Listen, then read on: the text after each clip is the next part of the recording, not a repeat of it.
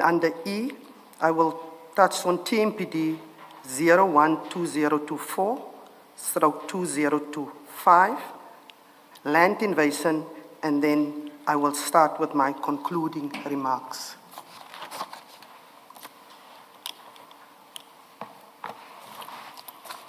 Introduction. I, the undersigned, Yolanda Catherine Renee Faru, do hereby make oath and say that I am an adult female residing in Pretoria. My place of work is the Tshwane Metro Police Department headquarters, and that is in Pretoria West. Having assumed the role of the Commissioner of Tshwane Metro Police on the 1st of October 2023. Save where otherwise stated, or where it appears from the context to the contrary, the facts contained herein are within my personal knowledge and are, to the best of my knowledge and belief, both true and correct, and I do swear positively thereto. In respect of my time before my appointment, I rely mostly on documents which I have accessed to by virtue of my position and which are under my control. Over the course of my position, I have consulted officials under me to obtain more information and context in relation to certain matters, particularly set out below. Where I make reference to the regulatory framework that is based on my interpretation and how such has been applied. I do not understand that the statement requires me to make legal submissions and accordingly refrain from doing so. I depose to the statement to assist the Judicial Commission of Inquiry into criminality, political interference and corruption in the criminal justice system arising from the specific allegation made public by Lieutenant General Kwanazi on 6 July 2025. I do not intend to be verbose in the statement and will try to deal with specific areas of concern relevant to the terms of reference of the Commission. Recently, I have observed certain things within the Tshwane Metro Police Department, also TMPD, which has led me to take certain corrective steps and where necessary consequence management are in progress. However, over the past weeks, I have come to learn with great shock and dismay on what was apparently taking place in the TMPD, whether it was before my tenure or whether it was now in this time. It is not, it would seem, issues of irregularities, but clear systems of siphoning of money and criminal activities. The structure. Sorry, Commissioner. I'm just thinking you are saying siphoning of money both before and during your tenure are matters that you, or rather is a matter you became aware of now recently. What do you think a commissioner needs to do to be aware of such a phenomenon as and when it arises?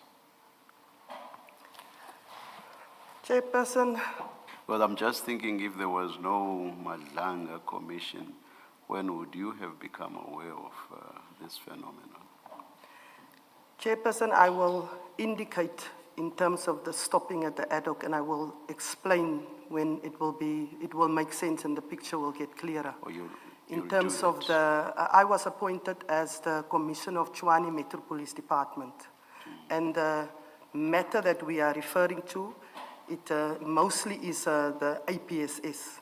So I will delve into that, and I will also recommendations and then also corrective measures and also moving forward. I will definitely, it will All be right, part of my statement and I will go into detail All in right, that regard. let's leave it for that. Thank you. Thank you, Commissioner.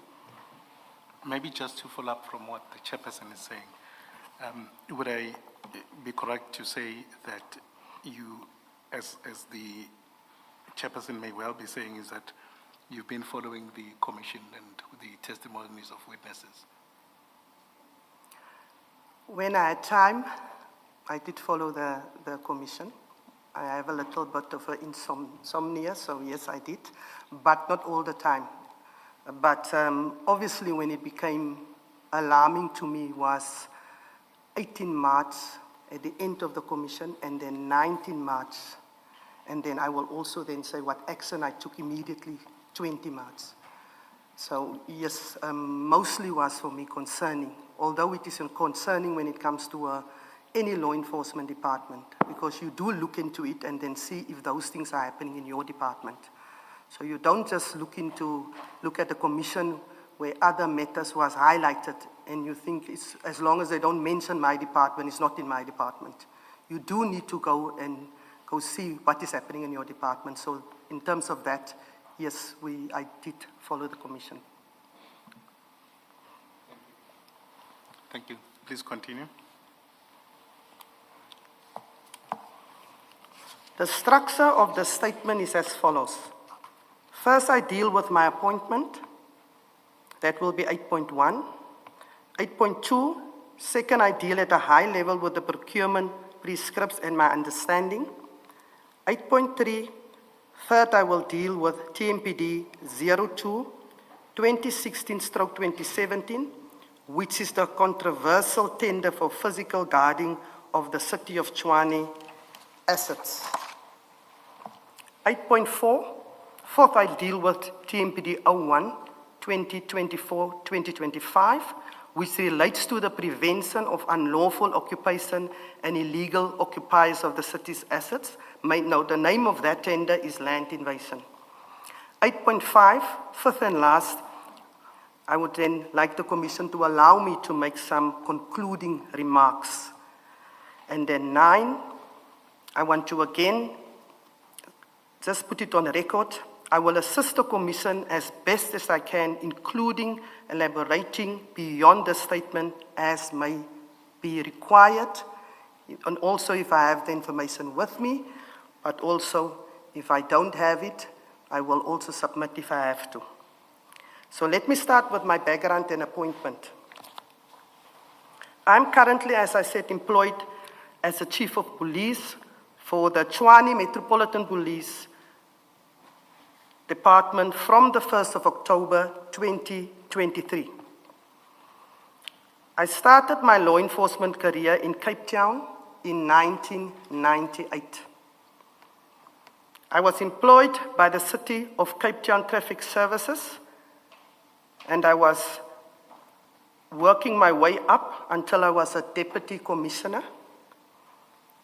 From Deputy Commissioner, I was acting as the Chief of Police from February 2016 until I left the employ of the City of Cape Town to start up, operationalize the Nelson Mandela Bay Metro Police Department. They were established, but they were not operationalized yet.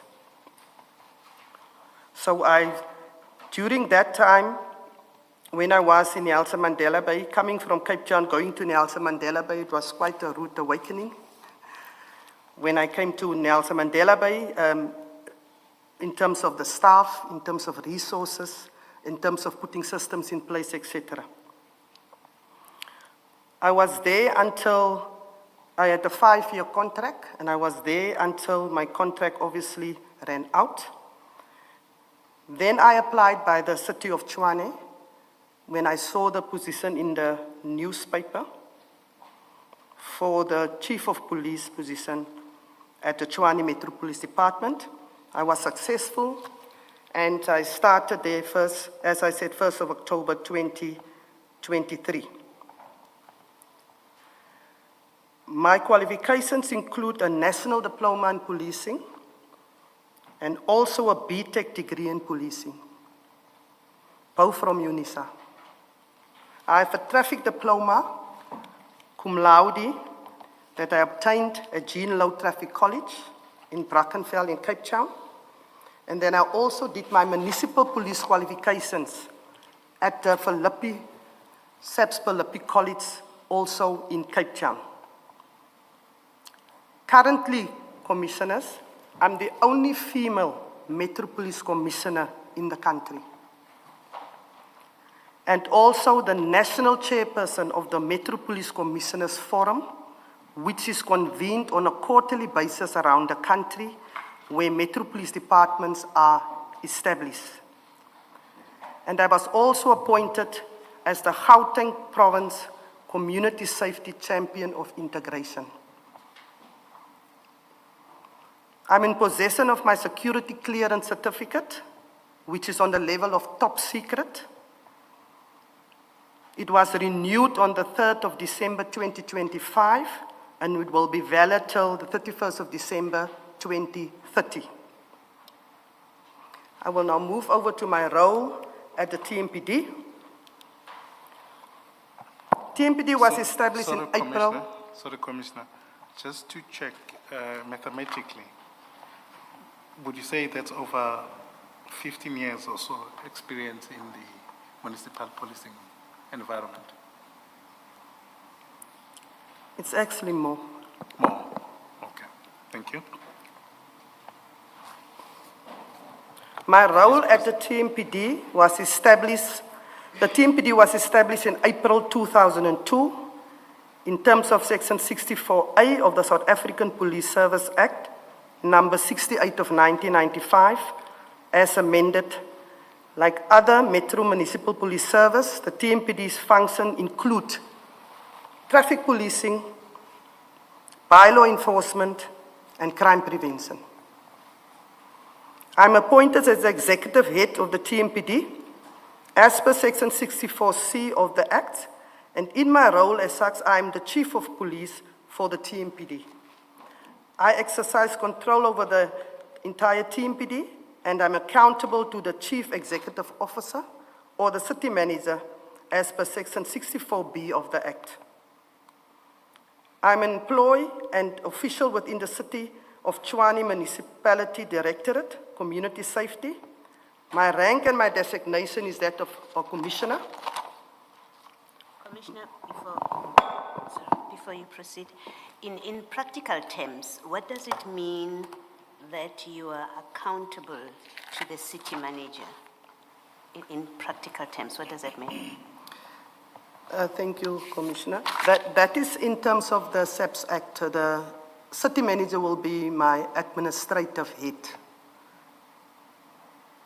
I asked the question because we've had a debate, if you like, in respect of Ekurhuleni, where there were issues about the power to appoint and the delegation of powers being removed and moved around, the instance of the city manager, and it turned on what does it mean that the chief of police is accountable to the city manager. Does it mean the city manager can, for example, step in and make appointments where the Act says you're responsible for making appointments as chief of police, but the city manager is the accounting officer, and therefore the bearer ultimately of authority as CEO of the institution? Can she step in and make appointments that the SAPS Act says you're responsible for? So when I say practically, what does it mean? I'm trying to resolve that question. Thank you, Commissioner. Although I'm the only one that's accountable to the city manager, the city manager cannot step in and start appointing my subordinates. I am the, if you look at the Act, if I'm coming to that, is that by my functions is the next that I under 64C, 2A, 2H is my functions under the Act. And it clearly says that I'm responsible for recruitment, appointment, promotion, and the transfer of members of the Municipal Police Service. It's straight out of the Act, Commissioner. So the city manager is just responsible for my appointment, and then my appointment must be endorsed by the council, city council. So you take it to council, and then they will endorse my appointment. So no, he cannot. The act is very, very clear. I'm responsible for recruitment, appointment, promotion, and the transfer of members of the TMPD. Thank you. Thank you, Commissioner. My role and functions are set out in Section 64C, 2A, 2H. And I'm just going to briefly, I'm not going to put everything down, which I think is important for the Commission. I must maintain an impartial, accountable, transparent, and efficient municipal police service. Number 2, I already, but I will reiterate. I'm responsible for the recruitment, appointment, promotion, and the transfer of members of the municipal police service. Number 3, I'm responsible for managing discipline of the municipal police service. And then number 4 is just in terms of the annual policing plan, that I must make sure that that plan who sets out the priorities and objectives of the TMPD for the following financial year, provided that that plan, insofar it relates to prevention of crime, shall be developed in cooperation with SAP. So that plan we do every year, each and every commissioner on their own, but you must do it in hand with the provincial commissioner wherever you are deployed. And the provincial commissioner will sign off your annual police plan. Then in terms of 16.5, perform such duties as may from time to time be imposed by the chief executive officer, city manager or municipality, city manager of the municipality. So that means that the city manager can request or impose certain duties. And I'm the only one, as you can see, Commissioner, 16.5 is not saying and the Metro Police officers. It's only myself when it comes to the city manager. Then in terms of 17, over and above the aforesaid, my responsibilities are set out in my employment contract and relevant instrument which the applicable regulations and performance standards and plans, meaning that I sign a performance agreement and there is certain performance targets that I must meet. I must also, that is also hand in hand with the IDP of your municipality, the SDPIP, and you must make sure that you perform accordingly. And then in terms of 17, over and above the aforesaid, my responsibilities are set out. I think I've mentioned that one. Sorry, Commissioner, maybe before you go further, I just wanted to highlight, would part of those instruments include the MFMA? The Municipal Finance Management Act? Yes, it was also the Municipal Finance Management Act. Okay. Operational budget as well as capital budget. Thank you. Then in terms of 18, consequently, I have ultimate responsibility for all the operations of the TMPD as prescribed by the Act in executing of my duties. I am assisted by 4 appointed deputy commissioners, and I've got 1 vacant acting deputy commissioner post. If the commissioners will just allow me, I just want to elaborate a little bit when it comes to that, in terms of the responsibilities of the deputy commissioners that was appointed. I've got Deputy Commissioner Nomaan Nhlapo. She's responsible for regional policing. Now, regional policing in the City of Tshwane, I've got 7 regions in the City of Tshwane, of which region 1 is my Sosanguve, my Rietgat, Oratile, Mabopane, Roslyn, Winterveld, and Garankuwa. That is region 1. Region 2, in terms of the City of Tshwane, is my Hammanskraal, Wonderboom, Sinnerville, Temba, etc. Region 3 is where we are, CBD, Sunnyside, Hatfield, Arcadia, Atteridgeville. And region 4, Centurion, Oliven, that is my region 4, and all the others that goes with it. Region 5 and 7 is together because it's, if you look at Cullinan is region 5, and then we just put it together with Bronkhorstspruit And then number 6 is Mamelodi and Eersterust. Those are the reasons that Deputy Commissioner Nomsa Nhlapo is responsible for. She's got 36 regional officers, same like the police stations we have in City of Tshwane. She must make sure that she's got the deployment where the community are. So that we make sure that you're in the region and not deployed maybe from the headquarters in Pretoria West. In terms of Region 3, Pretoria West is also part of Region 3. Then in terms of Deputy Commissioner Son Bollys, he will also come before this committee because he was the caretaker from 1st of July 2024 until 28th of February 2025 of the APSS. So Deputy Commissioner Son Bollys is responsible for training and innovation, and he is also standing in as being my staff officer. Training and innovation is not only for when we have basic intake, it's also to make sure the skills of the Metro Police are sharpened.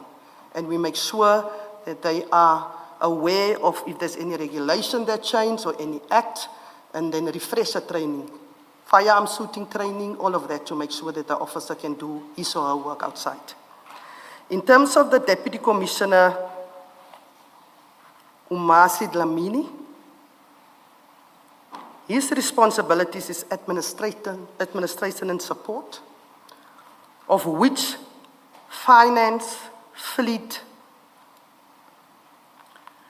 HR-related matters, as well as internal affairs. Then there's Deputy Commissioner Revo Spies. I'm sure everybody knows Revo Spies by now. 18.3, Deputy Commissioner Umashi Dlamini. Does procurement fall under any of what you have itemized?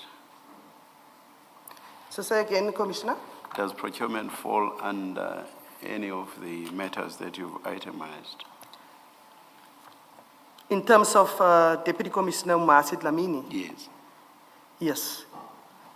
Deputy Commissioner Umasi Dlamini is responsible for all administration and support, even if it comes to ARTO, if it comes to uniform, if it comes to supply chain management. So anything other than the operational field and APSS, he is responsible for. Yeah, you're probably aware why I'm asking that question. I'm asking that question because evidence of the exchange of emails between Deputy Commissioner Dlamini and the CFO, Mr. Mnisi, has been laid before this commission, and that evidence related to procurement. So that's why I'm asking the question that I've just asked. Yes, he's also responsible for procurement, is also falling under him. Thank you. But I'm sure, Commissioner, when we come to that, we will zoom in and then I can actually put it in context. All right. In terms of Thank you. where he was responsible, and then if that also is part of his duties. So Thank you. I will assist the Commission in that regard. Thank you. In terms of Deputy Commissioner Revo Spies, he is responsible for the Asset Protection and Security Services, a department within the Tshwane Metro Police Department. So if I say he's responsible for Asset Protection and Security Services, I refer to the assets of the municipality, whether it's the reservoirs, whether it is the substations, whether it is the libraries, whether it is any building of the municipality. He must make sure that there is no vandalism, no theft, no break-ins, and he must work hand in hand with the COO, which is the custodian of those assets. He is also responsible for the personnel to make sure they are safe where they are. That is his function. In terms of 8.5, Deputy Commissioner position for specialized policing is currently vacant. However, I've got an acting deputy commissioner there, Simon Mpofu-Walsh. Now, the specialized services is all the units within the Tshwane Metro Police Department, whether it's the freeway, whether it is the social crime prevention, whether it is cable theft, whether it is the ones that is dealing with the drug-related matters. All those units is under the Deputy Commissioner of Specialized Services. And there are overlaps between that and 18.1, Deputy Commissioner responsible for regional policing. The deputy responsible for regional policing is performing the three functions. She must make sure that in her region, she's doing the traffic enforcement, the bylaw enforcement, and the crime prevention. However, when something is complex, we send the units in.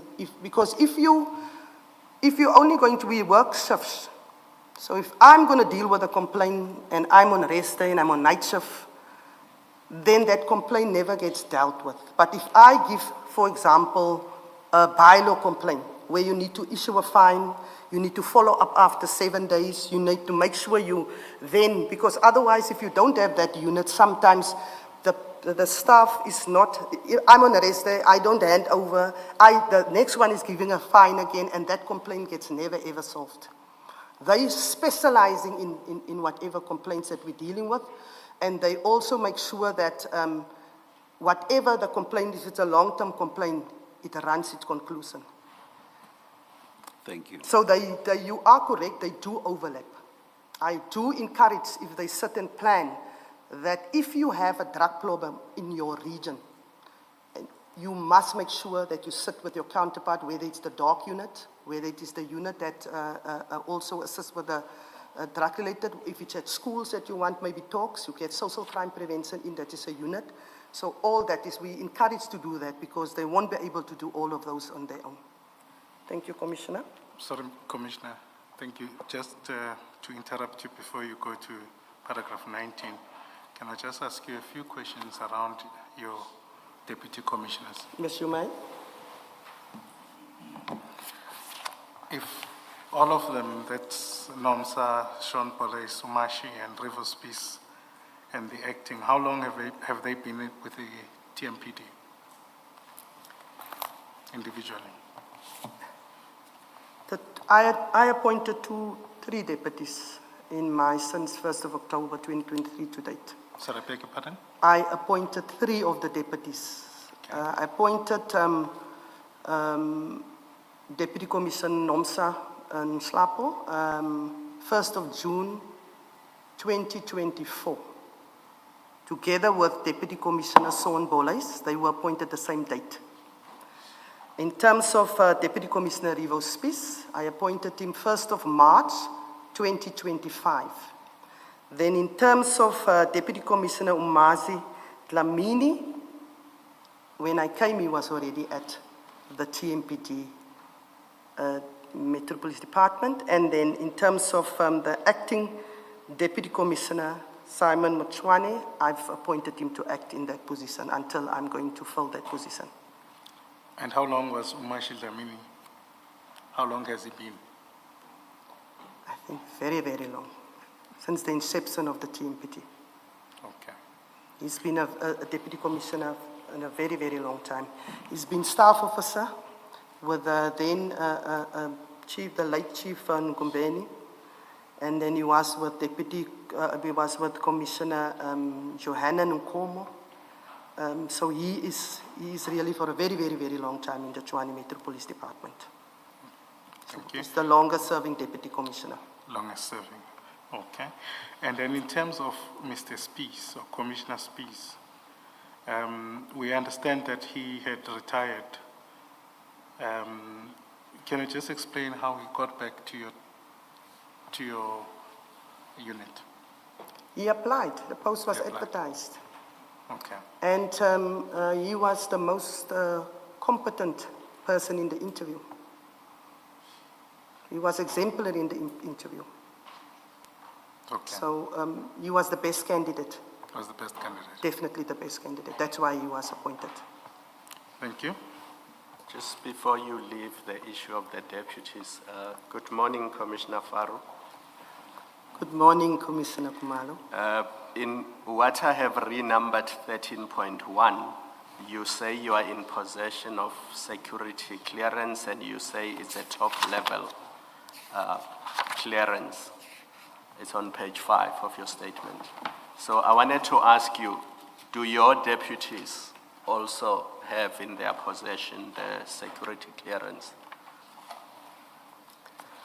Commissioner, I'm going to be very honest with you. Not all of the deputies has got the clearance, SSA clearance. Why is that? Is it a requirement or is it not a requirement? As I said, it is a teething process to get your clearance. That is why I'm doing my clearance through SSA. It is a very long process also to do it. However, the commissioners of the Metro Police, the deputies of the Metro Police, the brigadiers of the Metro Police, they should all have this clearance. I know some of the deputies don't have. It was brought under my attention. Some were supposed to go, and or one was supposed to go and did not go. I know of that. In terms of the others, I know that they do have, and then maybe theirs must just be renewed. But if they are your subordinates, is it not your responsibility to ensure that they have security clearance? Because in the earlier paragraphs, I think it's paragraph 7, you raised an issue about criminality and you say it shocked and dismayed you because the issues that have come out of this commission, according to you, amount to siphoning of money and criminal activities. And one of the people against whom these accusations are leveled is a deputy within the TMPD. So why has he not been subjected to a form of vetting or security clearance? Commissioner, that is one of the things that we will have to sharpen up. I think we must be honest when we come to this commission. Maybe we have taken it for granted. This is one of the things that must be compulsory. When I applied by the City of Tshwane, it was compulsory. It was one of what it was in the advertisement or one of the requirements that said that you must be security cleared. So I think it's important that this is one of the things that we will have to sharpen on, and then it should be from the start. Commissioner, can you please flag that it really should not wait for recommendations from this commission? You are responsible for appointment of deputies, so you should look into that. You don't have to wait for a report from this commission. And then on the issue of the members of the TMPD, I'm not talking about the deputies now, I'm talking about the entire force. Can you just give us a number, more or less, how many are there? TMPD How many do I have? I will give you also, I knew you were going to ask that question. So I went to go make sure that I have the totals. I've got 3,626 Tshwane Metro Police Department officers, but I made sure, because remember, Commissioner, some retire, some, are not with us anymore, some resign, so I wanted the current total. So the current total is 3,626, and then I've got administrative staff, that's 245. And then I've got APSS, that's 1,271. And can you tell us if they have been subjected to vetting, or if it is a requirement within TMPD that your 3,626 officers should be vetted? Yes, Commissioner, we do that on an annual basis because we make sure that we do that because you can't get your firearm license renewed. We do not want to give somebody a firearm that's got a section 102 or section 103 against them. So we make sure that the fingerprints are taken. I've got a division that only does that, and we make sure that we test you and make sure that you are vetted. So yes, Commissioner, that is being done. I can promise you that. And we've picked up quite a lot of things, because if you obtain or are arrested when you maybe are on leave, or you will not pick it up. If it is that it's maybe in uniform, it's easier. So that is a mechanism for us as well in Tshwane, that we pick that up. So I can guarantee you that, yes, we are very strict when it comes to that. I think you'll agree with me that we don't want criminals within the force. Commissioner, one thing that I hate is a criminal in uniform. And then the last one, sorry, I have to go back to the issue of security clearance, and I don't want you to reveal state secrets here. Maybe let's just keep it to what the terms of reference of this commission are, and maybe the allegations against Deputy Commissioner Dlamini.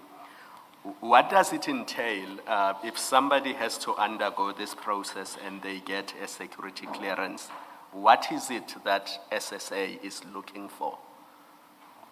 And please don't disclose state security, and don't disclose how they go about the process. I'm just looking at what are they looking for to ensure that the wrong people do not get appointed to these senior positions. Commissioner, I will just give very umbrella, because I just received my top secret, meaning I must make sure that I keep that top secret and I'm not arrested. So, Commissioner, obviously they look at your financials. They also look at your associates. They look at quite a few things. I think it is a very, very good, you go, with the top secret, you go for polygraph as well. You are subjected to a polygraph. They interview also people that you previously worked with, obviously family members, etc., etc. But it's quite an extensive process, and it's a very good process. Within SSA, they actually they also do the lifestyle audit, I will say. So I will say it's a very, very good assessment that they do. And it is something that should be written in your advert. So before you even, if you look at the advert and we know from the start you've got integrity. If you don't want to the job and you must go for your clearance, you must not even apply. Stay whatever you want to do. So I think it's important that we must bring it in, like you have said, Commissioner, we need to put it from certain levels, we need to put it in the advertisement and make sure. You either going to object yourself to one, because we do know it is a process that we say that we will start the process with you, or that you will come with my one. They wanted me to come with my security clearance already. Thank you. Mr. Kekana. Thank you, Commissioner. Please proceed.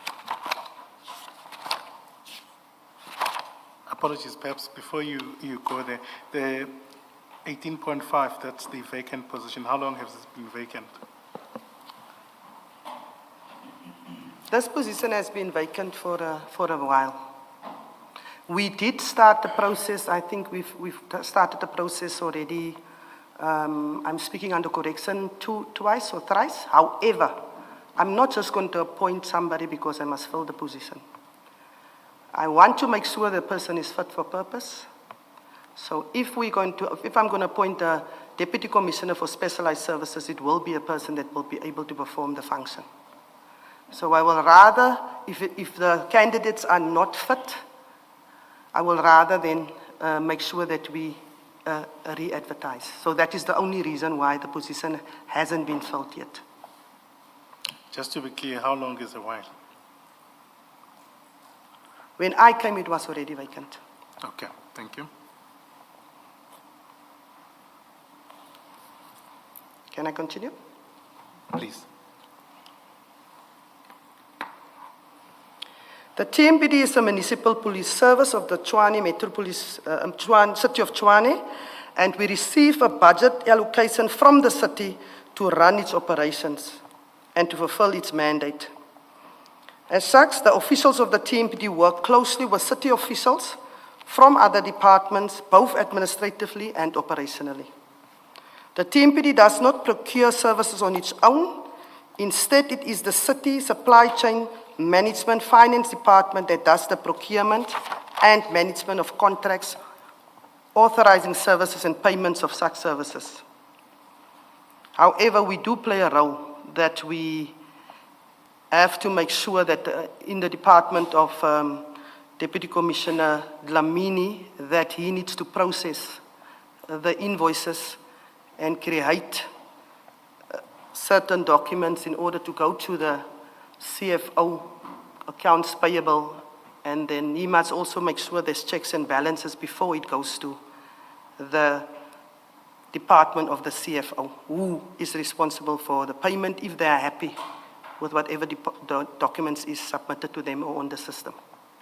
Payments are at a later stage of the process, that is after appointments have been made. In this sentence, you say that the TMPD provides input into the procurement process from inception. What role exactly does it play at those earlier stages, that is before an appointment has been made? Are you referring to the tenders, Commissioner? Let's look at, maybe you'll clarify what you mean. Let's look at your last sentence of paragraph 20. Yes, that is what I mean, Yes. but... However, the TMPD as the end user will provide input into the procurement process. I understand that to refer to stages before the actual appointment, because when you substantiated, you referred to a role that's played by Deputy Commissioner Dlamini's section, that role being, or rather that role relating to payments. Yes. So my point is, payments are at a very late stage, which is the procurement process has actually been finalized. A contract is in place, and then there are payments to the successful bidder once services have been provided. So what I'm saying is, you refer to procurement process, which I understand to refer to a stage before an appointment. Commissioner, there's also, Chairperson, there is a stage before as a technical. If you want to procure any equipment, Yes. you as the technical expert will have to assist, especially when it comes to the beginning stage BEC, or bid specifications BSc. You need to assist them with what exactly is the product that you as the law enforcer wants, because the civilian person won't know. So you will obviously, we will start with what is the end, what do you want the product to do? And then from them you obviously work your way back. So there we assist with technical expertise. However, when it comes to the supply chain management, it is completely with the CFO. And he's also the chairperson of the BAC, and then etc. But we must give that technical, and even if we give the technical advice, there's always somebody from supply chain management that also guide them in terms of the supply chain management policy. Just to make sure I understand, what you've referred to specifically is the bid specification. Specifications. Because TMPD will actually be the client Yes. in this instance. Yes. And therefore they should be involved in the bid specification, what exactly is required. You've specified that. Is there anything else that you would mention in which TMPD participates before the actual appointment, before the conclusion of a contract? It should only be, as I said, as a technical advice to assist with that. But it should not be to be part of the supply chain management when it is their role. That is their role. So we should not be involved in that part. Not in the bid evaluation, not in the bid adjudication, not at those stages of the process. It must be the department of the CFO that must be involved in all of that, because there is, if people also like, if this is they take it to the CFO, will identify where it must go, and then they will do it in terms of if you are meeting the requirements of the, obviously of the advertisement or what, of the product. And there are things that is non-negotiable. You must meet it. And then, so they will do that type of, make sure that whoever is there is compliant in terms of what they are looking for. Thank you, thank you. Commissioner, you're discussing the tender process, as I understand it. Can I just ask a slightly different question? We've had evidence about the procurement of ad hoc security services. Now, as I understood the evidence, the companies that are required or that are requested to provide that service are already on a panel, right? So you've done that tender process, and now you have a panel, and you must select ad hoc services from that panel. What is the role or the involvement of Deputy Commissioner Dlamini in that process of selecting who the companies that are invited to now provide ad hoc services at any site?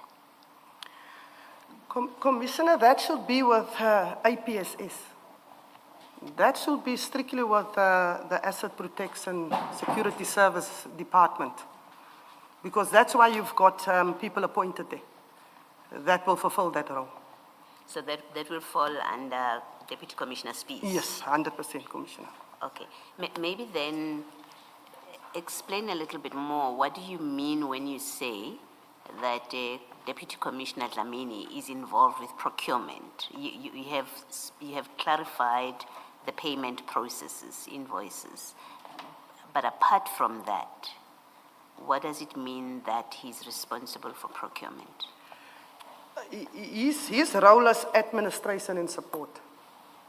Meaning if you're an operational person, you won't know the SCM processes or procurement processes or how to get to the procurement. So he is there to support, assist them if I am if I am specialized services and I require maybe dog food, for example, he must assist me, and I am the person that know what the dogs need. If they need nutrition, if they need a vet, when must they get the injections, etc.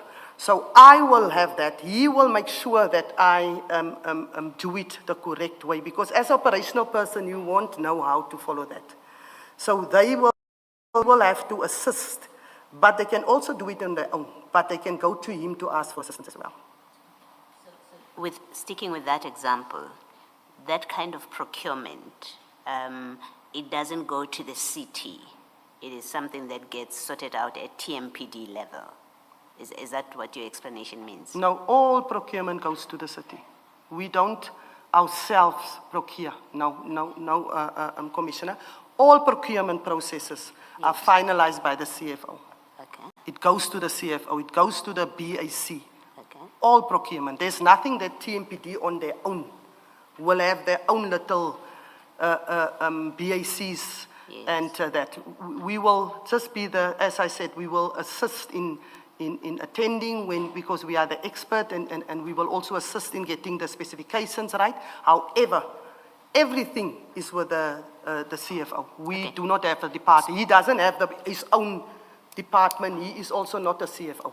Okay, just to make sure I understand. So the administrative person or operational person that you say must obtain or get dog food, that's a person sitting at the city, not TMPD. Not TMPD at the city. Thank you. That clarifies it. Thank you. At the city.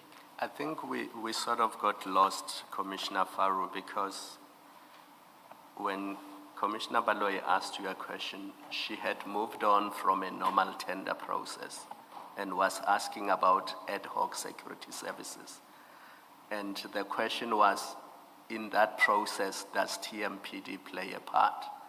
And I had understood the evidence we had before the Easter break to be that the person who issues purchase orders is actually somebody from the TMPD. So I'm a little confused now when you say it's the city, it's not TMPD. Because then how does Mr. Mnisi, and we'll come to him later on, how does he get involved in all these things that we've come to know about? Commissioner, yes, I think there's a little bit of confusion. If it is, remember that tender or that month to month is already in place. Yes.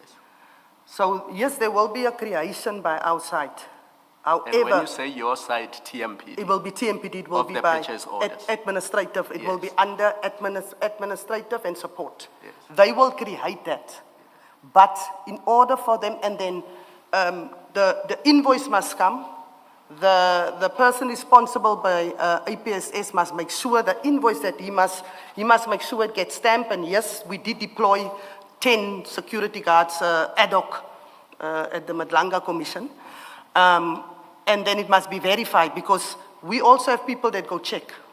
We must make sure that your check-in is verified. So once that invoice, then you're supposed to only process that invoice. so to that extent, TMPD does play a part in procurement. Yes, if it comes to that part, but when it comes to payment, it goes to the CFO to pay after he has also is satisfied that the documents, that we've done our checks and balances. And Commissioner, why are you trying to implicate the Madlanga Commission now? You're putting us on trial, and that was not the purpose of the question. I've got a Are punchline you when I'm forcing done. Chair to come and give evidence now? I've got a punchline, Commissioner, when I'm done. Thank you. Can I just interfere or continue so that we follow this? Are you saying that in the entire procurement process, other than at specification stage, the TMPD does not play a role?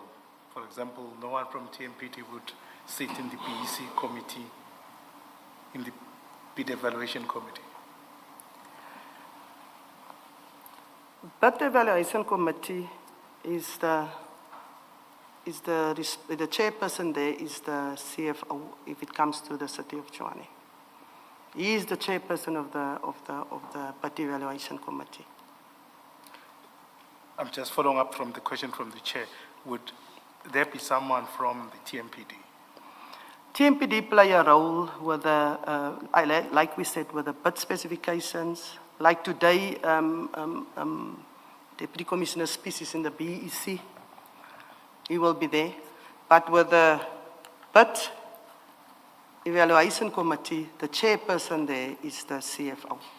So yes, we do play a role, however, the chairperson is there, the CFO is the chairperson there.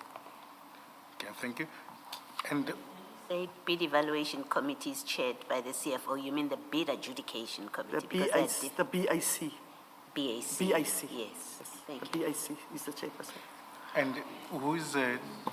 Just to make, please go ahead, No, please go that's fine. ahead. I was just Mr. following up, Stephen. but Oh, go all on, Chair. right, all right. Just to make sure I understand, I understood perfectly when you said that the TMPD plays a role in the bid specification process. That I understood, because it's the client, as it were. So, and it is a TMPD that knows what they want. Yes. Now you said Deputy Commissioner Spies is at the, did you mean BEC. BE, Bid Evaluation Evaluation Committee, Committee. not adjudication, so BEC. Yes. What role exactly does he play there? Is he a member of the BEC or does he have observer status? Obviously, he will have to make sure also when he's there as the product expert, let me put it that way. Is he a member? Is he a member? Yes, he will then be a member, and he will be then appointed by the city manager, gives you that later. Okay.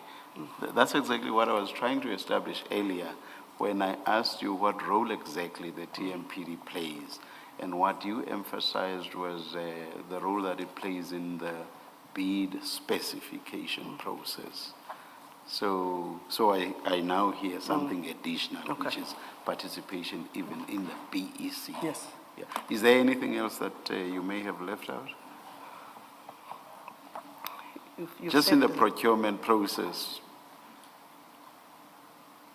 If you appoint, although you have the administration and support. But if you have a product expert, that person will be the project manager from TMPD. I just wanted to add that, and it will come into context later. So if Please repeat that, I'm not sure. if say Deputy Commissioner species now by the BEC, so it won't be that the Deputy Commissioner of Admin and Support is running that role, or it will be Deputy Commissioner species because it is in relation to his product or his area of, or his scope. Yes. So that is why he is there. I just wanted to make that clear. Oh, yeah. That's why he is there.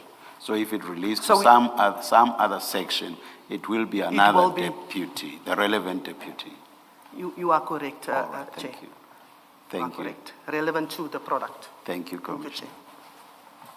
Can I just, I do apologize that we said we'll try and not interrupt you, but I just want to clarify a few things, Chair, and I wouldn't want to saddle you with picking up files, but I just put it on the record. That's file 2 and page 1.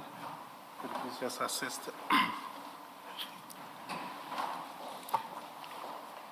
Now, this is at specification level for the initial tender, the security tender. Let's just,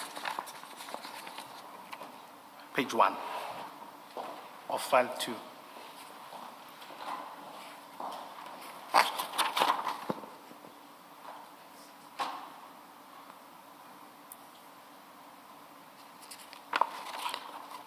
Are you there, Commissioner? I'm there. Thank you. Thank you. So you'll see this relates to,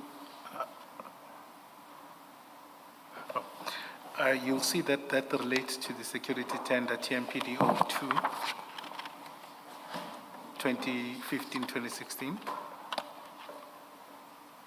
At the top. The number before the years 2015 slash 2016 is smudged. Yeah. On my copy, I assume Is it's it the same smudged? with Apologies, Chair, I'm just making one point truly. It's Yes. not relevant as such. But what we... But from the content, do you agree with Mr. Kekana that that's the tender?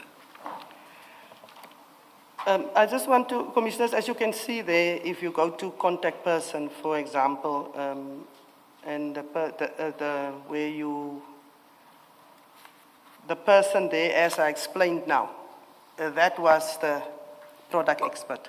Before you go there, do you want to please confirm what Mr. Kekana wanted you to confirm, which is the tender number?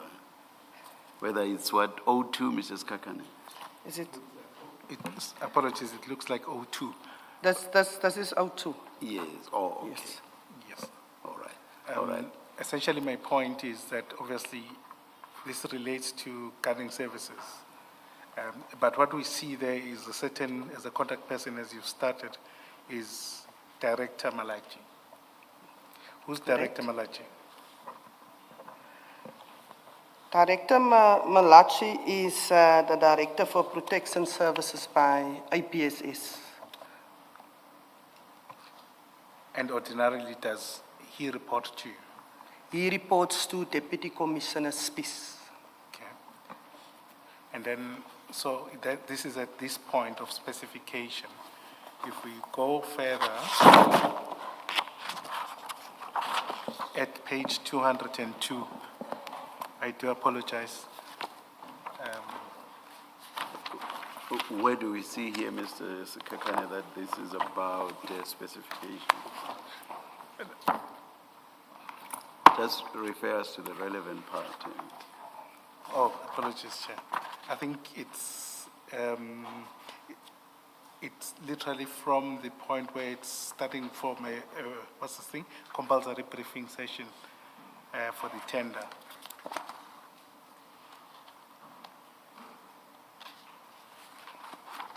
But it's not that there is a word All that right, says okay. specification. All right, all right, please continue. Thank you.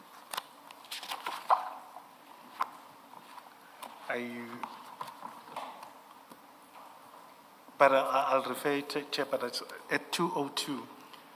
This is the process. This is where this tender is being at valuation level, and it states in the middle of the page there's PD valuation committee members. You see that?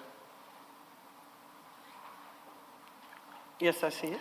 And you see that Mr. Chugud Malachi is part of the BEC. Yes, I see. Okay.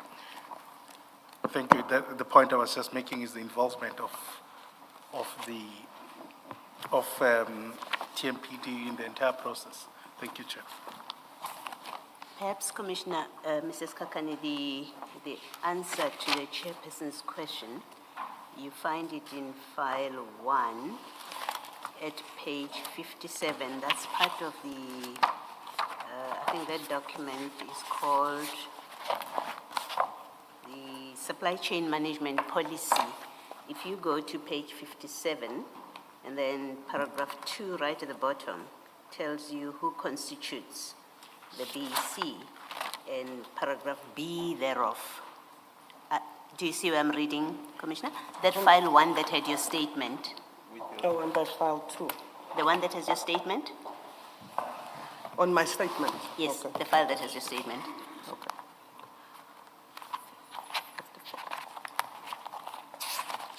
Thank you.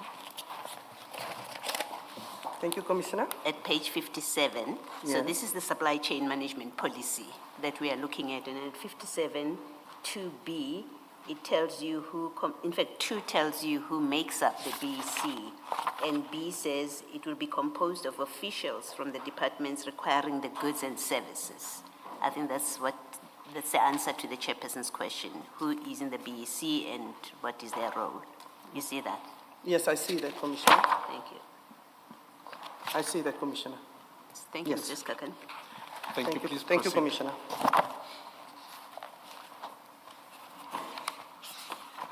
Is there anything that stops Mr. Mnisi from appointing an official from TMPD into the BAC? Is that precluded? Because he's the one who constitutes these committees. Is there anything that stops him from appointing the same Mr. Malachi to be a member of the BAC? Commissioner, if I can see what you are referring to, then I can maybe. I know that evidence leader has now pointed out in terms of the BEC and as well as the BS conditions that was now that Commissioner Baloy has now made clear here. If there's any way that if we come there, if you can just point that out for me so that I can just look at that evidence. So in page 57.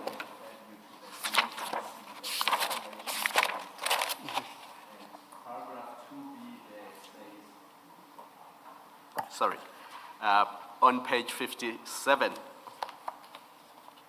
of Annexure YF1, Yes. Commissioner Baloy referred you to the bid evaluation committee and its composition. And the main paragraph 2 says all the standing BECs established by the accounting officer must, and then B says composed of officials from the departments requiring goods and services. So those are the end users. And then if you go to page 59, I'm not sure if this is the rest of the policy. There seem to be the concluding pages missing. But it deals with the composition of the bid adjudication committee, and you see that in 2.24.3.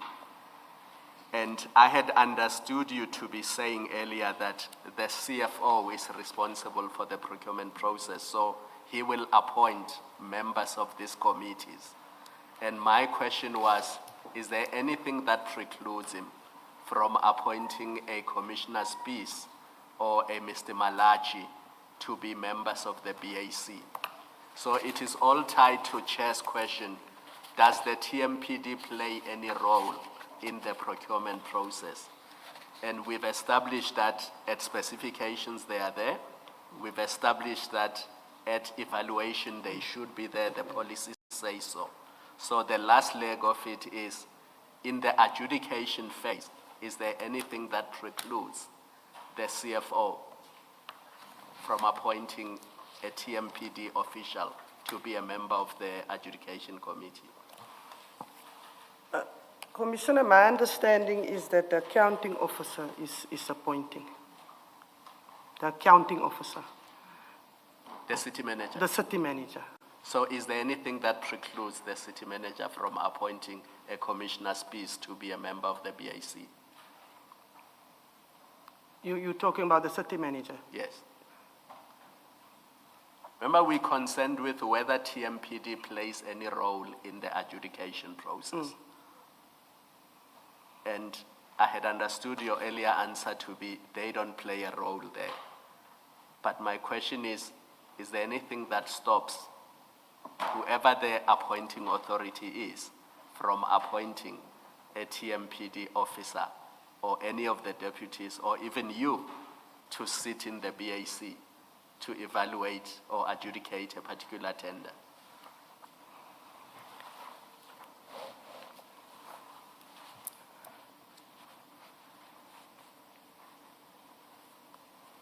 And to be fair to you, Commissioner, if you are not sure, maybe you can provide the answer at a later date or through a supplementary statement, because it's going to be important when we make our recommendations. If we see that there are gaps in how security services are procured, then we should close that gap as well. So if you don't have an answer right now, it's unfair of me to, on the spot, expect you to give the answer. It's something that if you're not sure, you can deal with it at a later stage. Commissioner, I will prefer to give a supplementary in that regard. I want to make 100% sure. I want to dot my I's and make sure that I look at all the, I could look at the MFMA, I look at the SEM. I really want to give a proper answer. So, and you are correct. So if there is maybe recommendations that we can put in place, and if it is that something has happened or it can happen in future, we will have to make sure that that doesn't repeat itself again, or maybe if it hasn't happened in future, it can happen in future. So I will prefer that I get that homework, and then I will give the supplementary, a detailed one also, and quote also from the SCM policy, and also look at all the municipal sorts of policies and how it can be done. So if I can be able to get homework, I will prefer that. If I understand Commissioner Khumalo's question correctly, it relates to the appointment of members of the bid adjudication committee. I want to take you back to the BEC, the bid evaluation committee, and paragraph 2 at page 57, which Commissioner Malloy referred you to. I see there's reference there to the word standing. All the standing BECs established by the accounting officer must, then AB, and so on. I just want to focus on the word standing. What's the import of that word here? Does it suggest that there are standing BECs and also ad hoc BECs, or what exactly is the import of that word?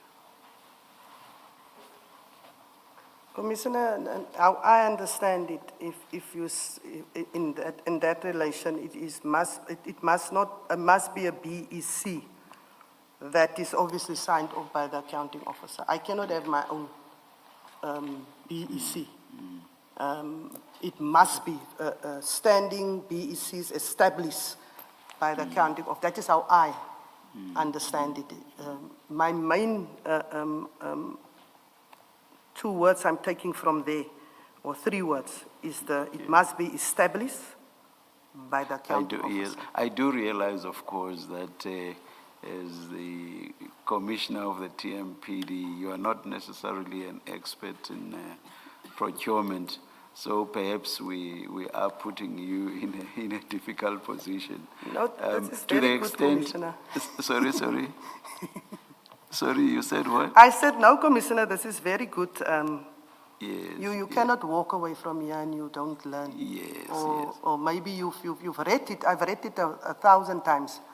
Yes. But I see Commissioner is breaking it down. So it gives me, I'm learning something, and it's good to learn. Yes. So as you say that I'm not an expert when it comes to supply chain management, obviously. Yes, yes. Of course, it does not, I'm not suggesting that you know nothing about it, not at all.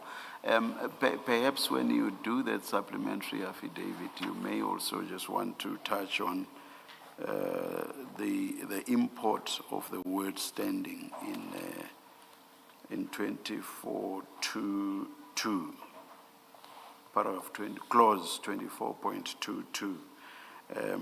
But of course, if somebody with more knowledge on matters relating to procurement will be called, then is that person who may Don't give give my homework away, Commissioner. the necessary So evidence in this I will regard. write it out 20 times. Thank and I you. won't forget.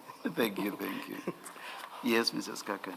Sorry, before that, maybe Commissioner, as you do that exercise, you should look, when you look at 24, 1B, it's the one that speaks about a standing bid evaluation committee.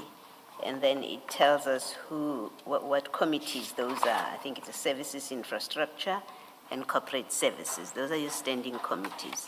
And then when you then go on to another paragraph, 25.15 at page 59, it says the accounting officer may appoint other special BECs as and when the need arises. So keep that in mind. But also look at the functions of the standing committees.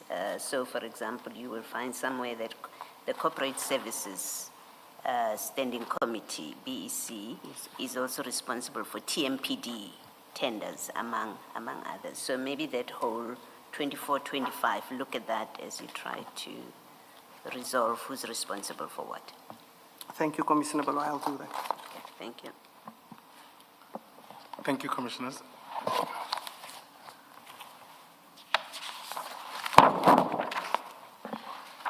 And of course, I think other people from SEM are still going to come. Perhaps they will also try and break down these issues about the BECs. In terms of the budgets, from the specification stage onwards, how do you have any knowledge how that is dealt with? So for example, for these security services, what informs the budget and how far, what powers would the user department have in relation to budget? So for example, if it's 800 million, how would it be determined? It's the amount of sites that is allocated, and then how many sites that needs to be guarded. And then obviously it will be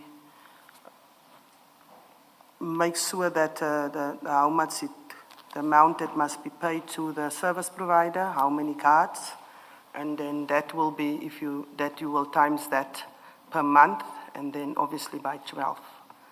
So that actually informs the budget. Yeah, okay. Then what I'm trying to get at is whether, for example, let's say a certain official that is responsible, Mr. Malachi, for example, and I'm not picking on him. He would inform in the specification meeting or committee that we require this budget for these services or for this tender, and then let the other members know that this is what we require, let's say 800 million, and then who has the final decision on the actual funds? That would be the value. Would it be the CFO? The budget it's every year, so the budget is already there. So in terms of how many, we've got, as I said, we've got in-source security, that is, we've got in-source and outsource security. Now the in-source is the 1,271 that we have. So And- perhaps maybe let me clarify my question, and I do apologize. If in a scenario where the budget, is there no way of checking whether the budget requested is higher than what it should be?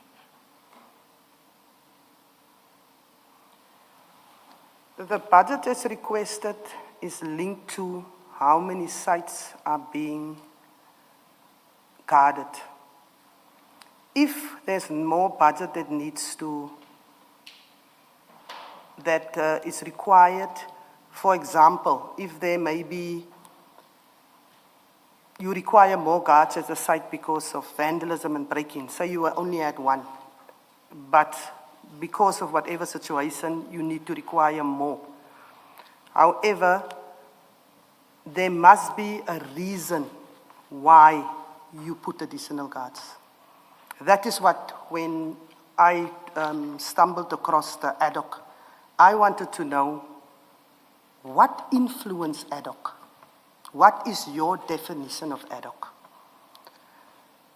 Because you cannot just put additional guards, but nothing has happened to influence that. That is just for me logic.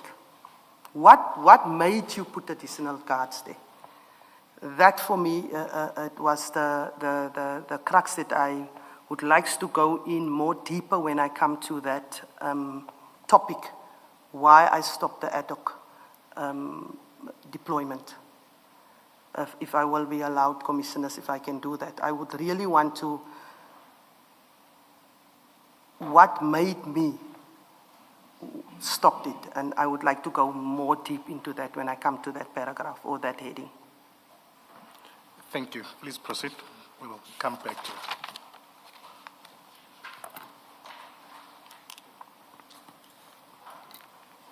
So you had, I think you will start with paragraph 21.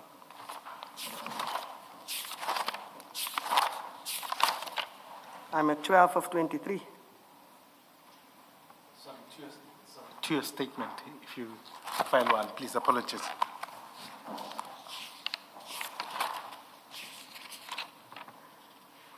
That is file one, so paragraph 20, we were dealing with paragraph 20 of your statement. Yes, Please paragraph 20. proceed to paragraph 21. In my capacity as the Chief of TMPD and the accounting officer, I do sign service level agreements drafted by legal services and supply chain management, which relates to TMPD insofar as I may be so authorized directly or through a delegation. Where necessary, I delegate signing powers. This is probably a small matter, but I'm used to the concept accounting officer in relation to TMPD. in this. To TMPD. Yes. Is that term Yes, ever Commissioner. used? Is it ever used? I know of only one accounting officer, which That's the would city be manager. the city manager, yes. So in my capacity as the Chief of Police of TMPD, comma, I do sign service levels agreement. I'm not saying you're wrong, you know it better. No, I think, It's no, just Commissioner. It's just that I'm not Yeah, used I agree. to. Yeah. I agree, Commissioner. All right. So we scratch out and accounting officer. And accounting in this officer. sentence. Agreed. All right, thank you. Agreed, Commissioner. Thank you. I have sufficient experience in municipal policing and management of municipal policing, as stated above, since 2016. I've been at the helm of municipal police departments. This position requires you to have ultimate responsibility and oversee the running of the department. However, commissioners, do not forget, I have deputy commissioners as per page 7, because you cannot expect the president of the country must be responsible for the whole country. That's why he's got ministers. So the same with me. I'm not abdicating my responsibility Definitely not. That's why I meet with my deputy commissioners Mondays, Wednesdays, and Fridays. On a Monday, Deputy Commissioner of Admin and Support is only joining because on a Wednesday, midweek, we want to see how the crime look. Friday, prepare for the weekend. And then I have a special budget meeting every month. There was times that I didn't have it due to reasons. However, that is the measures I put in place to make sure that I can also have my finger on the pulse.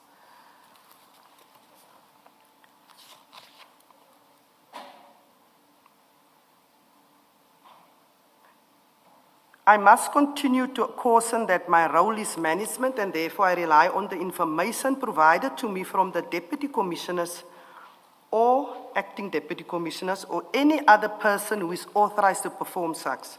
You must also be aware of the various dynamics that have plagued municipalities, such as fraud and corruption. Procurement best practices in terms of C, the law, regulations, Apologies, Commissioner. Chair, I'm not certain where the time for breaking, whether it would be 11 or 11:15 before we start this new topic. 11. So you, 11. or you want us may to I request adjourn that now we break before at we this start point? the procurement best practices? Correct.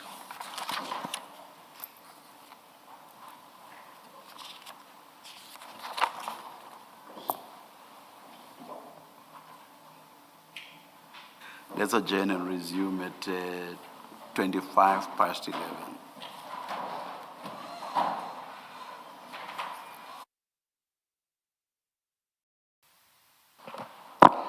Thank you, Chair.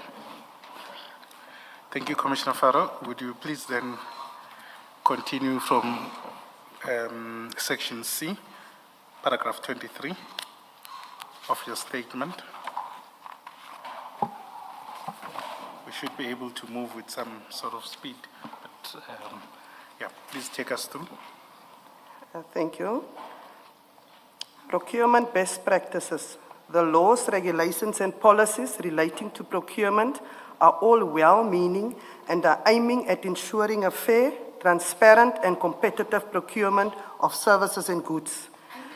This originates from Section 217 of the Constitution of the Republic of South Africa of 1996, which we also know as the Constitution, which demands that procurement for goods and services by an organ of state must be done in accordance with a system which is fair, equitable, transparent, competitive, and cost-effective.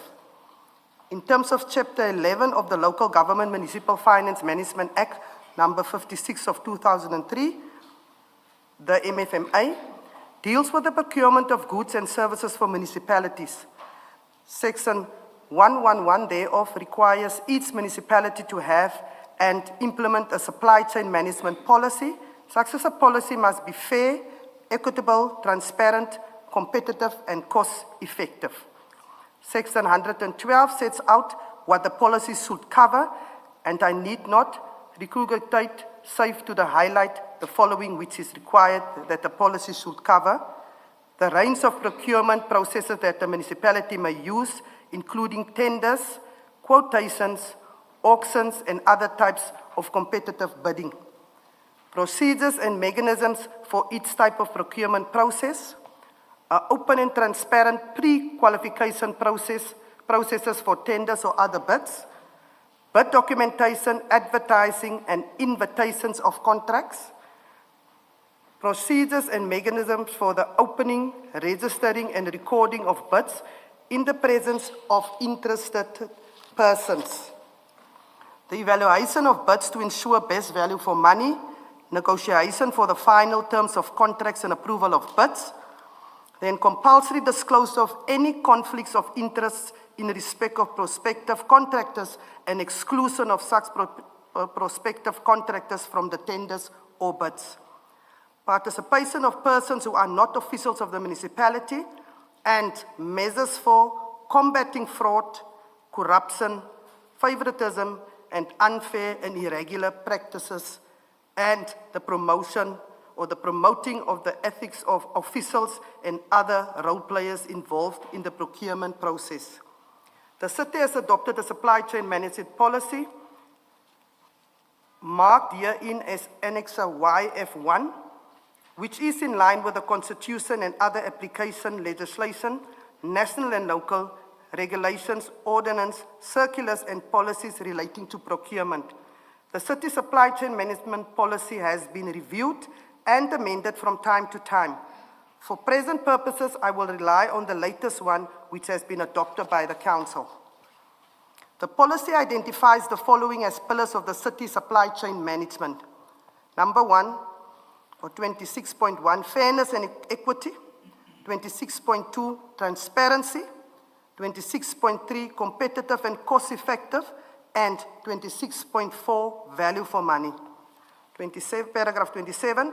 Further, the policy sets out the principles which include accountability, efficiency, effectiveness, fairness, legality, transparency, responsiveness, informed decision-making, integrity, consistency, competitiveness, and sustainability. Paragraph 29. In terms of paragraph 9 of the policy sets out the roles and responsibilities for the various role players in the procurement process. In respect of each, I point out the main responsibilities. Paragraph 9.1, the council must maintain oversight over the implementation of the supply chain management policy. Paragraph 9.2, the executive mayor must provide general political guidance over the fiscal and financial affairs of the municipality as per section 52 of the MFMA. In this regard, he or she may monitor and oversee the exercise of responsibilities assigned to the accounting officer and the chief financial officer, but may not interfere with the exercise of these responsibilities. Paragraph 9.3, the accounting officer is obliged to develop and implement the effective and efficient supply management system that is fair, equitable, transparent, competitive, and cost-effective for the acquisition of goods, services, and works. Paragraph 9.4, the Chief Financial Officer is administratively in charge of the Budget and Treasury Office. He or she must perform budgeting, accounting and analysis, financial reporting, cash management system, debt management, supply chain management, financial management, review and other duties as may be delegated to him or her. It is imperative that there is compliance with procurement processes and principles to ensure that the city, and more relatively, the TMPD functions optimally and properly. Ultimately, the city and or TMPD will procure services and goods in a manner that will be cost efficient and therefore fulfill its mandate in line with the pre-approved plans.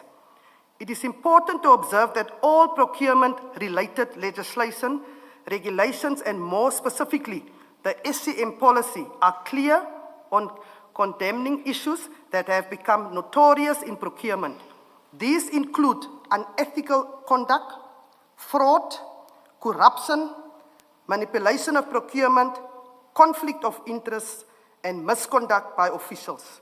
It is aforesaid that leads to tenders being awarded corruptly and goods acquired at or services provided at exorbitant prices or at prices higher than market value.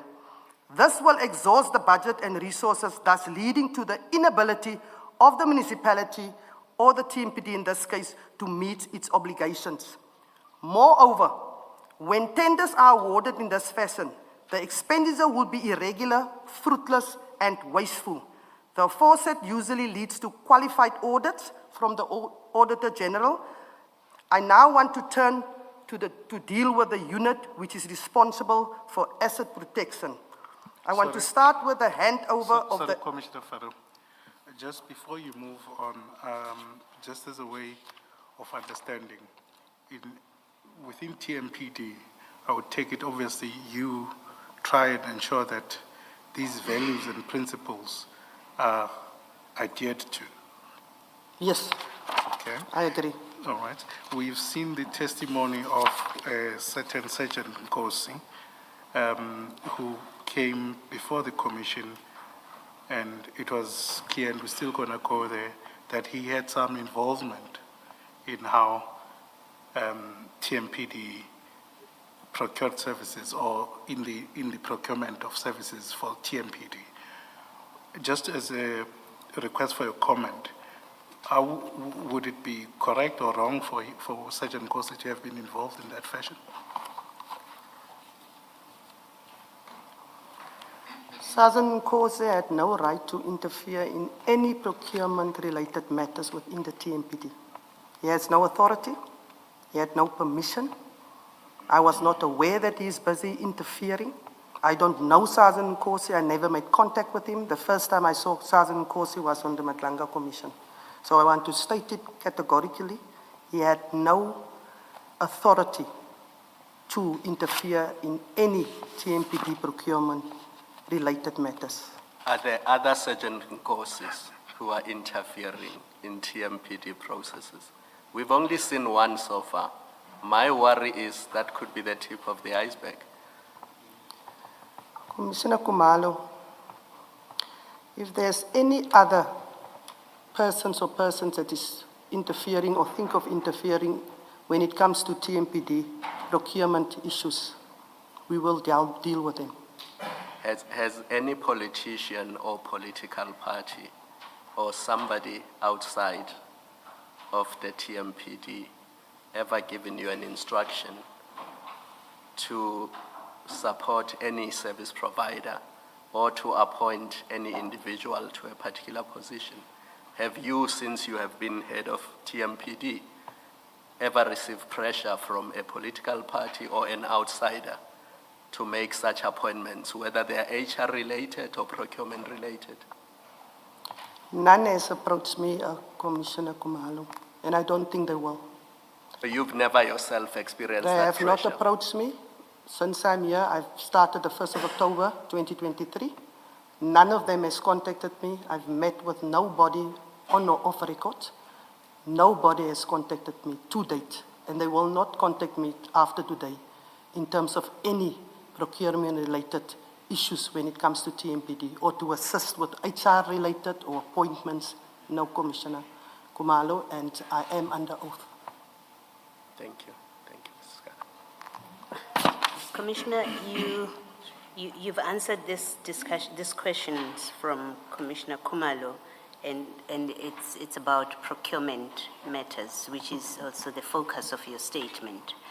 But you would also be aware of our terms of reference, that we're not just confined to looking at matters of corruption that may be limited to procurement. Yes. We have a wider mandate that includes infiltration by criminal syndicates, the nature, consequence of infiltration in the facilitation of organized crime, suppression of investigations, inducement into criminal or other unlawful activities, commission of criminal offenses, and then aiding and abetting criminal activity, failure to act on credible intelligence, benefiting financially or politically from syndicate operations. Yes.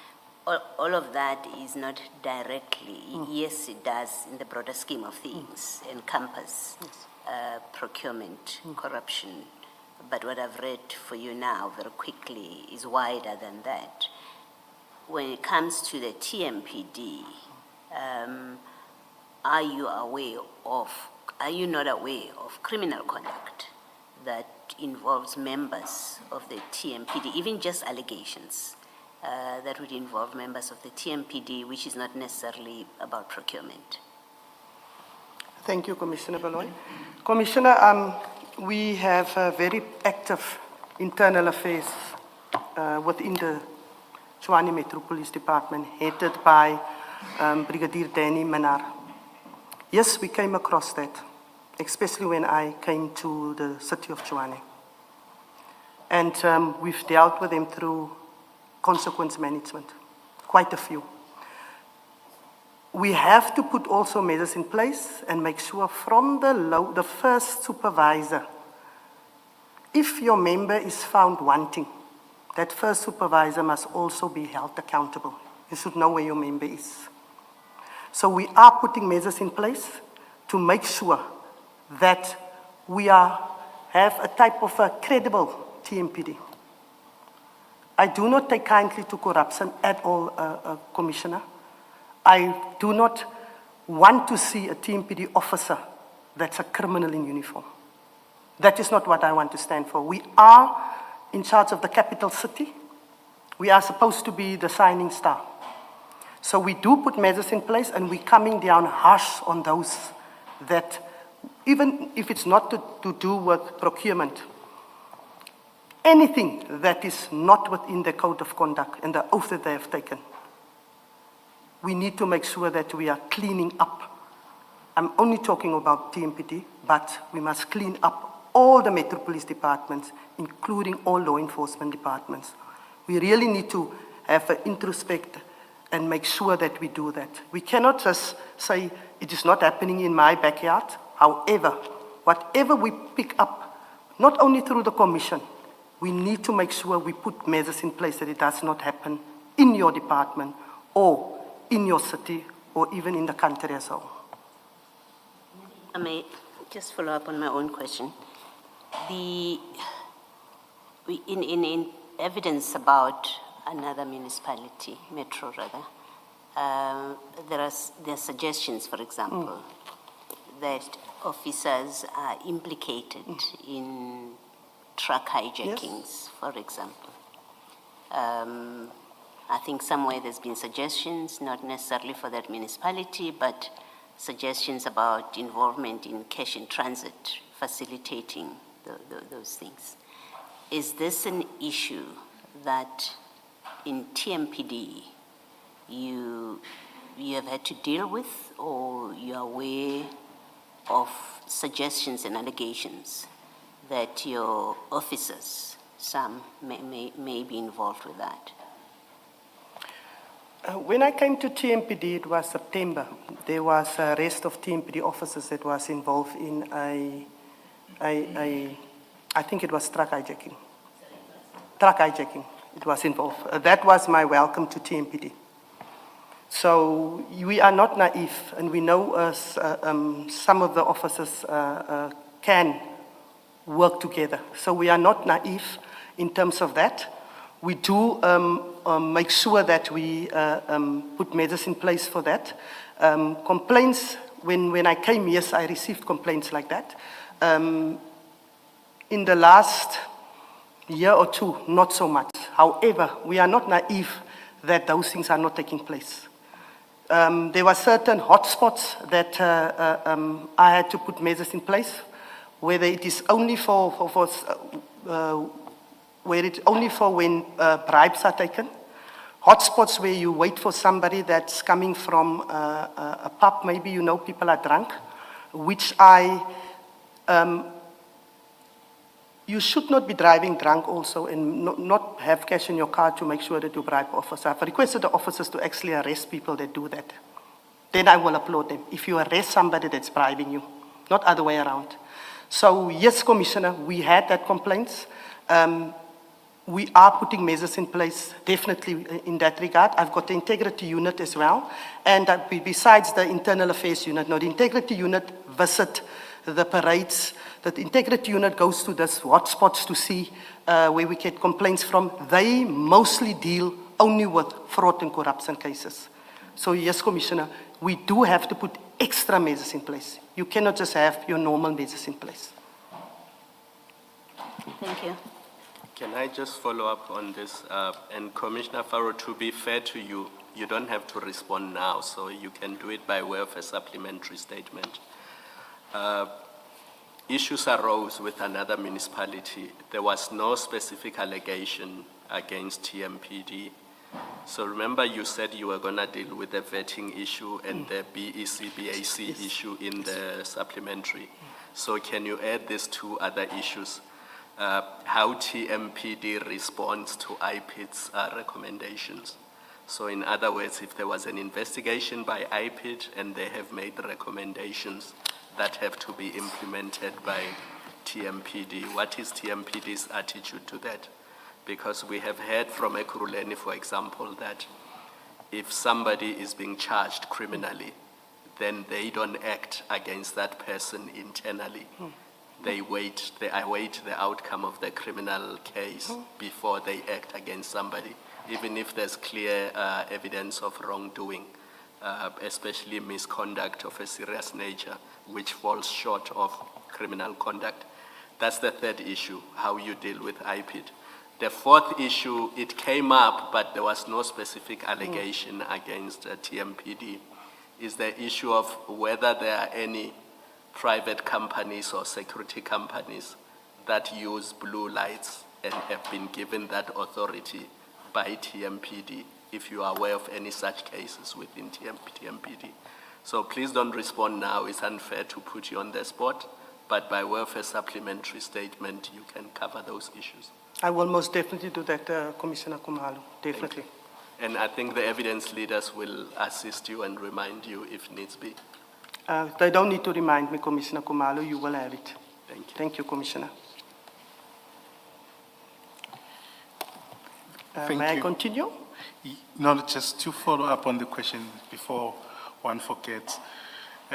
You talk about measures in place that have been put in. If you can just explain just briefly, what kind of measures would those be, one? And two, when would you say those measures were effective, if you were to assist? And I'm asking this because some of the things that we'll go through later on would have happened after you joined. So I just want to get clarity on that before we go further, while we're dealing with this aspect. You referring to in terms of misconduct or what we are currently dealing with? Just ensuring that there is no corruption, fraud, and all of those things. You spoke about having put measures in place. As I said, we want to make sure that like the Commissioner Baloy has alluded to, corruption is not only when it comes to the tender side, and that is that's one part of it. Corruption also when you stop a vehicle, when you accept goods that you're not supposed to, and you're not issuing the fine that you're not supposed to issue. Corruption can be anything. Giving information you're not supposed to give to assist in a tender. So, in terms of the discipline side, as I said, we had the integrity unit already in place. However, we also encourage the public to report. We encourage the public to report any form of corruption when it comes to TMPD and not only report it on social media. We want the public to be part of cleaning up any law enforcement department, obviously, but we would like them also not to participate in any form of corruption, whether it is a fine that you want to get out of or because you are driving drunk. In terms of the procurement side that you alluded to, obviously we've picked up, number one, you have a deputy in charge, which is as a major general, is quite a high level of accountability. It's just under the Commissioner of Police. By putting a deputy commissioner in charge of administration of support, that is quite a huge thing. However, we all know why are we here, and we all know why TMPD is here, and obviously people will also come before the commission to explain their role in terms of what they did or what they were not supposed to do. We have meetings, as I said, we have regular meetings in that regard. We also make sure that accountability is also for each and every deputy commissioner, but as I say, we're moving forward, we take everything that comes to us. I'm going to plan a very big workshop from the top until the full colonels so that we can look at each and every measure and make sure that whatever there is that shouldn't have happened and cannot happen, that we will put that measures in place as well. And then each and everyone must take accountability for it. Thank you. Perhaps before we move on again, you talk about meetings with your deputy commissioners. How often do you have meetings with them, or how often do you require briefings from them? 3 times a week, I'm meeting with my deputy commissioners, 7:30 in the morning until completion, Mondays, Wednesdays, and Fridays. And they would brief you about everything that is important, and you'd ask questions, or you'd rely on them to give you any update? Correct. Correct. Thank you. But it doesn't stop them from making contact with me after the meeting or in the in-between dates if an emergency occurs. Thank you. Please proceed to the handover of asset protection to TMPD. Handover of asset protection to TMPD.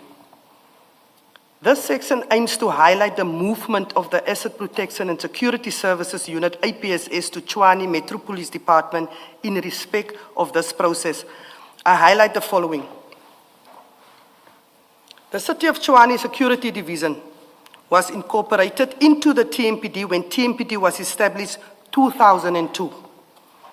On 15 April 2021, the then Executive Mayor of Tshwane, Councillor Randall Williams, placed the asset protection function and personnel in the office of the City Manager, reporting to Mr. Nava Pillay.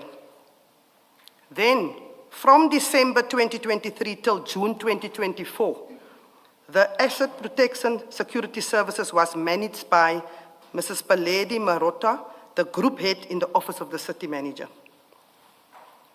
1st July 2024, the City Manager transferred the Asset Protection Security Service back to the care of Tshwane Metro Police Department.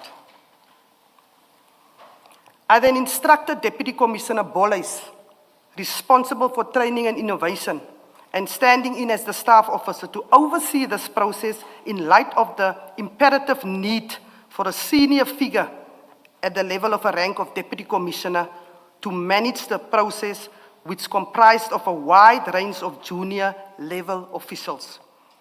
It might also note that in terms of APSS, there is a lot of supervisory staff that is still required.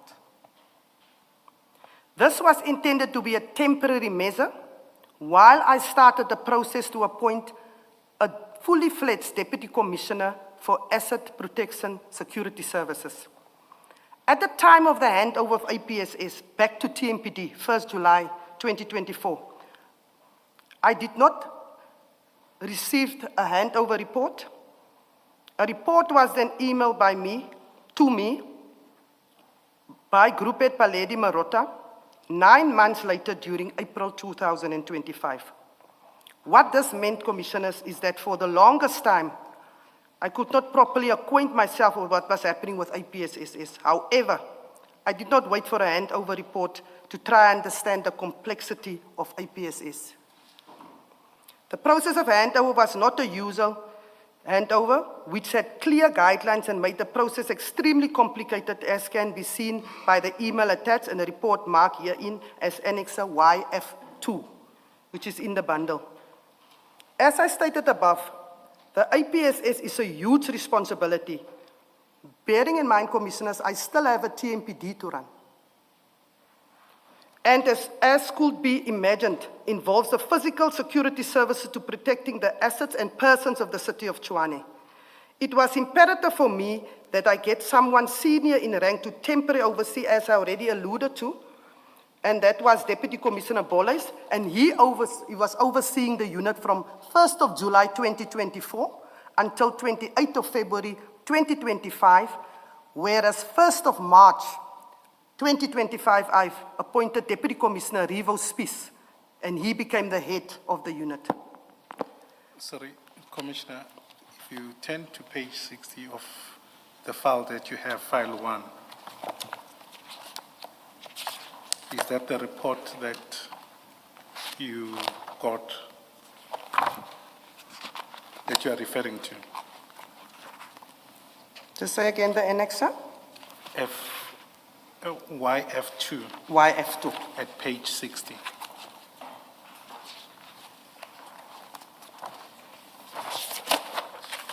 That is correct. And if you can just go to page 65 is the email that accompanied the report.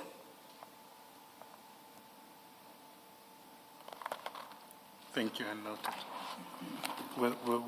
We'll come back to it later on. Thank you. Please proceed. Just Kekana, when you say you'll come back to the report itself, To the report to interrogate it on this issue.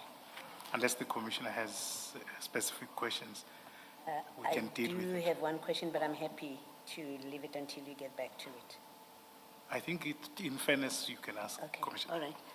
Commissioner, at page 60, that report, so paragraph 3, that very first paragraph in quotes, the implementation of the, you see where I'm reading, Commissioner? Is it by the background? under the Yes, heading I'm there, background. Commissioner. And then the very first paragraph in quotes, it says the implementation of the processes regarding the absorption of security guards is a critical deliverable for this administration. Extensive consultation and discussion have taken place on this matter to ensure it occurs seamlessly. And then the next paragraph, it says, it is for this reason that I took the decision to place this process in the office of the city manager through Pillay, Mr. Pillay. You see where I'm reading? That absorption, is that what is commonly or has been commonly referred to as insourcing of security? Commissioner, I prefer... Is it the same thing? Yes, Commissioner. I prefer the word in-house capacity, building in-house capacity. Yes. So yes, Commissioner, that is correct. We have 1,271 of that at the moment, and we intend to actually build more in-house capacity so that we cannot be reliant moving forward on outsourcing anymore. Yes, that actually is really my question.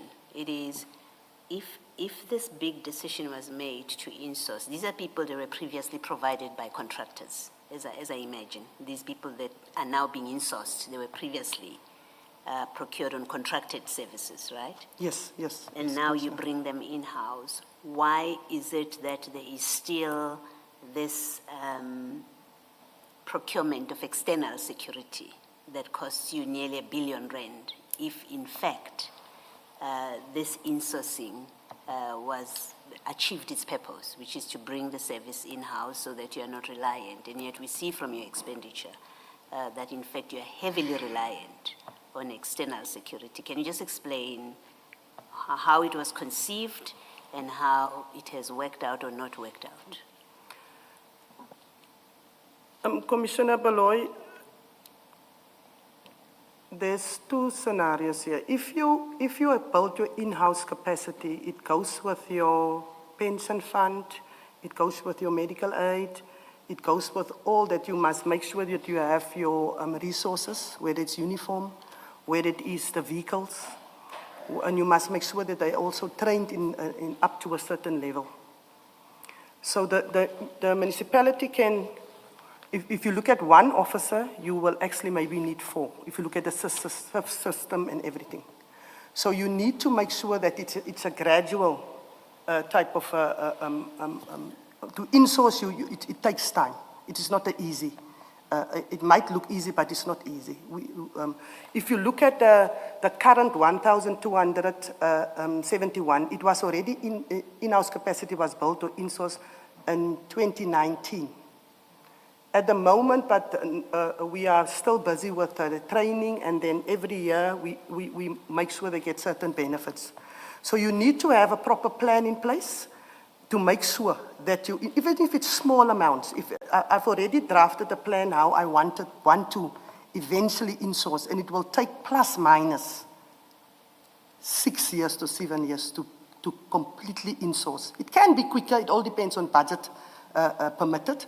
However, I just took a plan that is, but if more budget becomes available, it can be quicker. And also the training of you need to train, you need to give uniform. It is really, the cost will be a little bit more than what we have at the moment. But the long term, as you see, I would prefer to have in-house capacity than to sit with the issues that we're sitting with at the moment. to stay away from tenders, and just make sure that we build our in-house capacity. Also, if you're gonna, your infrastructure, you need to have control over your infrastructure yourself. That is what I believe. The moment you outsource, you also don't have completely and full control over your infrastructure, which is critical. So is it fair, looking at what it is now, which is this heavy reliance on external contractors to provide this service, is it fair to say that even after this first attempt at insourcing, which you say it's 6 years now, is still training, that in fact, even after that, the city continued to be reliant on external? Yes, it's fair to say. External services. So Yes. it's not as if there was a gain to the city. There may have been a gain to the job security of these security guards who were previously provided by a contractor. There is that gain. But the city itself, it doesn't appear that since that exercise there's been any gain budgetary-wise in control of your own assets. Is that a fair summary? That is fair, Commissioner. Yes. We must also know that the City of Tshwane has got a lot of sites. And if you look at the infrastructure that we are protecting, your reservoirs, your substations, those are things that you cannot leave and wait for until you will be able to insource. Unfortunately, those are the things that you must protect. So the city is at the moment looking and busy with it. Really, to have a more vigorous plan. The city has requested me to come up with a plan that is, like I said, that I've come up with a plan. However, if you look at budget, however, also how budget becomes available, you can, it's a plan that I have to make sure in terms of the budget that I have, and then also a reduction in, we already done an assessment through Deputy Commissioner Revo Spies in terms of how many guards do you really require. For example, at the library, you don't need the same at the library that you will need at the water reservoir. So that assessment we have done already, and also a risk assessment. So in order for us, and we started already with even a reduction when it comes to the security guards. Is there a municipality, whether a metro or not, that has successfully, if at all, absorbed otherwise outsourced security services, that has brought it in-house and it is provided solely in-house security services?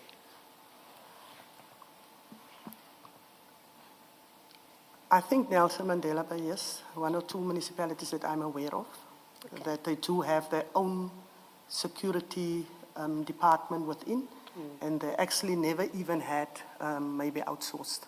So I think there's 1 or 2 that didn't even started with outsource. Yes. That have their security division that is within the Safety and Security Directorate, and they look after, like I've explained now, after the assets and the personnel of the municipality. And comparable to Tshwane? I ask because you say you are busy with that project, Yes, looking I am. at that, and it is budget dependent, really. Yes, Commissioner. Metros, especially maybe, that are comparable to Tshwane. Have you done that kind of comparison? I've done the seen comparison. how successful, Yes. whether anyone has done it, and how successful has it been? I've done that comparison. I went even for fact-finding, but they sit with the same issues that I've, it's budget-dependent. And then also it depends on how many sites you have. If you look at a small municipality, it's easier for them because they just have a little bit of sites. And the type of sites that you have. Is it a site that, like I make an example, is it a library, or are we talking about a big substation that 68% of the City of Tshwane, if that substation is not physically guarded, will be in darkness? I'm just making an example. So I needed to do, and we've done it, myself and Deputy Commissioner Spies, we looked at all of those, and we have plans, and I can promise you, Commissioner, starting with the new financial year, we already actually started with a reduction in security personnel by doing our assessment and looking into it and certain security companies have received letters that we are doing a reduction in security guard. Thank you. Thank you, Mrs. Kekana. Thank you. Just to follow up, is Commissioner Spies, how long is he appointed? Is it on a contract basis? Spies? Commissioner Spies? Yes, how long will he be at your deputy commissioner? He is permanent. Permanent. Until he feels he will leave or he reaches the age that he cannot work anymore. So he is permanently at the TMPD. It's not a contract position. Okay, thank you. Please proceed.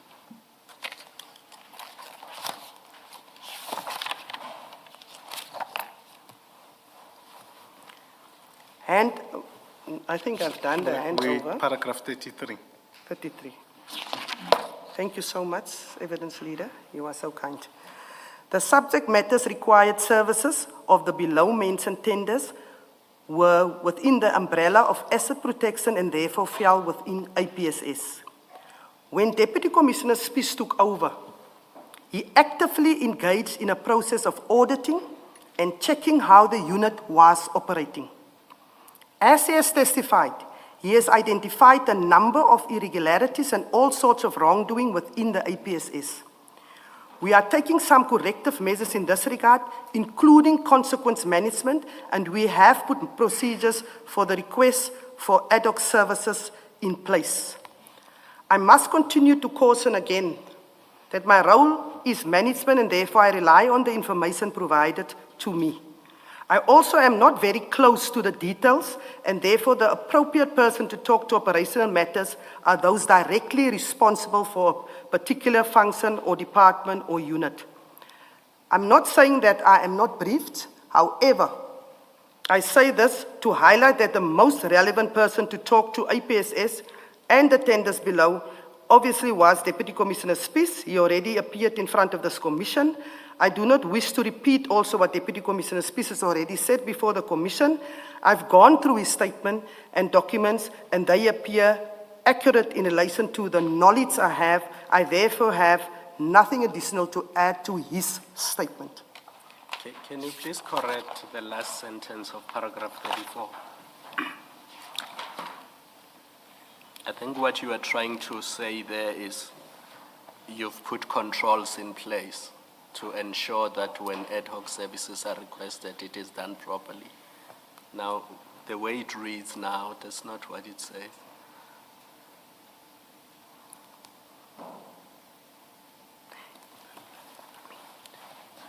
We have put controls in place, correct, Commissioner, and also a procedure or process in how you will request or acquire ad hoc services. To ensure that there's no abuse.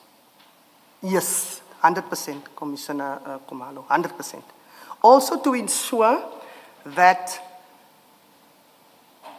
when you require ad hoc, or we have a requesting department, say if it's water and sanitation, for example, you request to us, TMPD.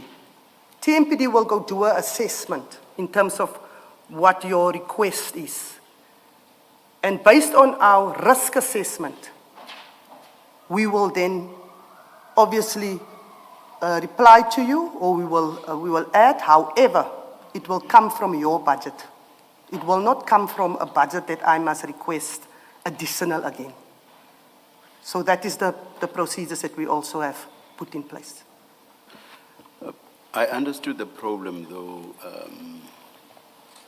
I think both when Sergeant Gossi was testifying and also when Commissioner Spies was, or rather Deputy Commissioner Spies was testifying, that is, I understood the problem to be more with regard to who gets appointed to do the ad hoc services. I'm not so sure that the requests, the filling in of a form and so on address that problem. The problem is with the allocation. I know, based on what you said, that of course it would not be the TMPD that does the allocations. But I'm not sure to what extent this addresses the problem in the light of what the real problem is. Are you referring to the allocation? The allocation from the 22 companies. Is it Gubis 85? Gubis 85 is the entity that received the lion's share of all ad hoc allocations. That's why I say the problem appears to be with the allocations. So the filling in of the forms and so on, I'm not so sure to what extent, if at all, that addresses the real problem. Do you follow me? Yeah. Do you want me to respond, Commissioner? You actually, I think paragraph 49 of your statement does refer to the lion's share received by Gubis 85. But right now, I'm addressing your attempt at addressing the problem, and I'm saying I do not see that assists in addressing the problem. Commissioner, that was part of my one-on-one briefings with him. Although I'm just now touching on that as an example, we need to look at the entire process. Not only in terms of, I just use that now as an example in terms of, because ad hoc was just ad hoc, and then invoices comes. I was just using that as an example. Yes. However, you are correct, Commissioner, Chairperson. We are looking at the entire food chain. We cannot just look into ad hoc into an isolation. The end of the food chain will be building completely in-house capacity. That is my ultimate goal. So we are working towards that goal, Commissioner. So you are correct, Commissioner. We're looking into each and everything. Thank you. The ad hoc service, this measure that you've put in place, that there must be an application or a form that requests. Surely when you have this discussion with Commissioner Spies, if he's the inventor of the idea, you must have discussed how you see it being a control mechanism. How, if it is implemented and it is implemented successfully, how does it work to be a control mechanism? And I think that's what the chair is trying to get out of you. Yes. I think when it comes to the ad hoc, also the fact of that you need to look within your budget, because previously ad hoc was over and above, and then it must come from TMPD. So the COO is in charge of most of the infrastructure-related sites, let me put it that way. And if there is not a good enough reason for you to have ad hoc, you will not even apply for it. I can guarantee you, commissioners, since we put the measure in place,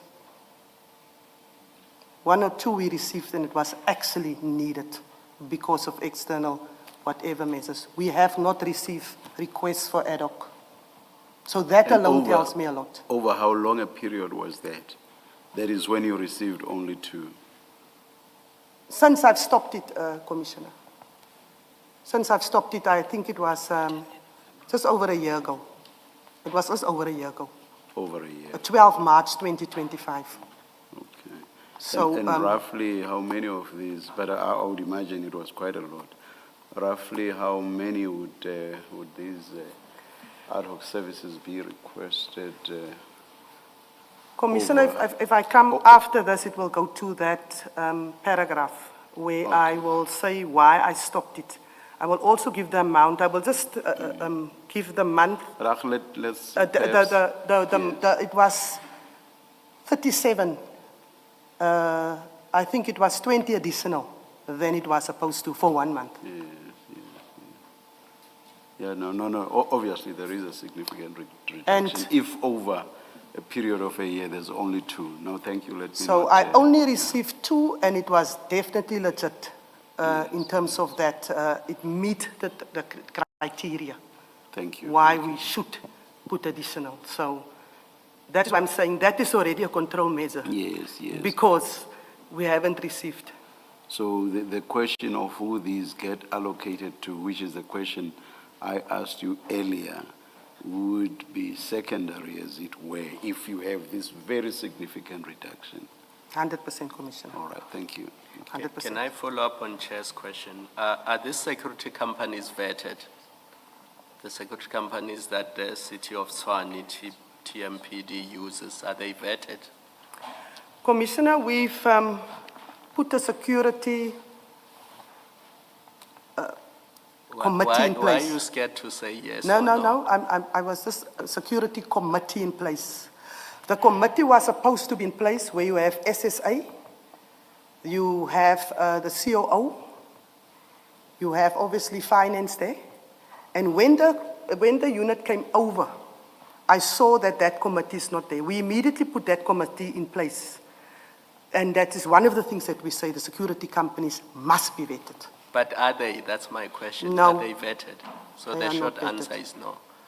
No, to, Commissioner. to go back to Chair's point, on matters of tenders, those who benefit from tenders will obviously seek to create an environment for ad hoc services to continue. So if you've got a reservoir or other things, even if there was no criminal activity there, if they want you to deploy security there, people will do things, and I'm not accusing anybody, so please don't take this to mean that I'm making an accusation. But it's easy for somebody to create an environment that would necessitate the need for ad hoc services to be, required. That's why vetting is important. You must look at who owns these companies, what kind of people are they? So are you going to take steps to put the committee back in place? Definitely, Commissioner. Definitely. You are correct, Commissioner. And that people can create. We are aware of that. That people can create maybe a situation, sabotage, let us call it sabotage, in order for you. And we've already put measures in place, especially with the reduction. We obviously expect that there's going to be a backlash. People are not going to just say, I experienced it March, the 12th of March, 2025. People are not just going to go say, oh no, it's fine, let us do something else. So I am well aware of that, Commissioner. And what we do, the regional policing that I alluded to, we make sure that where you have reservoirs that we know, you need to include it now in your plan as well. That is also part of my plan, Commissioner. We know from the evidence of Deputy Commissioner's speech that there is a tender process now that is underway. Yes. The previous or your current service providers were appointed by way of an agreed court order. Yes. So vetting would not have even been a feature, it seems. In the current process, is there a requirement that for companies to be vetted, for the companies that are successful to be vetted? And is that, and I'm asking about the current tender process as what was advertised. Do bidders understand that they would be required to be vetted, and in addition, so that's one. Two, that it would be a disqualifier. Has a decision been made that it will be a disqualifier if a company is not successful, whatever that means when it is vetted? And do bidders have they been made to understand that? Or is that your internal thinking and processes which have not been made public to bidders? Commissioner, I think if we want to get this right, we cannot wait for another 3 years, for another tender, and then they take you to court for another 6 years. I think it's important that we this time do it correctly. You do know that the tender went for probity, and then obviously the tender was not awarded, and that's why the process has been started, obviously from scratch now, where Deputy Commissioner Spies has been appointed also to run it from TMPD side. So I think, Commissioner, if it's not there, it should be included, Commissioner, definitely. As I said, we've got the committee, the security committee, and that was one of the recommendations from the security, actually from SSA, the person that's sitting there. Even before the committee, the commission. That is one of the recommendations. And it's already as part of our minutes that must be done, Commissioner. So I think we must just build on that, Commissioner. If it is part of the recommendations already, one expects that it is part of the 100%. current process, 100%, Commissioner. the selection process that you are running, and bidders understand that you are going to apply that. Yes, Commissioner, we will also use the minutes of that security committee Yes. as part of our terms of reference. Okay. Because that committee was appointed by the city manager. Yeah, I guess I'm probing a different aspect of this, which is you do have the recommendation from that committee. Yes. And that recommendation has been approved, but that's an internal process. Whether bidders who submitted tenders in this new process, which is still subject to evaluation, whether the bidders who participate in that know that's one of the requirements to succeed to be awarded the tender or to be included on the panel, whether they know that's one of the requirements they must meet is really the question that I'm asking. And if you don't have an immediate answer, I'm happy for you to address it. Okay. In a supplementary statement, or whoever's dealing with procurement and this tender in particular, if they're going to be testifying, that they should deal with that. I would prefer that I add it to my homework, Commissioner Baloy. All right. And let me take responsibility for that as the Commissioner of TMPD. Okay, thank you, Commissioner. Because you see, Commissioner Faru, as you said earlier, you don't want criminals in the No. service. I had Chair correcting me that it's not a force, it's a service. So in the Metro Police Service, you don't want criminals, and you cannot in the same breath be comfortable with having security companies that have criminals in them looking after the municipality's properties and assets. Because it Critical. defeats the whole purpose. Definitely, Commissioner, you are. So you are to spot on. Commissioner Baloy's point, going forward, it is something that should be, you can't fix the past, but going forward, there's no reason you can't have this as a requirement. Definitely, Commissioner. You are correct, Commissioner. I agree with you 100%.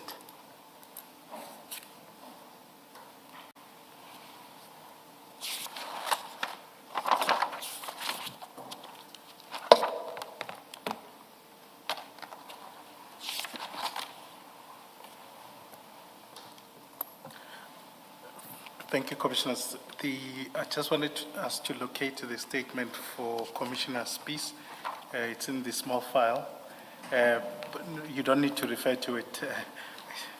It's just item 7 of that statement. We'll get to it later on, of that supplementary part.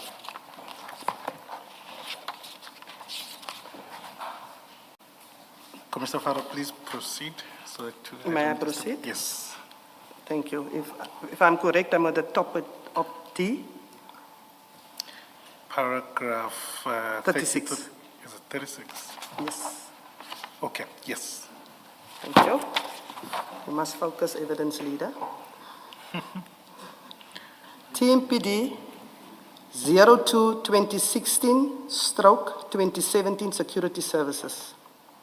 At the outset, I point out that tender TMPD 02-2016-2017 was issued, adjudicated, and awarded before my time with TMPD. Bearing in mind, Commissioners, I only started 1st of October 2023.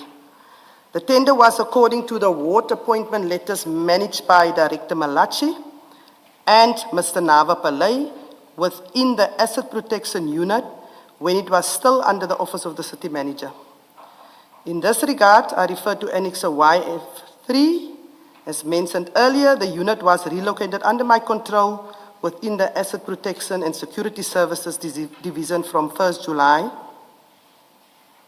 20, I think that should be 2024, Commissioners, not 2025. Can I ask that be corrected? Yes. Thank you, Chairperson. In this regard, I refer to Annexure YF4.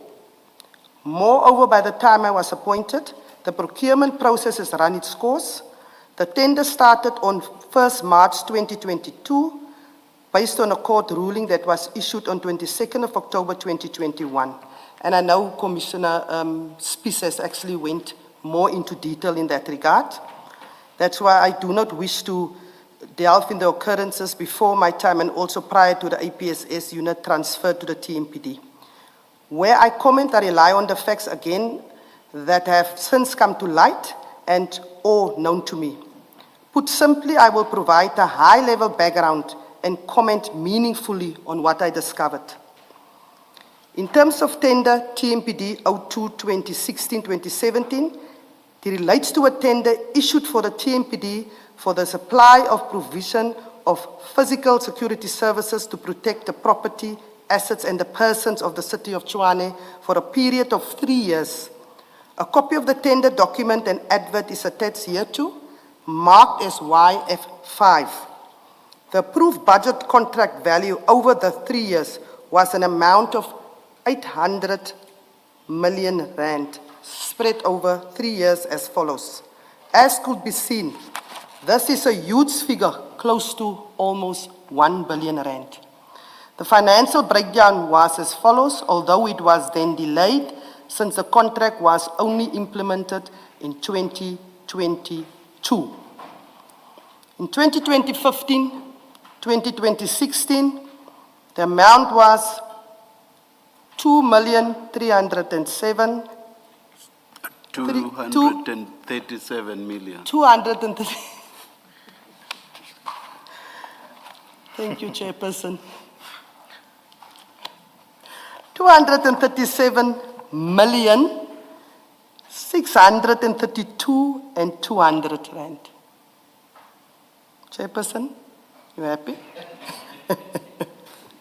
You did not say 1,000.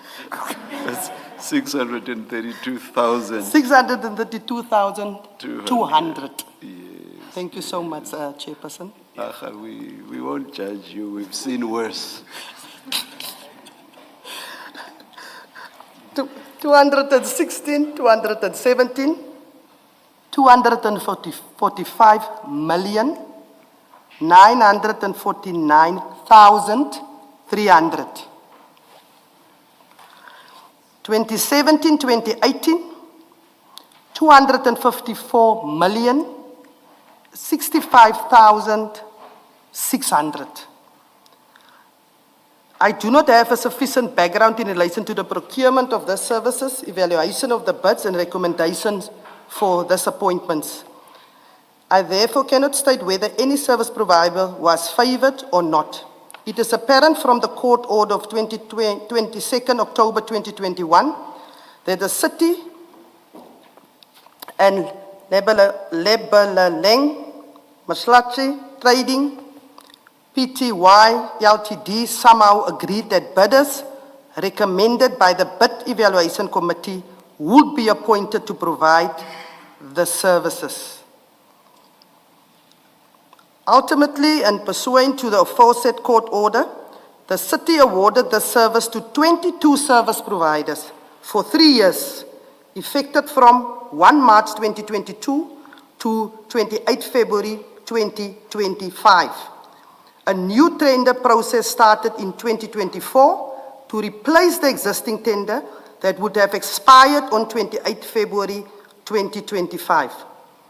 Deputy Commissioner Spies has already come before the Commission, and I believe he has provided the relevant context. Also, at the moment, the new tender, we are busy with that process. As I said today, we are busy with the BAC, and Deputy Commissioner Spies has been appointed as the responsible person. Also, Commissioners, I know you're going to ask, why is this process taking so long? It was my same question, Commissioners. Why, if we know we don't start 9 months before the time, or even longer, start with the process so that we can not wait for the tender to lapse and you go for a month to month? Commissioners, it can be, as you know, that is what the environment has been creating for a very long time. That we allow it to lapse and then we just renew it on a monthly basis. And that we want to come to an end. We don't want that to continue like in that fashion anymore. As I already alluded, ultimately my goal, and sooner rather than later, is just to build in-house capacity and not have this function outsourced. Commissioners, next I address the request for additional funding as it was emailed to Deputy Commissioner Spies by Deputy Commissioner Umasi Dlamini that more funds were required. Can I just stop you? I just want to ask just 2 questions, perhaps. The report that you got, just want to confirm for the record, it included the tender for TMPD. If you go to page 61 of that file.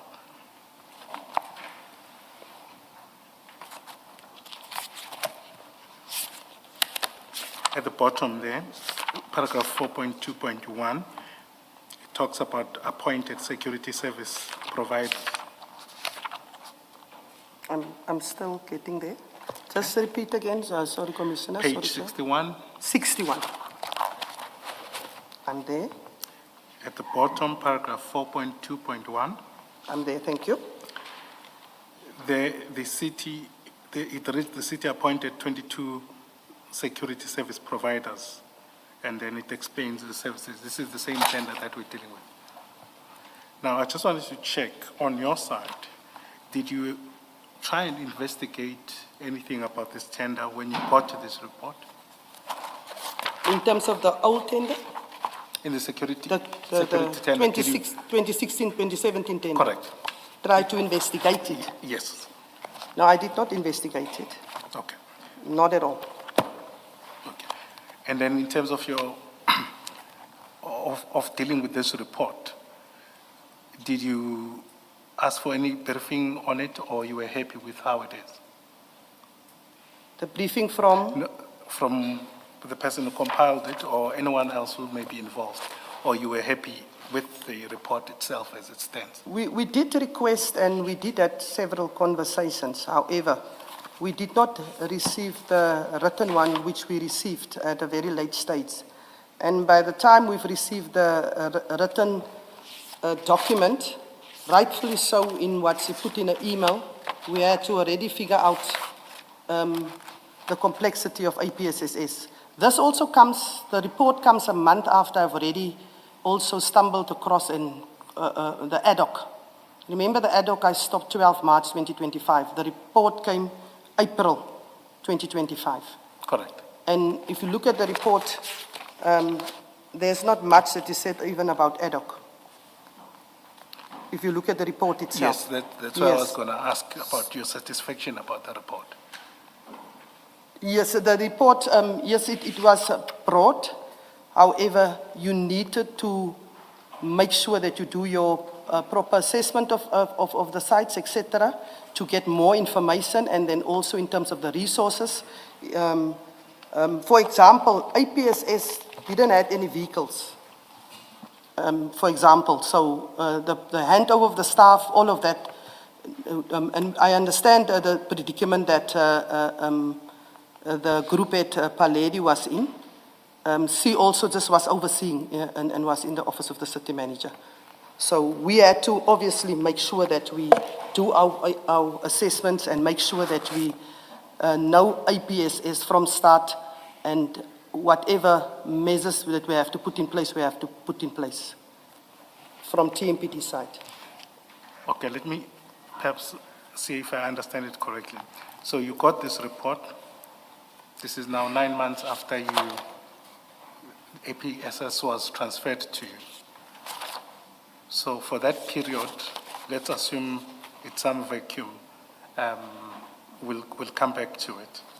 When you get this report, am I understanding you correctly to say you then did an assessment whether what it said was correct or not in terms of the sites and everything else?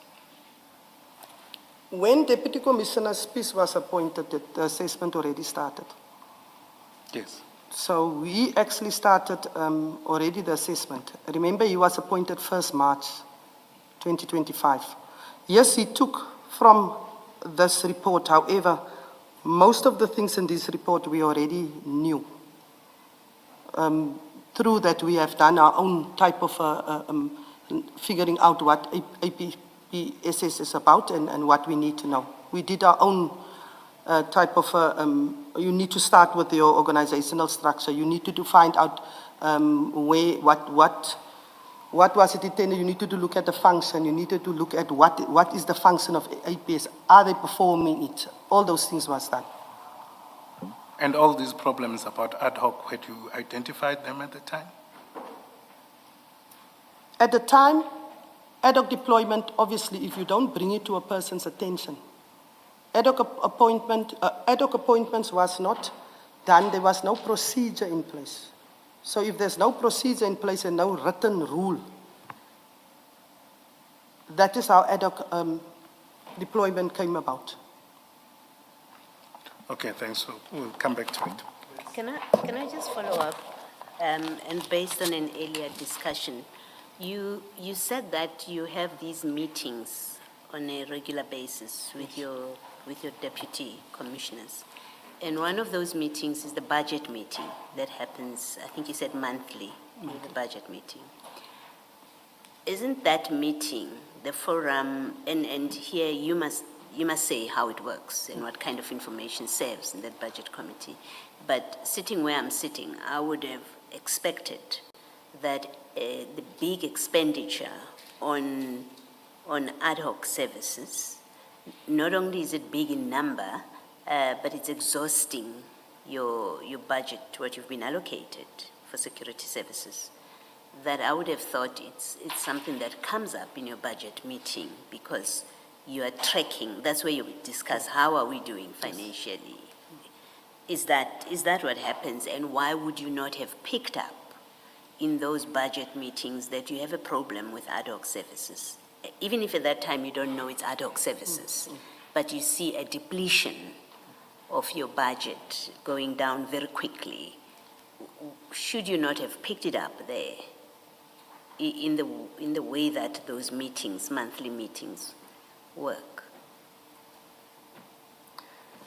Commissioner, in terms of if you have the budget and the depletion will only come close to the end. The depletion will not be immediately. So yes, in that meeting, Watchman Services is the name. That came up a lot. There was also that we did not sometimes get the entire budget. Maybe you get 500,000. And then by the adjustment budget, you will have to actually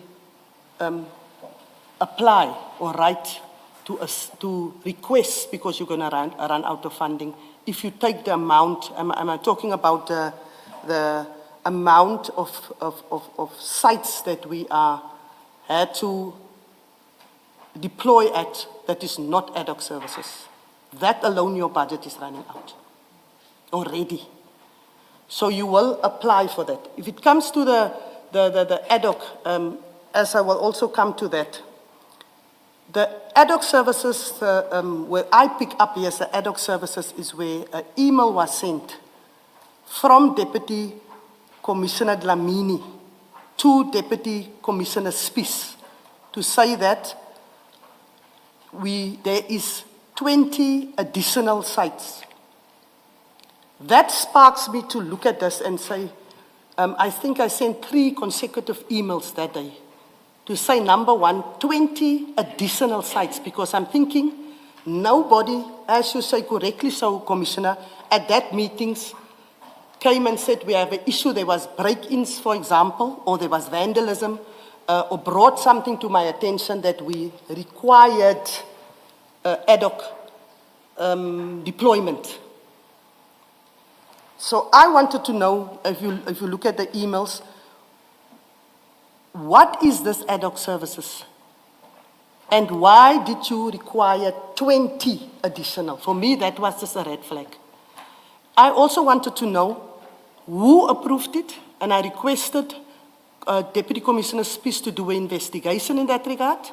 I also requested him to stop it with immediate effect and to put a process in place on how to manage and how are you requesting ad hoc services. Needless to say, Commissioners,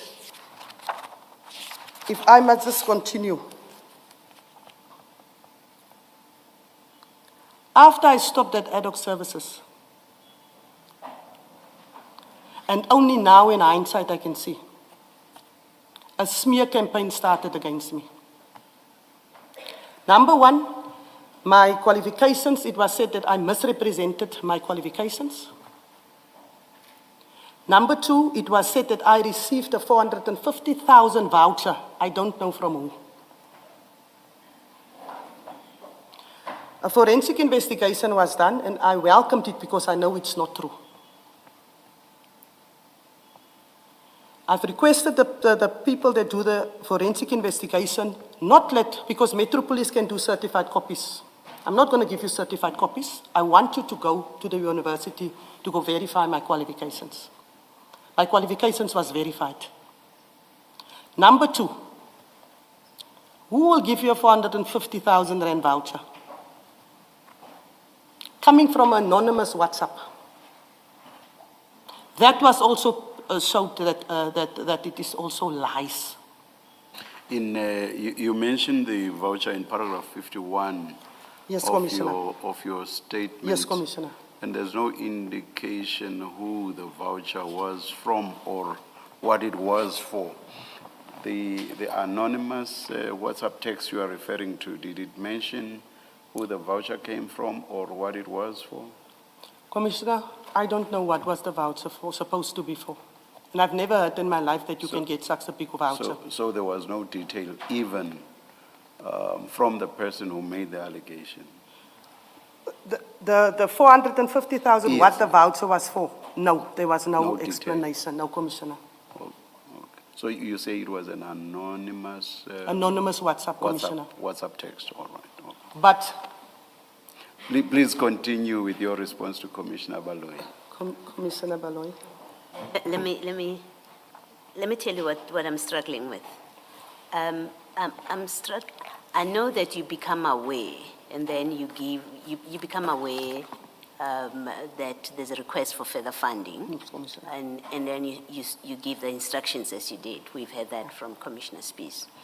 What I'm struggling with, or what's not clear to me, is that you become aware because at the point where Deputy Commissioner Dlamini says to Commissioner Spies, Deputy Commissioner Spies, we've run out of money, you need to go and ask for more money. That's when you become aware, because I think you're copied or something. But Yes, I'm copied, Yes, you become aware of it. But I'm concerned about your lack of awareness before that email, when in fact, on your account, you have these monthly budget meetings, and I don't understand them. That's why I was hoping that you would explain how these budget meetings work, what kind of conversations you have, what kind of information is presented to you.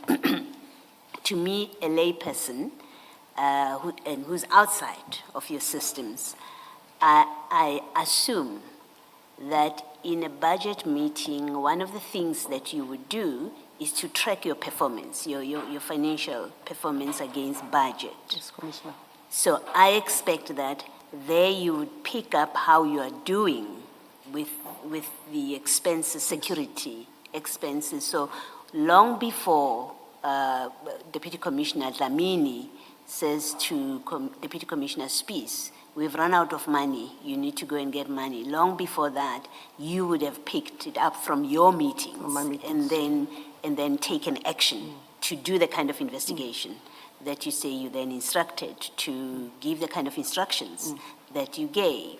So I'm struggling with that you become aware only late in the day, and yet you seem to have a vehicle of these meetings that should be your alert mechanism. Can you just explain why it is you would not have picked this up from your budget meetings?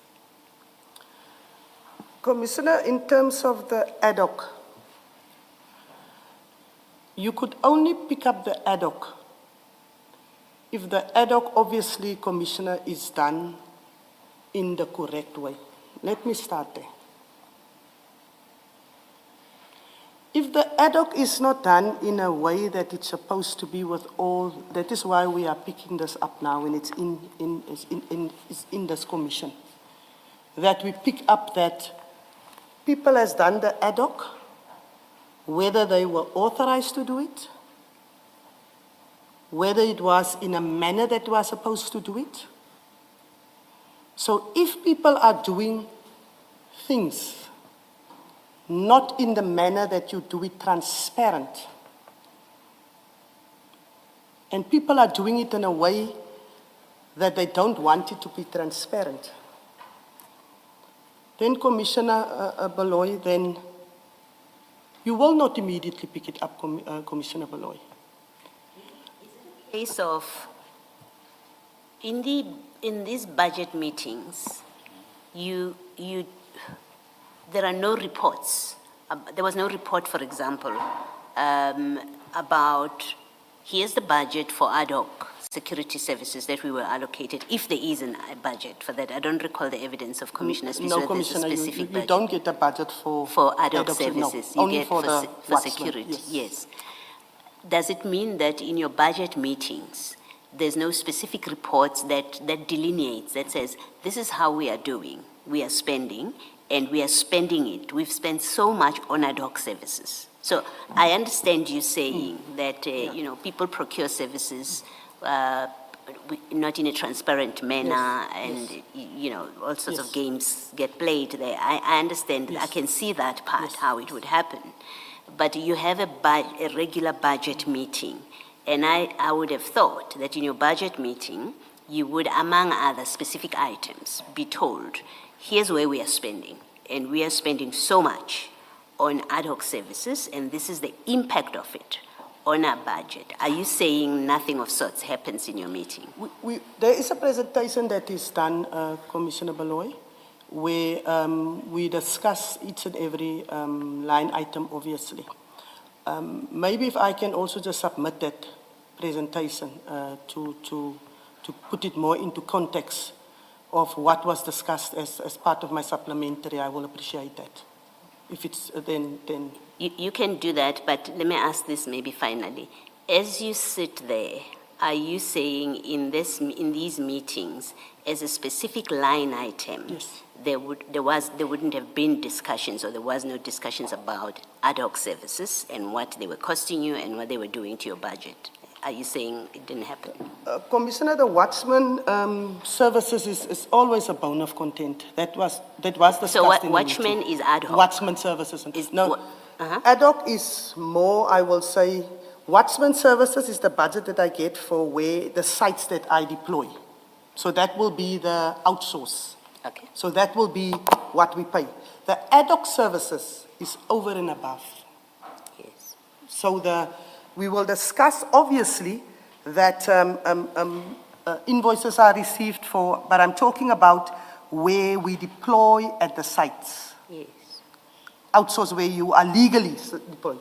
So ad hoc is when deployment is taking place, as I explained, and the deployment are taking place like we've picked up let me just use that as example, the 20 extra, so that didn't go through the budget committee. You understand, Commissioner Baloyi? It never went through the budget committee, because has that went through the budget committee, obviously I would have asked questions and say, what is this and who authorized it, like I've asked on the email.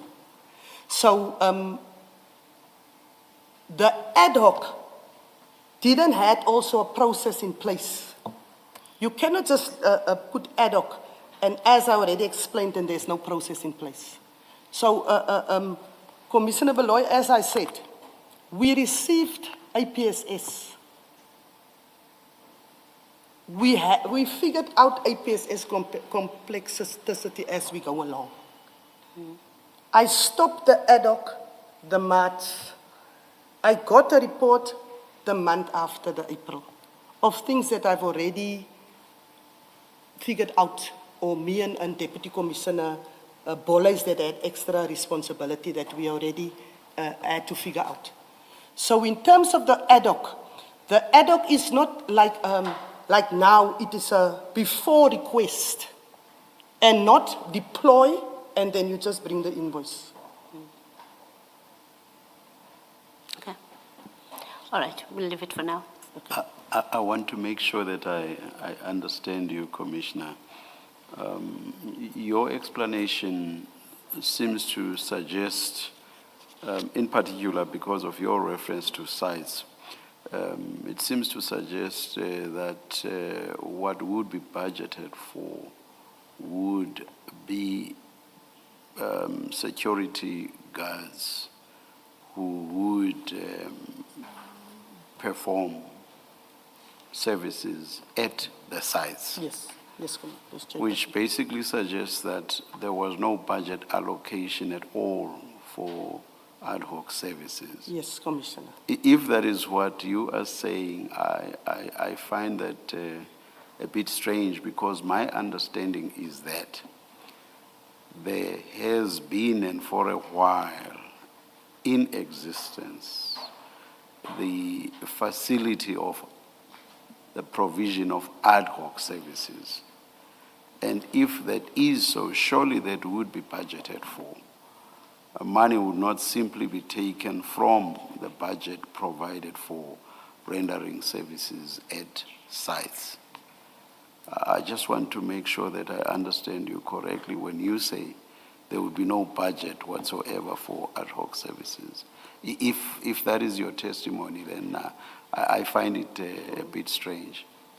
Commissioner, If I'm mistaken, Yeah. tell me to my face that I am mistaken. Commissioner, the budget received is for the outsourced security at the sites.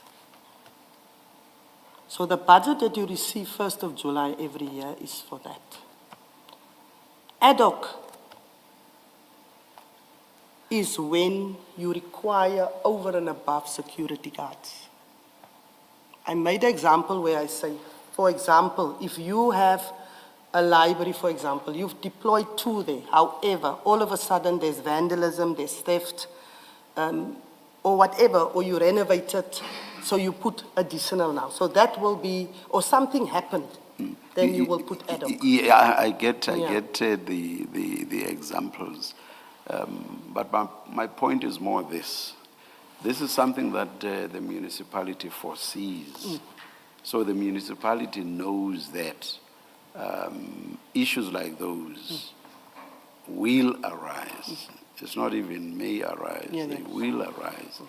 And I suggest to you that this is something that has been happening. I would even say for as long as Tshwane municipality and TMPD have been in existence. And if that be so, it sounds very strange to me to be told that despite this foreseeability, there would be no provision in terms of the budget for these occurrences. That sounds strange to me. There's just a budget for the provision of security services at sites, and that's it. And then you just take money from that budget when something that is foreseeable does indeed arise as it should, or as it will. That sounds strange to me.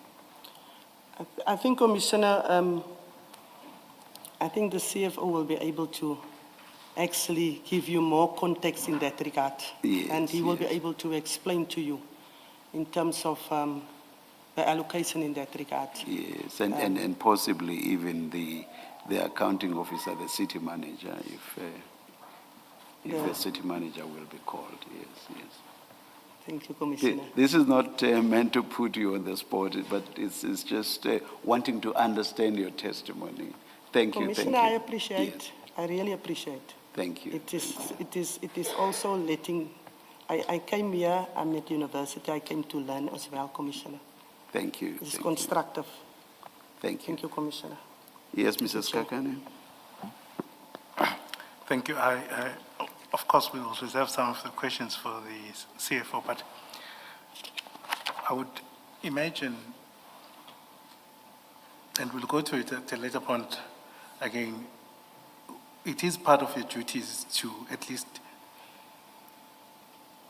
manage the TMPD and the finances.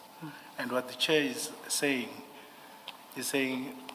at the very least, or the commissioners, their questions are, at the very least, you ought to foresee what services that are required by this institution or not institution, by this unit that was transferred to you. And therefore, you need to ensure, as I understand it, management, to foresee that this is the amount and try and track previously how much has been used in order to plan for the future. Would you say that has happened, or that happened with ad hoc services for this contract?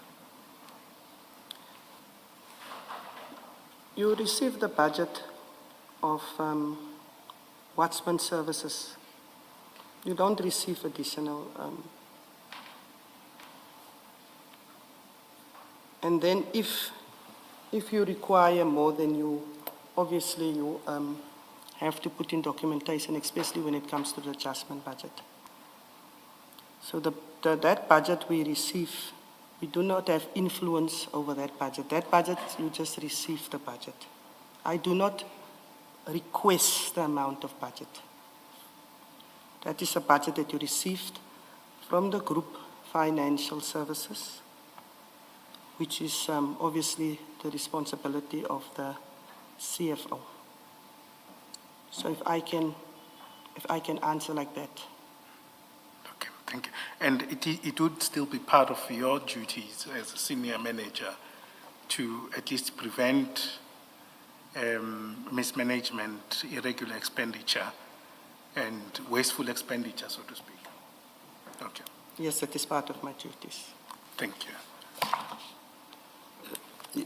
Even on the question of the budget allocation, on which you say that TMPD has no input, there's a lot wrong with that as well, if indeed that's the position, because the people who do the allocation, they may not necessarily have an intimate knowledge of what you actually require in terms of funds. So it seems to make practical sense to me that there should be an input by the various sections / departments within Tshwane. Of course, the inputs do not necessarily mean that you will get what you indicated you want. So that's something else. But not having an input at all, there's a lot wrong with it. No, Commissioner, Yeah, we yeah. do have input into, we all have input, all the different departments. You do put your request. Or then What I was trying to say is that I do not have control over what the budget you that I get will get eventually, out of what that. Yes, you get, Commissioner. or which Yes, is exactly Chair. the point I was Yes, making. Chair. No, you are correct. Then I misunderstood No, you. no. Maybe I didn't bring it across. Yeah, you that went way. to the tail end. Yes, which but I no, we understand. do have, we have regular meetings. All right. We, No. several meetings where No, you thank you. obviously, each one must do their presentation. All right, You will all have to right. come there and explain. It's not just, it's a very intense meeting. No, thank you. No, Thank you. we definitely have that That input. makes perfect sense. Thank you very much. you. Thank you. Chair, I see that it is 1:01. Perhaps.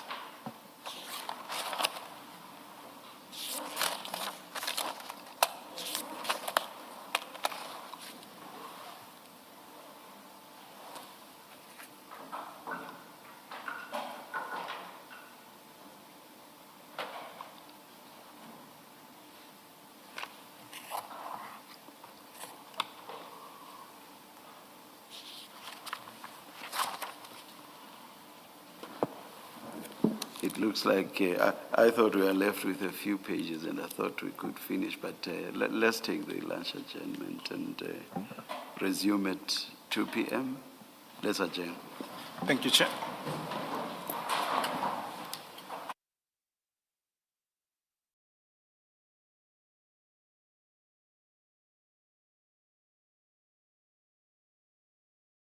Your statement, we were at paragraph, I think, 43. We had to start with paragraph 43. I think we had touched a bit just at a high level, but I'd like us to start with it afresh, just to refresh ourselves. Thank you. Thank you. Before I start, I just reflected, Commissioner Beloy. The APS wasn't insourced when it moved over to the city manager's office. It was just changed in management. I don't know if I understood it correctly, that it said it was insourced when it moved to the office of the city manager. It was actually just a movement of management, not insourced. Okay, So I just wanted to correct that if it maybe is confusing. okay, all right. Thank you so much, Commissioners and Chairperson. If I can start, I'll just read. I did touch on this paragraph as well as the next one, but I just would like to read it into record. Thank you, Chairperson. Request for additional funding. I initially became aware of a request for additional funding or an extension of the existing budget relating to the additional sites through emails from Deputy Commissioner Dlamini to Deputy Commissioner Revo Spies on 12 March 2025. This email from Deputy Commissioner Dlamini stated that the deployment of the ad hoc security guards had grown exponentially and indicated that an extra 37 sites were added in January 2025, with a further 6 sites added in February 2025. In total, it came to 43 sites. I was copied in this email and notably, it attached invoices for ad hoc services for January and February 2025. That must also just be corrected, Commissioners. I see it's 2026, it should be 2025. A copy of this email is attached here to, marked as YF6. Upon receiving this communication, I became aware of the cost and the fact that there was no clarity of the procurement of this ad hoc security services. It was also not apparent that there was a proper procedure in place. I immediately instructed Deputy Commissioner Spies to stop the ad hoc security services as it was not clear how it came about and it may lead to audit queries and greatly affect the City of Tshwane as a whole due to this unexplained and unauthorized expenditure. I also instructed Deputy Commissioner Spies to initiate a new control measure specifically related to the deployment of ad hoc guards and to launch an investigation in this regard that must lead to consequence management. This was duly implemented as seen by the email from Deputy Commissioner Spies marked as Annexer YF7. As a result of this action, a new process was created wherein it would be required for any department that seeks any ad hoc security to complete an application form for motivation and commitment that their budget and their funding may be used after APSS conducted a security risk assessment that warrants the deployment of additional guards. It is a prerequisite for the form to be signed off by the respective requesting departments, group heads, and the cluster heads. I later learned from Deputy Commissioner Boles that the request for additional funding emanates from a message received from the Chief Financial Officer, Mr. Gareth Manisi, on the 25th of February 2025, as per the attached WhatsApp screenshot marked as Annexer YF8. It would seem that the rising costs largely emanated from the unauthorized and irregular deployment of ad hoc security services by Inspector A.L. Piri. He had no authority to issue such directives. Deputy Commissioner Spies has already come before the Commission, and I believe he has provided the relevant context. Commissioner, can you stop there? I want to get clarity from you because the email which you refer to as Y7 in your statement is on page 85 of the same bundle. And I could be wrong here, so you will correct me if I'm wrong. I had understood Commissioner Spice's evidence to be that when he sent this email, it was ignored, and his subordinate said to him, please put that in a formal letter, not in an email. If it's in an email, I'm not going to implement, and that's what caused issues, and he needed to be disciplined for that. Is that correct? Is that your understanding? Because your statement seems to suggest that the process was implemented and proof of that is this email. Whereas I had understood Commissioner Spice to be saying his email was ignored. And when he inquired why it was ignored, he was told by his subordinate that he has to put that instruction in a formal letter, not in an email. And the evidence leaders will assist me here. That's just my recollection of what the evidence was. If you remember it differently, you can tell us that you remember it differently. Commissioner Khumalo, if a subordinate is giving him that, I'm expecting that he should have charged the subordinate for insubordination. Yes. But what I don't expect is for you to come to the commission and say, this was duly implemented as seen in the email. Commissioner, what I want to say is that Deputy Commissioner Spice, and I've seen this email now, Deputy Commissioner Spice, when I've given him the instruction, he started with it immediately. So I also now see here by YF7, it's the email of Deputy Commissioner Spice to the Deputy Director Malatsi. Are we on 84, Commissioner? YF7, am I correct? Yes, Y7 is on page 85.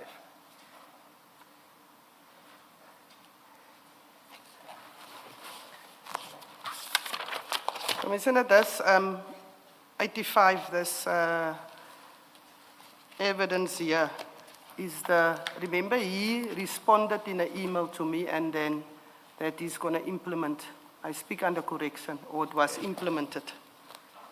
This one that you are referring to now, Commissioner, in terms of that, I have not received that, that information that you have now given me in writing that that is the case, Commissioner Khumalo.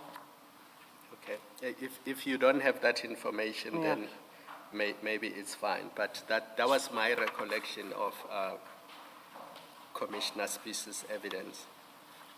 Understood, Commissioner Khumalo. So it may be something that you need to follow up. Yes, you know, I will do because that, we Commissioner. cannot rely on your assurance if that assurance Yes. is not factual. Now, definitely, Commissioner, and then I expect him, if a subordinate is telling him that he should have taken action against that subordinate, Commissioner. Yeah. So I will... I understood that he did eventually, but the initial reaction was that there was resistance to his email. So maybe we can leave that there for now. But I will still follow up, Commissioner Khumalo, just for my own sanity. Thank you, Commissioner.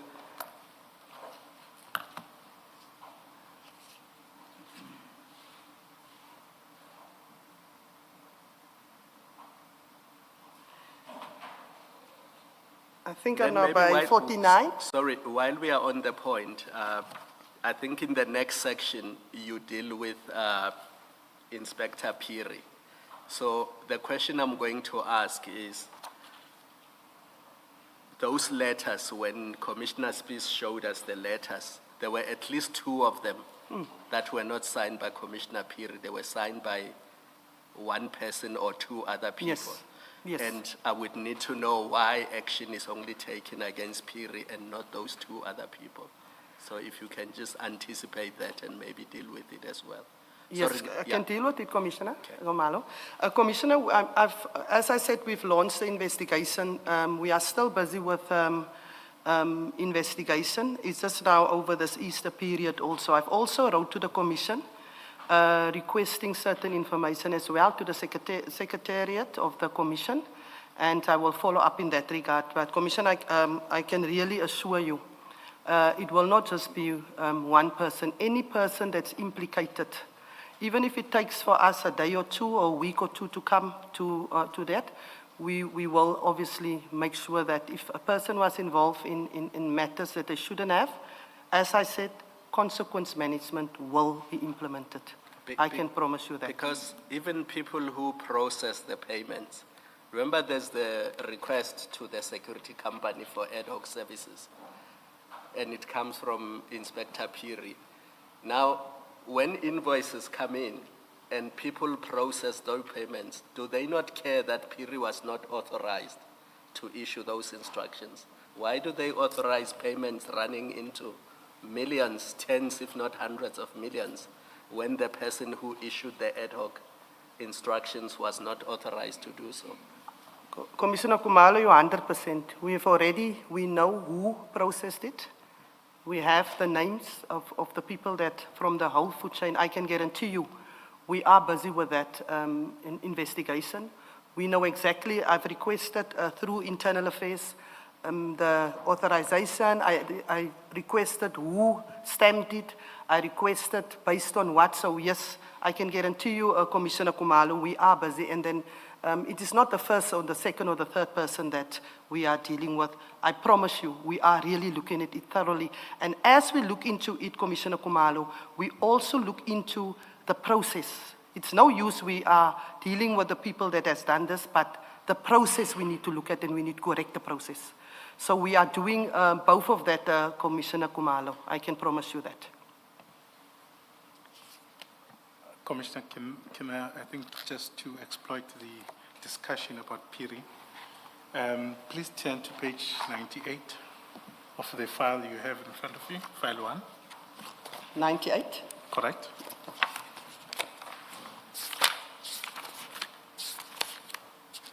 This is, as you suggest, part of the corrective measures. Correct? Give me a minute, I'm probably there now.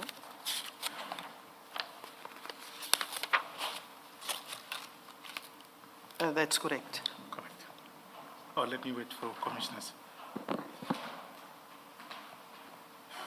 I have a different 98. Apologies.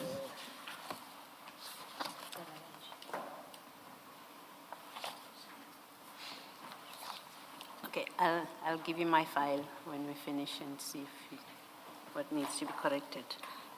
My 98 is a document that starts at page 96, and it's a memorandum, tenders to be advertised. Do you have the same, Commissioner? No, Commissioner. You have a different document? Commissioner Baloy, I have the, Okay, actually I'll the share with the pre-suspension chair in the letter. meantime.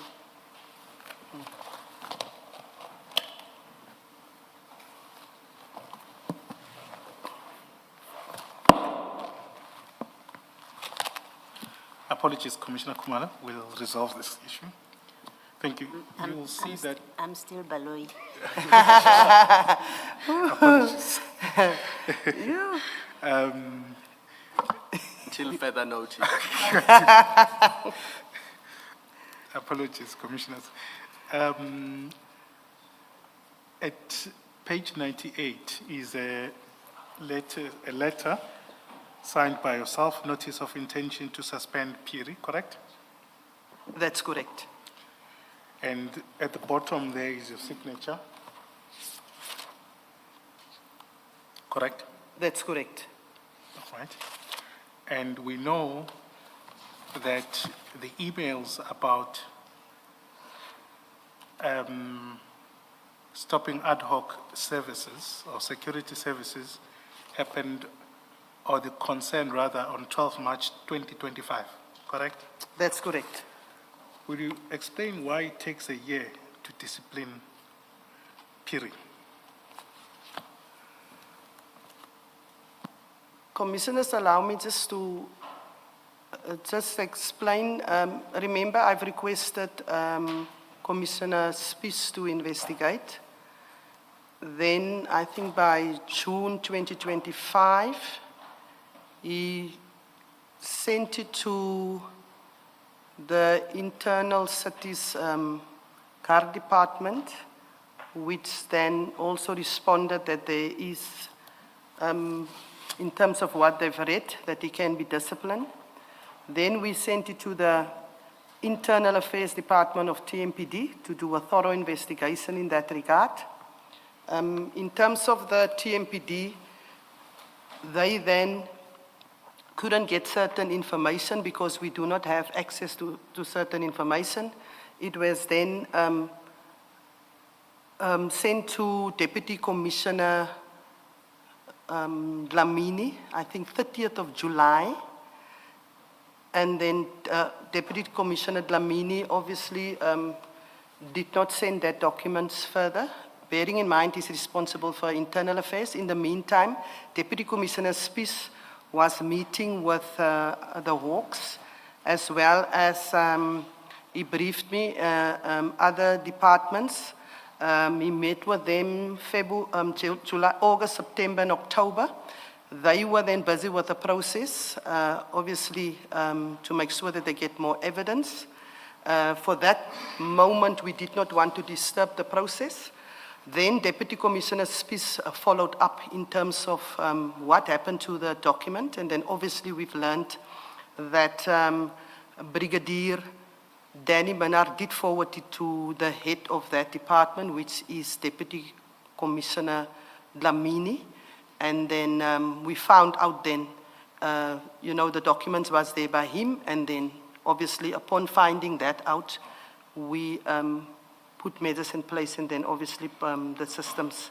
And we made sure then that in terms of other information that also came to our attention, that we had then enough also to what I pre-suspension and then suspension in that regard. The investigation, we haven't received the feedback obviously from the Hawks back and the other department that was busy with a parallel investigation. However, the process has been started and we will now run with the process. Advocate Kekana, just to be fair to Commissioner Farrow, if you can go to file 8, this is what I was referring to. Commissioner Spies' statement starts on page 37 of that file.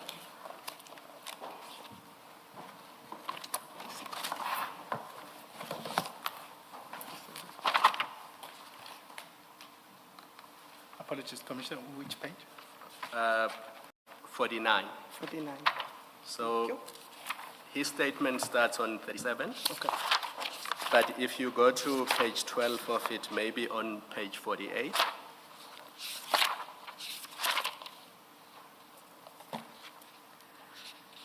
Are you there?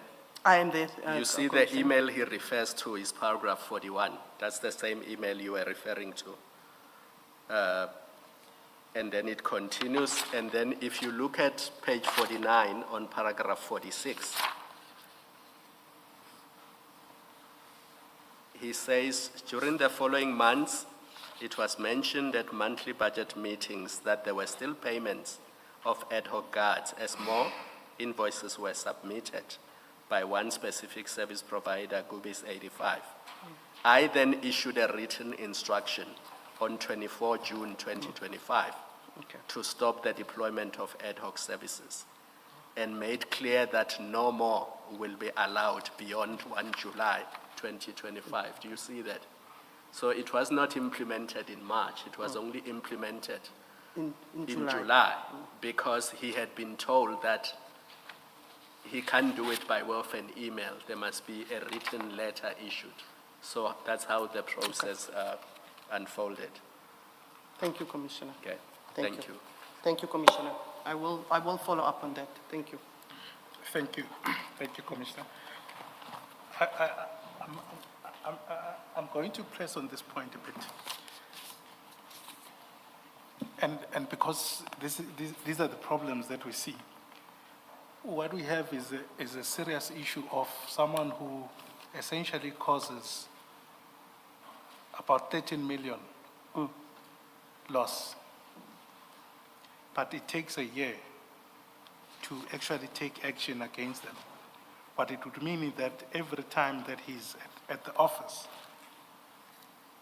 apart from what you are able to find out, he's a risk, or he exposes the municipality or the TMPD. Would you accept that? And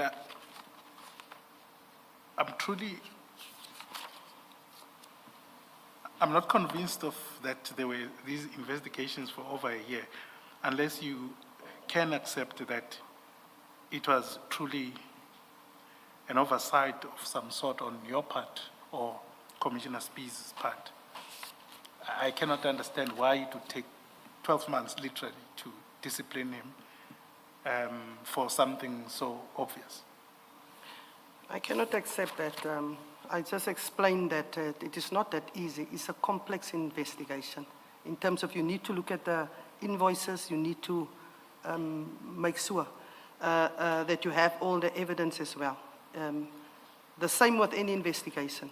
If you're going to take the person, are you going to suspend the person and keep the person 12 months at home? The person is not in direct doing this, or is not doing this anymore. So he doesn't have control over doing that. So I had to also make sure if we want to, that is departments that is investigating and watching, I had to make sure that we do that as well. So at the moment, as I said, that we feel that we have now, over and above even what we have more than to actually go ahead with the case as well. And as I said, we are still waiting on other departments, but we can't wait on them, rightfully so. If it's any criminal matter, we cannot wait for the criminal investigation to conclude in order for us not to do departmental. In terms of the one that I will agree with is the one in terms of that it was emailed already on the 30th of July to the head of the department. And there should have been more engagement from the head, although Deputy Commissioner Spies has done his part by following up on a monthly basis. He even engaged with the external investigators on a monthly basis. So I cannot accept that Deputy Commissioner Spies failed in that regard. However, I'm also looking at the time frame. I'm looking at the 30th of July that it was mailed to the head of that unit, and I'm also looking at the bigger picture. So the investigations, the more, it's the same like it's here, the more you touch one thing, another thing comes up. So the investigation is vast. And as I said, we've also, rightfully so, as the chairperson has said, we're also looking at other people in the food chain that was involved in this. It's not only the one person.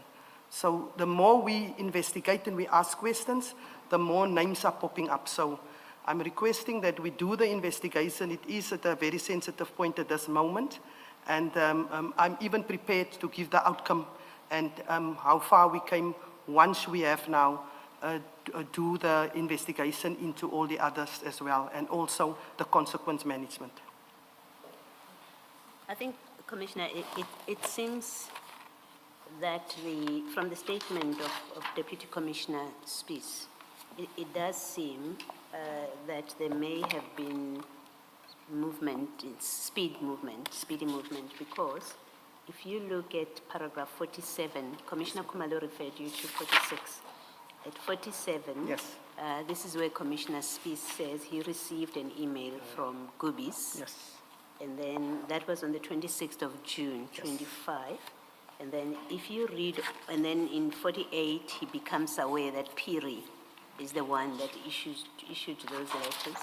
And then you read on the steps that he took, and then you get to 52, paragraph 52. Yes, I'm there. And then it says, on 30 July, Oh, that is the one. internal audit completed the report. This is about a month later. And request to Deputy Dlamini, Umashi Dlamini. Yes. And it seems Deputy Commissioner Dlamini is the one that sat with the report from the 30th of July, the way I read this paragraph, until the 10th of March, 2026. Yes. Is that your understanding as well of what happened? Thank you, Commissioner Baloy. That is the 30th of July that I referred to, that Yes. Brigadier Manar has forwarded to the head, which is, you are 100% Deputy Chief Dlamini, Yeah. I'm also looking at that in that regard. Yeah. That is what I said, that allow me to investigate. And the reason why, is it because with the person that we are supposed to discipline, that other things will come out? So allow me, because we are really advanced at the states in this regard. I'm talking about the internal investigation, not the one with the external ones. Yes. So I'm asking, allow me just to complete. I am prepared to give the feedback in this regard. That is also one of the things I'm looking in, Commissioner Below. You are 100%. Yes. Well, I was going to suggest that perhaps it is for Deputy Commissioner Dlamini, when he comes to testify, to explain to Mr. Kekana why from the 30th of July 2025 he sat with this report until the 10th of March 2026. And immediately when I received it, on the very same day, I actioned it. Yes, thank you. Yes. Thank you. Thank you. Thank you, Mr. Commissioner Below.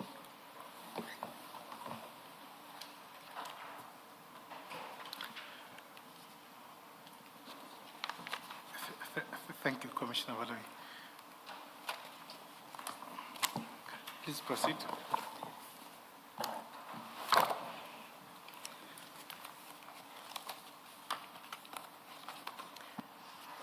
It would seem that the rising cost largely emanated from unauthorized. I think I've read that 48. Am I correct, Commissioners?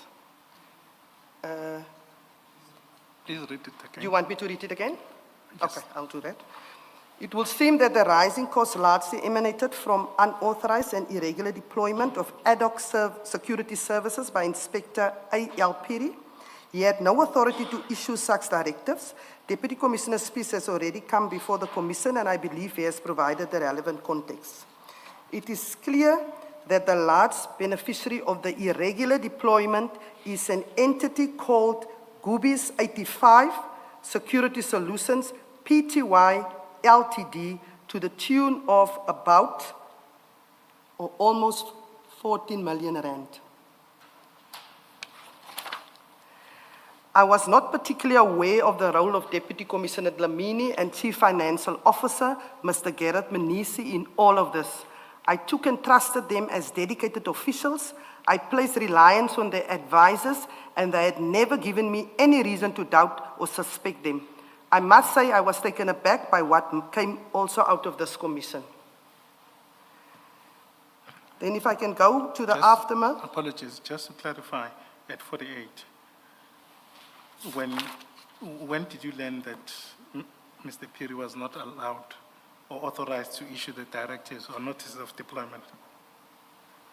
He is not at this level. And I'm saying, when did you understand that? when did I understand? That he's not authorized.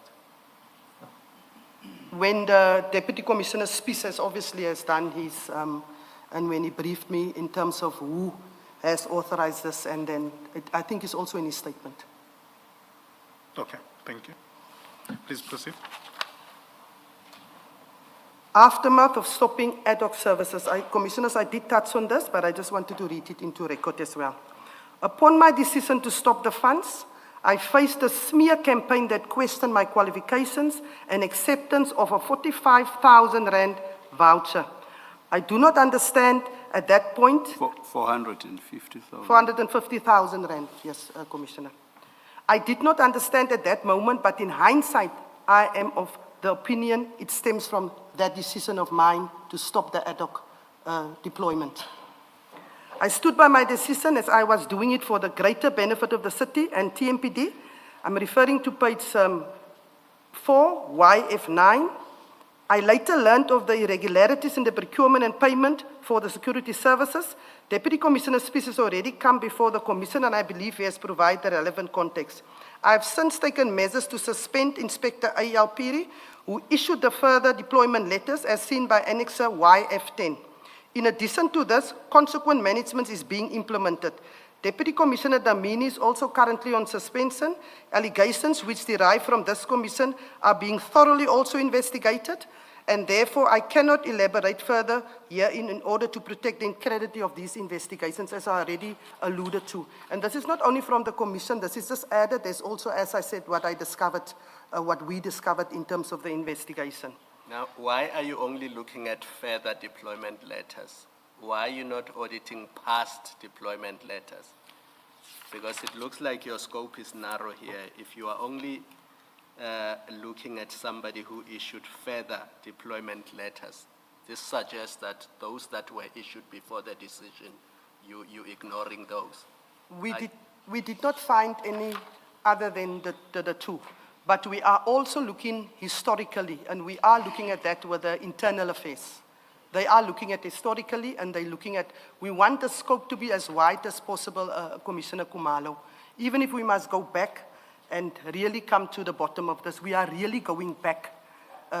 Really, the information that we are requiring, some is difficult to acquire.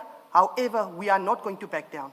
Because it looks We are not like, going to back down. It looks like there was no accountability, at least in terms of, as I understand it, the way these ad hoc deployments work. These were emergency services. So yes. if you need emergency guarding services at a water plant or at a facility of the city, there would be these letters that are issued. But there doesn't seem to be any monitoring of service levels to determine whether what Gubis tells you. If Gubis says, for example, we employed 13 security guards at this reservoir, it doesn't seem like anybody checked that that was in fact the case, that it was in fact 13 guards at this price per guard. And I mean, this is public funds. People just approved invoices without checking service levels, without, enforcing if there were breaches of some of these service levels. There were no consequences because it looks like these companies continued providing services. In fact, to this day, they continue to provide services, just not additional ad hoc services. Commissioner, if you go as far back, you will find that, yes. That is why I said the moment it was handed over, find out the complexity of this, put measures in place, that is ongoing. So you are correct. In the past, I couldn't find that there's a measure in place. In terms of checking up and making sure contracted services that where you deploy, you must have uniform, you must have this equipment, are you there, is it the right amount of staff, and then the level, is it the A grade, B grade, that is one of the things that we also are checking. To make sure, surprise visit, that at any given time, the guards that is supposed to be in terms of the service level agreement are there, and penalty clauses must be implemented. The penalty clauses is very important. So if you found it is against the SLA, you need to activate the penalty clause that is in the SLA. So Commissioner Khumalo, you are correct. Those were some of the things that we found that was lagging and that we correcting in terms of moving forward.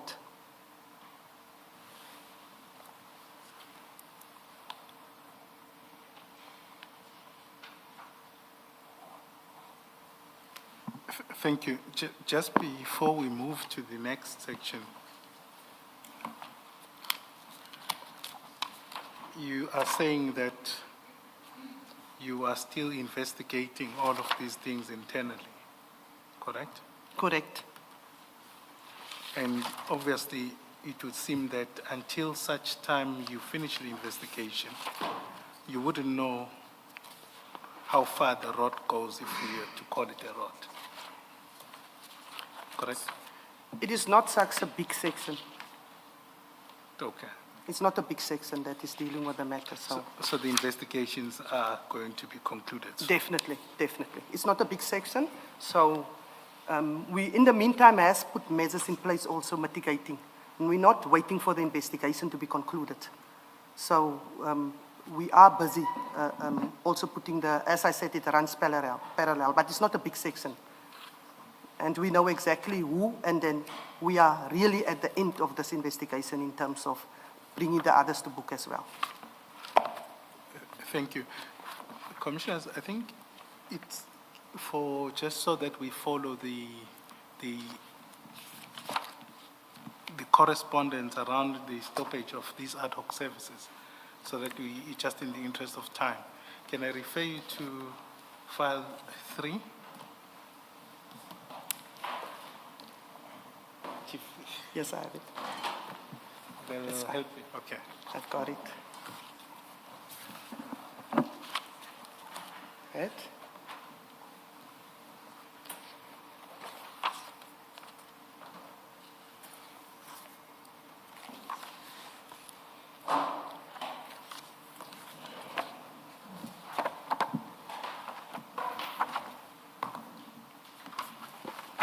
Page, Mrs. Kekana? Page 337 337. All right at the beginning. at the beginning. If you go, I think with the sequence of emails, you go to 343. Is it file 3? File 3, yes. On page? 343, or starting from 342 at the bottom, I'm starting by 657. 657, Yes. file 3. So, yeah, 657.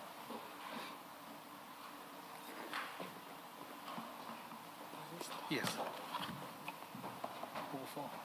Mine is at 650.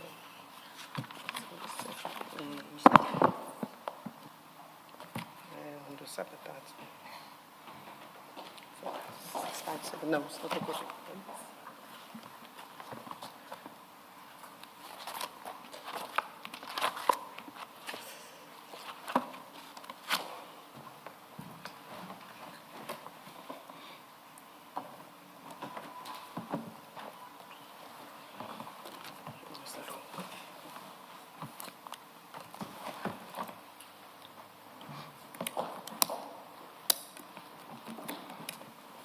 Is file 3, Commissioners. 342 at the bottom, that's an email.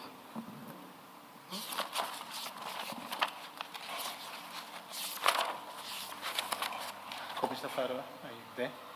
35342? 342 at the bottom. Yes, I'm there. I'm just trying to make sure we all follow. So this is the the email from Umashi Dlamini to Commissioner Rivos Peace, copying amongst others yourself, Deputy Commissioner Boles, and somewhere in the bottom, Chugudu Malachi. And then in that email, this is where he's asking essentially that there must be more funding. Yes. And he explains that there's an increased usage of ad hoc services. And then at page 342, the response from Commissioner Spies is to ask 3 minutes later who approved or mandated the ad hoc services. Correct? That's correct. Correct. And you were still copied in that. There's absolutely no trick with what I'm doing. It's just so that we follow that discussion we were having, because I think we got broken somehow in understanding the sequence. At page 341, that's at the bottom, that's your email. Can I take it COP means Chief of Police? Commissioner of Police. Okay. Commissioner of Police. At the bottom, you then write to Umashi Dlamini and Commissioner Spies, and you say Actually, you expressed shock about that there's 30 additional sites just for January. And you ask who approved this, and you ask Commissioner Walsh. Can you just maybe explain that to us, perhaps in the understanding of ad hoc sites as the debate has been had? You want me to explain the email? Correct your shock Okay. around this thing, so that we just follow as we go. It took me 7 minutes to respond to this email, what I read in the 2 emails. I've then wanted to know the 30 additional sites only for January 2025. I see there's 4 exclamation marks. And then who approved this? The reason why I said Deputy Commissioner Walsh, remember, he was still January and February overseeing APSS. Deputy Commissioner Spies only started 1st of March. Then I wanted to know, did he approve it, DC Walsh? Then I said, I'm not signing off any documentation or requesting additional funds. That moment I was in Mako and I said, I'm currently in Mako. I'm not going to entertain this. DC Spies, please launch investigation in this regard because he was appointed the first, this is 11 days after he was appointed. Then I also then again responded, added to the below email, this behavior must stop as it will cause audit queries which will not only affect the department but the COT as a whole. I'm not going to request additional budget for unauthorized ad hoc sites. I will request an investigation and consequence management. 2 reports must be drafted. 1, and that is obviously after he investigated the authorized ad hoc sites and then also the unauthorized. The authorized ones are easy because we are aware of it. Then I again, a few minutes after that, sent another mail to say, Deputy Commissioners, please stop any ad hoc deployment until the correct procedure determined by you have been implemented, bearing in mind there is no additional funding already. Then I actually, Commissioner Khumalo, I actually referred to this email. And further to the ad hoc C deployment, that is a response from Revo Spies, obviously to Malatsi. Cease deployment if guards, stop the deployment of all ad hoc guards as with effect tomorrow morning. That is why this was actually the email that I referred to Commissioner Khumalo, where he then immediately, you see that is on the 12th, just a few minutes after I sent the email, actually 4 minutes that he actually gave that instruction. The one that, Commissioner, that you alluded to, that he gave him that lip, I was not aware of that because that will be between him and his immediate Deputy Commissioner. But as I said, I want to look into that as well. So that formal letter is on 347.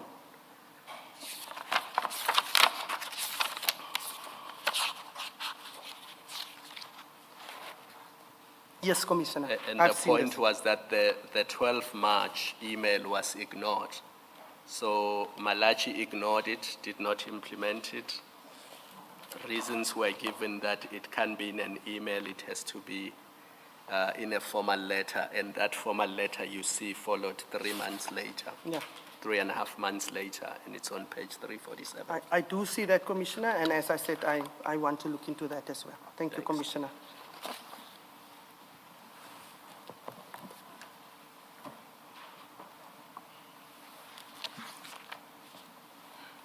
Perhaps it would be unfair to ask you, it should have been an issue that Commissioner Spies would have explained. Yes. If you say immediate, Yes. why does it take Yes. another 2 or 3 No, I'm months going to look into that, definitely. to then Yes. action that? Yes. Because these are the things we just say it's going to take time. Yes. And then I think Commissioner Kumar was saying then, it's public funds that are being Yes. used. Oh, definitely. Correct. I do Mr. agree. Sekakane, we've learned in this commission that immediately does not mean immediately. At least, Commissioner, my immediate is immediate. But be rest assured, I'm going to look into all of this because that was my instruction to everyone. I will look into that, definitely. I expect if I give instruction, everybody must follow it. Thank you, Commissioner Kumalo. I was restraining myself from highlighting immediately. And then if you go to page 338, Still the same file? Same file, yes. This is just the last point, Let's give the page again. 338. 338. I'm there. Now, this is what comes under cover this email, correct? Yes, yes, yes. And when you see it, and apologies for jumping around, when you see it, you see two things. What you see is that this is in January, so it seems Yes. alone. Yes. You've got Trautic Protection Services that has ad hoc sites. Yes. Then we have Mohalahadi Security. Yes. And then we've got Gubis 85 Solutions Security, That's correct. which has sites, according to this, up to 37, That's correct. which total 14 million. And obviously, we understand that there would have been 22 companies or Yes. service providers. Just at the time, did it strike you that Gubis seems to have been this efficient or favored? That is part of the investigation. No, I'm saying at Definitely. the time. Yeah, definitely when I saw it, definitely. Definitely. And then just to follow up, with the investigation, how would it cover whether actually the invoices or the actual deployments, if they say they had 2 guards, how would we know that they actually had 2 guards? Or they just did not have anyone else? Exactly. Is that part of your That investigation? is definitely part of my investigation to, as I said, what is the reasoning for 20 additional? So we are looking at it. What is the reasoning for that? Where were they? Attendance, everything we're looking into. We're definitely looking into all of those. And so, would I then be correct, or maybe I'm wrong, to say that previously there wasn't a method to double check that, perhaps, or it was there? They have the personnel that must do that checks. Also, there are people Yeah, that do the there is checks. people that must do the checks. Contract services that must do the checks to see. Does it, as I said, also ad hoc, let me not use ad hoc, surprise visit, just to see also in terms of, I've explained it in terms of the SLA, you must have the SLA with you. The SLA is very detailed. To see if you are in uniform, the equipment that you must have, the type of guard that you must have, also the amount of guards that you must have there. Because we are aware that you must maybe have 5, but then you deploy 2. So we are aware of that. So you have that component that must check on that. Okay. Yes. No, thanks. Kekana, before you leave this page, Commissioner Farrow, just so that it doesn't look like this commission is picking on Gubi's security for whatever reason, I can't remember where I read this, and you don't have to give us a detailed answer now, but I just need clarity on the 3 entities that we see on page 338. Are you also investigating whether or not any of those entities are owned by city officials? We're looking at everything, Commissioner Kumaro. Because in one of the documents I have seen, I cannot remember which one, there was an allegation made that the first one there, Triotic, is owned by city officials, as in City of Tshwane officials. That may or may not be true, but my question is simply whether you are investigating that as well.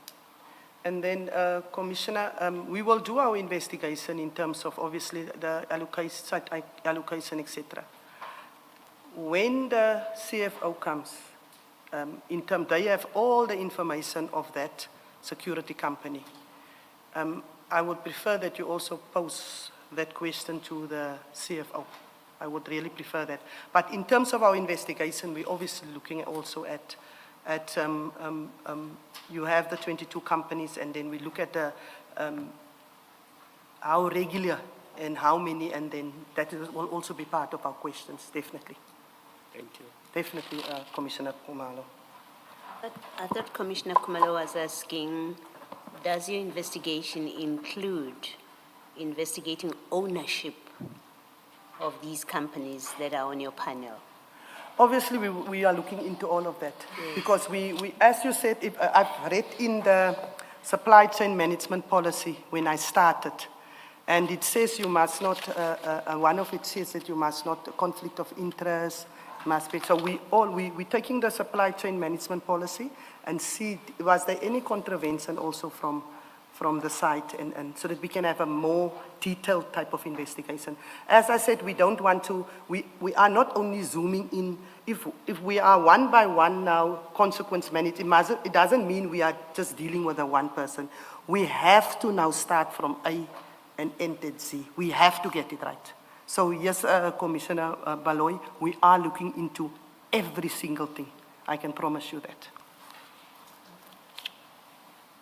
Just to assist Commissioner Khumalo, I think it has been in the media. If I may refer you, just out of interest on that chaotic, yes, that's file 6, Bundle 6. page 548. It's part of the chats that was shared.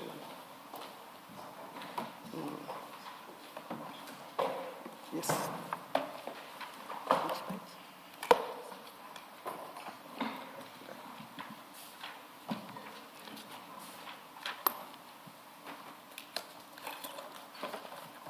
Thank you so much.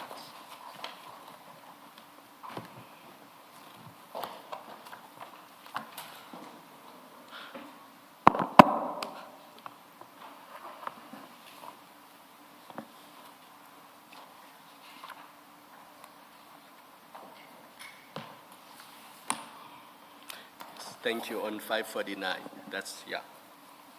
Yes, that's what I just wanted to locate your understanding, perhaps. I didn't intend to at least go through this at this point in time. Thank you. Yes. Please put that file away, yes. Yes.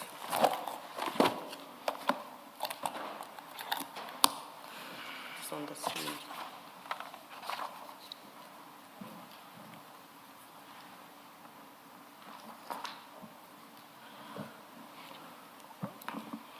Okay. Could you please then continue from page 55 of your statement? Sorry, we put away file 3.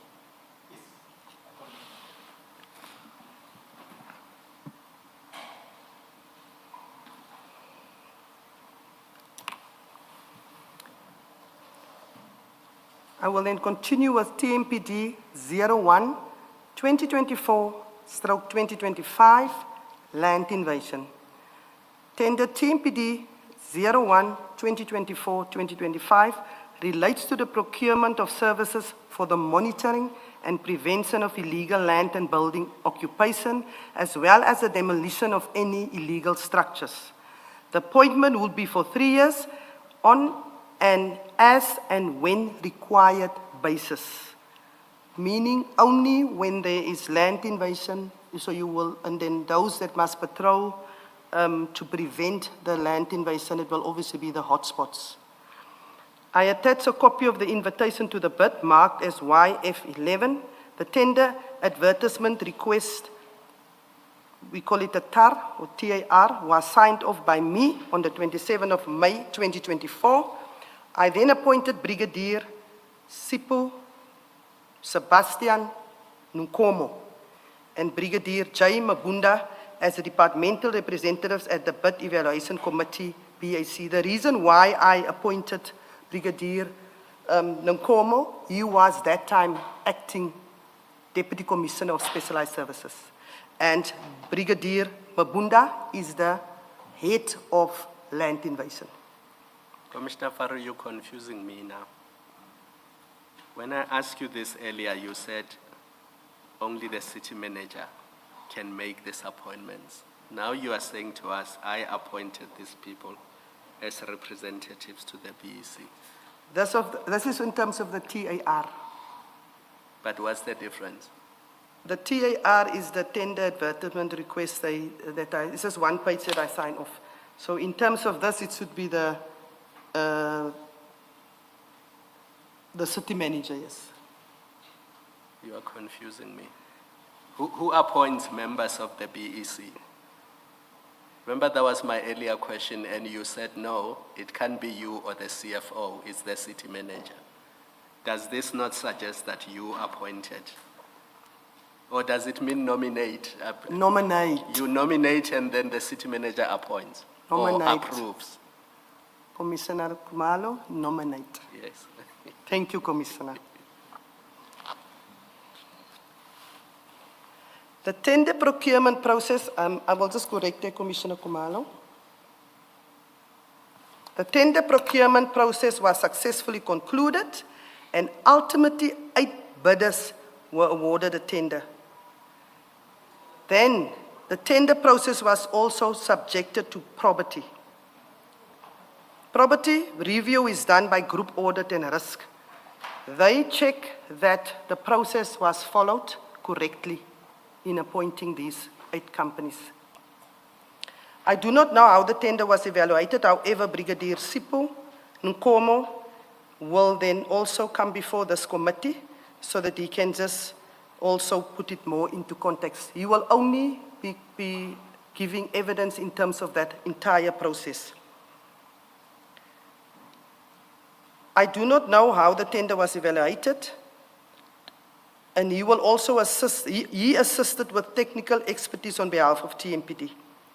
And he will be able to give more context in this regard once he appears before the Commission. Concluding remarks. In conclusion, I wish to reiterate that my tenure as Commissioner to the principles of integrity, as well as transparency and the rule of law.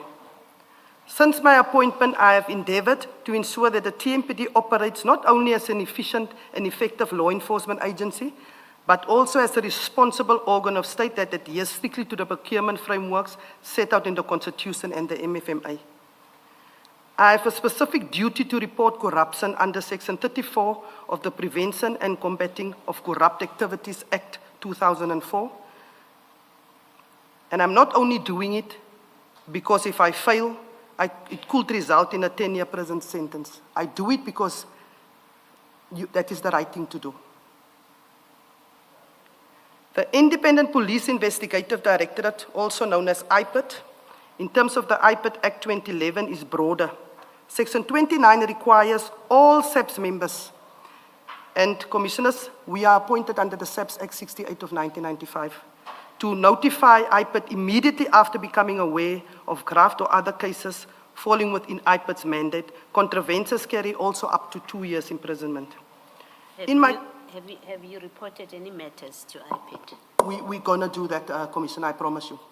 As I said, our investigation, we already reported to other organs of state, as I said. Yes. We are going to, when the investigation is eventually concluded, we are going to make sure any contravention that was there in terms of any law act, we will report it and report it to the national organ of state. What we've picked up, Commissioner, is if you start charging people, they resign and then they just go to somewhere else.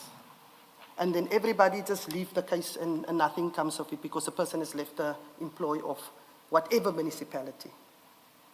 We are not going to allow that. We will still pursue any other contravention and any act. That is what I've given to my investigating head to do.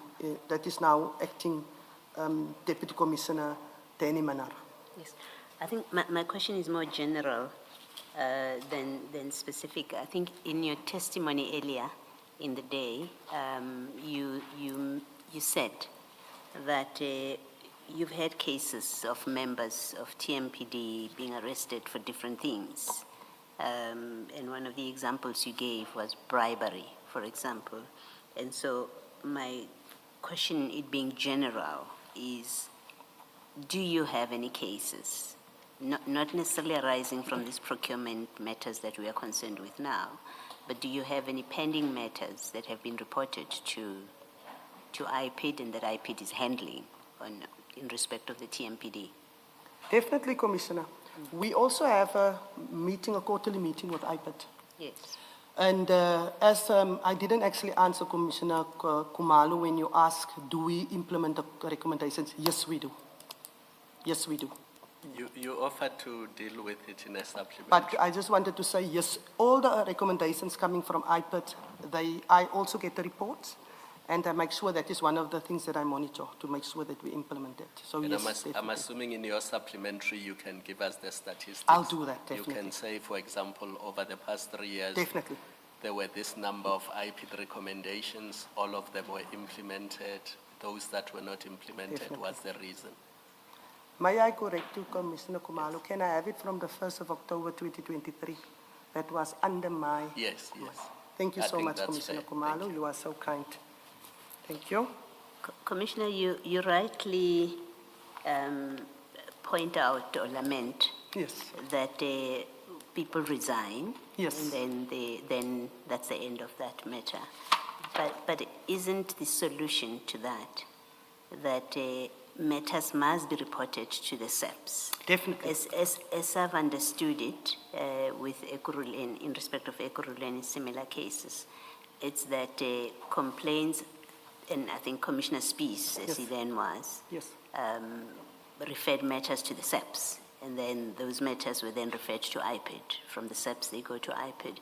Isn't that what should be the practice, in fact, the way to circumvent people escaping criminal prosecution or consequences for what is effectively criminal conduct, that complaints should be lodged with the SAPS?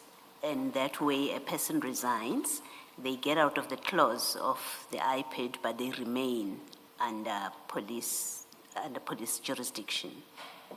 Have you considered? You are 100% Commissioner Baloyi. As I alluded when I did my background, I'm also the chair of the National Commissioners Forum of the country.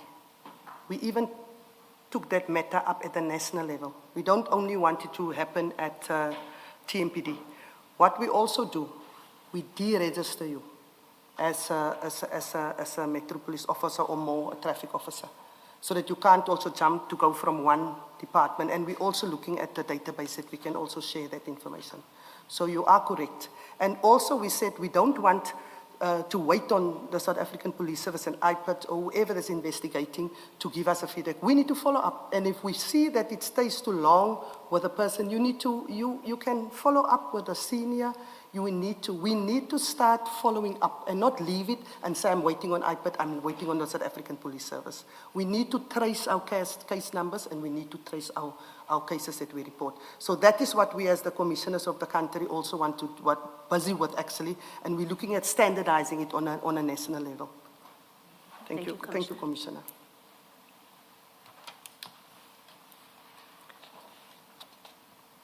Now, paragraph 61. In my commitment, I have taken proactive steps, including the instruction of new control measures to mitigate the risk of irregular expenditure and to safeguard the city's resources. Given what I've learned, I believe it is important that we continue to pay close attention to procurement processes and internal interferences in the manipulation on ongoing process within the TMPD. That must also be done without interference from the person that maybe wants to claim I'm monitoring, but then you interfere as well. I remain fully committed to assisting this commission in its mandate. I hope that the information and documentation provided in the statement, supplemented by the testimonies of deputy commissioners and officials I have designated, and the supplementary homework that I've received, I'm just adding that, Commissioner Khumalo, my homework that I received will provide the necessary clarity on the matters under inquiry. I would also like to highlight to the Commission to assist in protecting those that expose fraud and corruption and any form of irregularities because of what I have experienced. One becomes a target as soon as you expose corrupt activities. And I'm sure, after I've appeared in front of this commission, it will not stop. However, commissioners, I will do this over and over again. I would also want to make use of this opportunity to thank the commissioners and all the evidence leaders and everyone behind the scenes.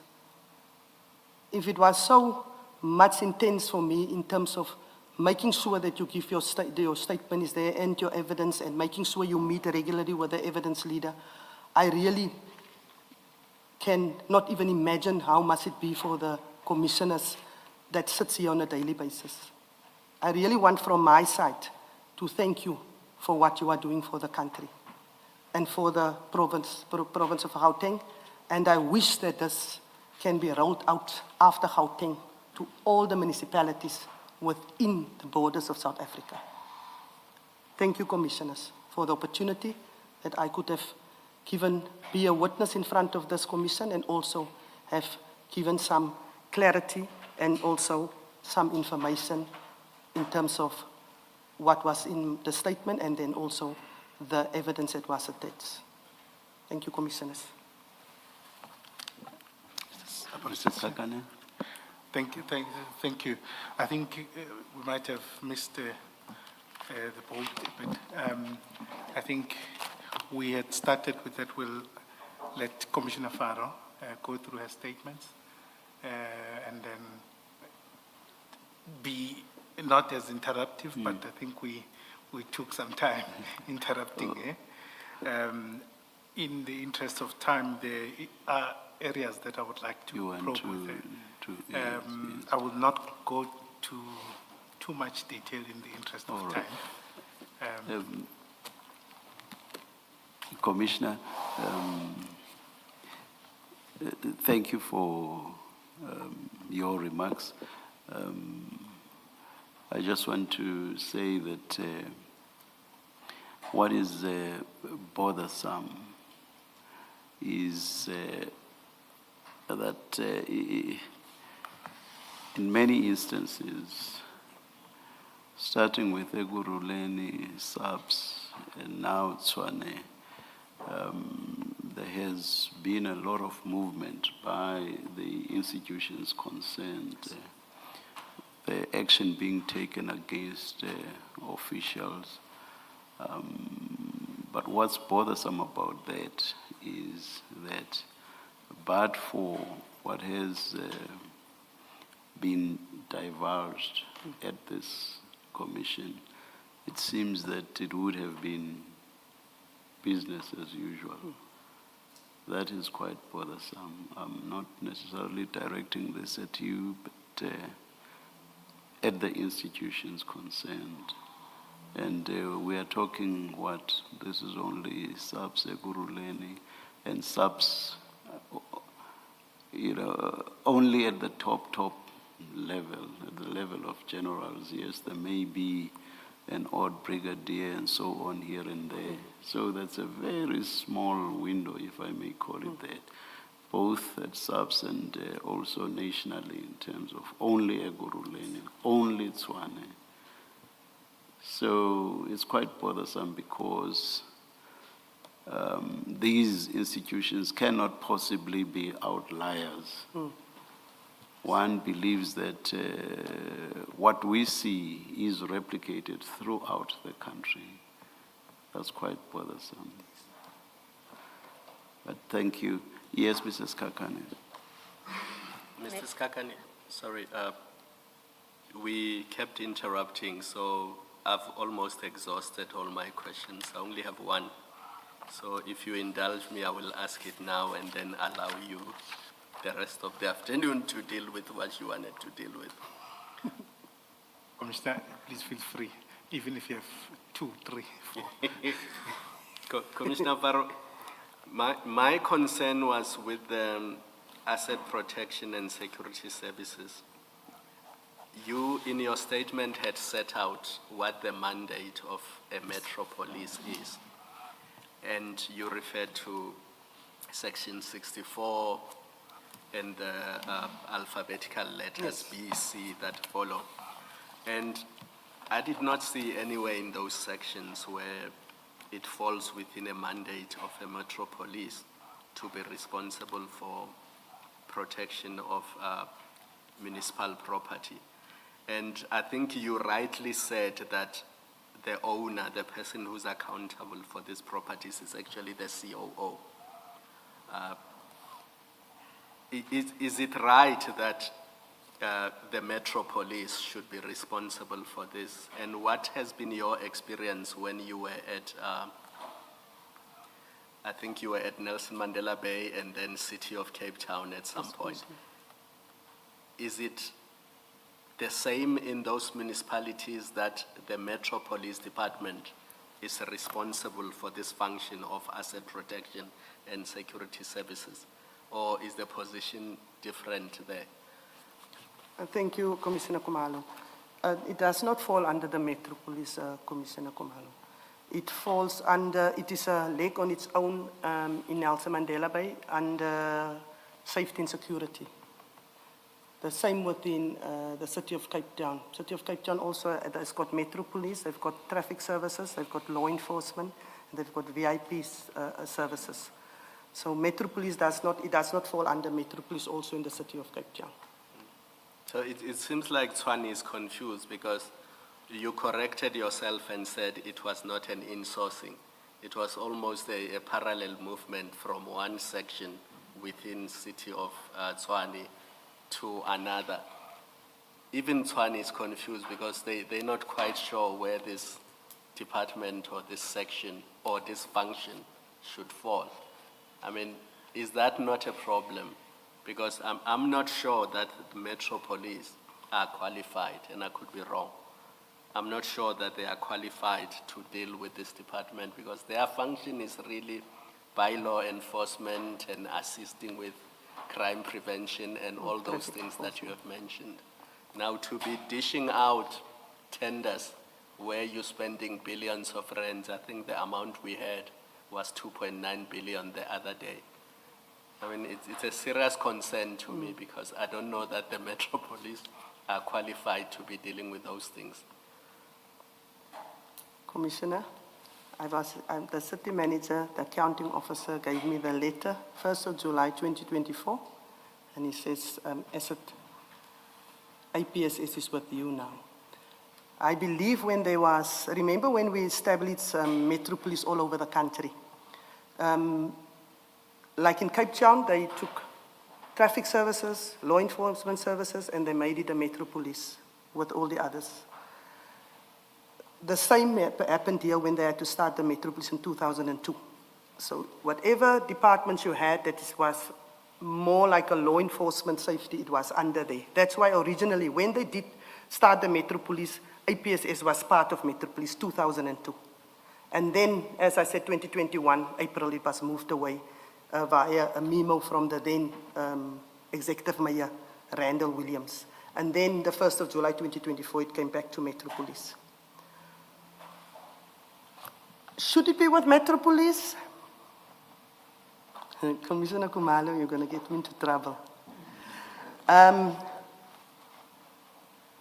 would say if you protect maybe the assets of the city, who is the owner of the assets of the city? So it must either be with the COO, who's got the infrastructure, whether it is the reservoirs or whether it is the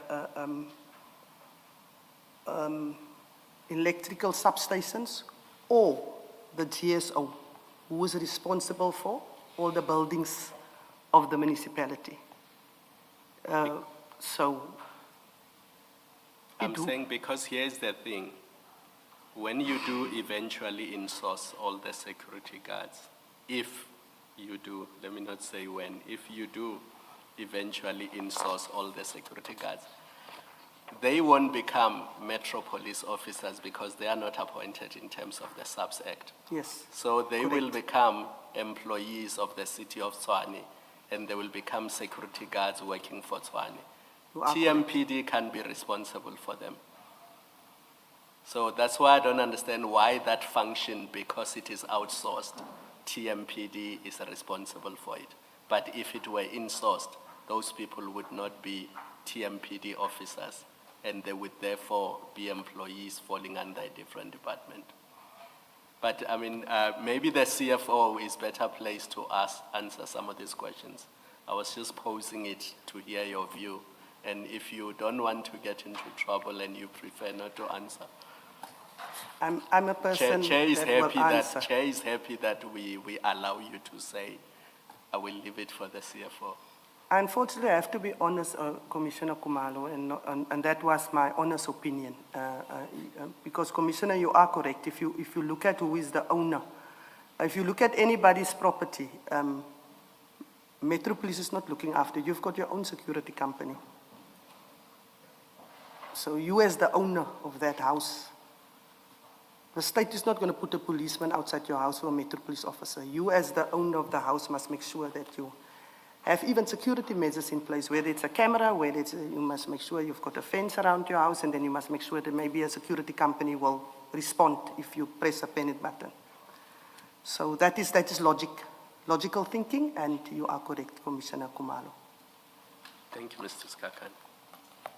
Before you go, Commissioner, in the very last paragraph of your statement where you speak about protection of whistleblowers effectively, you're expressing something similar to what Deputy Commissioner Spies expressed and his experience. My question is, does the city have any measures or anything in place that protects, or that seeks at least, to provide protection to people who want to speak, to whistleblowers? And if the city has, what in fact does it have in place? The city is allowing you to, obviously, if there's information that you want to come forward, that you can do that, whether it is through the group audit and risk, whether it is through the office of the city manager. The city do have measures in place. What I'm really referring to, Commissioner, is that if I take Deputy Commissioner Spies, his remarks that he's a spy and there's silly remarks that is being made, where I think you should applaud people that come forward to actually are not part of the pack and wants to make sure that we do the things the right way. Commissioner, Chairperson, I said I'm gonna say something on a lighter note. When I leave here, Chairperson Madlanga, you will have to pay Lebola because my surname is gonna change to Commissioner Madlanga wherever I enter. The Faro is gone when I walk out of here. I will send my family over. So that is Commissioner Spies, that is his name, Madlanga. There's no Spies anymore. And I actually find it, yes, we can laugh about it, however, I actually feel if you in this country come forward against fraud and corruption, why are you becoming the target? People don't want to be around you. People feel like, what are you doing? You're supposed to come to work to do your work and to do it the right way in terms of all the policies and procedures that are there. However, the moment you speak out or you are a person that makes sure that you stop, as I said, when I stopped that ad hoc, immediately, there was things fabricated. I'm asking the question to establish whether the system, I'm asking about the system, whether the city has a system in place which allows people, for example, to speak confidentially without fear that what they say will soon be told back to whoever they were telling about. That's what I'm I'm trying to figure out. But what you're explaining as requiring protection from is, it seems to me that that's more a cultural issue of an organization, even country, that we have that problem. People, even when you've got the mechanisms in place, eventually people will come to know you're going to testify in court and they're going to ostracize you. And those kind of things seem to require some cultural changes. That's not the kind of question I'm asking. I'm asking in terms of systems in place. For example, if Deputy Commissioner Spies is being harassed, or you even, because you have taken the kind of steps and decisions that you have taken in the discharge of your functions, does the city have in place things like such employees will be disciplined, for example? If you harass me because I'm doing my job and I've stopped you from spending money and I've actually started disciplinary processes against you, does the city have a system and a culture where action can be taken against those people to discourage that kind of behavior? Because there's a level at which it's behavior and cultures that have developed over time, and something has to be done to stop it. But that's a different conversation to, is there anything in place at all? Or we don't have anything in place that allow people to act without fear, with some kind of protection. It may not be perfect, but there are ways I can go anonymously to report the chief financial officer for having, instructed that purchase orders must be created long after the service had been provided. Is there anything like that in the city? Is really what I'm trying to determine. I think we have something in place. We've got a fraud line. We have, but I think, Commissioner, because we have never had a type of a commission of inquiry, it needs to be refined to include also when it comes to appear in front of a commission. I think it's just, as you said, it's maybe standard. However, we need to make sure that we look into that, and maybe not only in municipalities, but all government establishments and departments, to make sure, the same it was with COVID. We never knew COVID, and then we had to put things in place in terms of COVID. We never knew wearing masks and all of that. So the same thing, the commission is a very good thing of inquiry. And I think whatever policies we have, or directives we have, or SOPs we have, we need to refine it now around that. That is even part of mine at my department that I'm going to work with as part of my workshop, that I want to include it so people can feel free. But then it needs to be in each and every department. It maybe comes from also, as I said, we need to refine it and include it. And then we must make sure that there is, I'm maybe lucky that I have my detail with me because of the post that I have. However, it's not everybody that's got the detail because of the post that they have.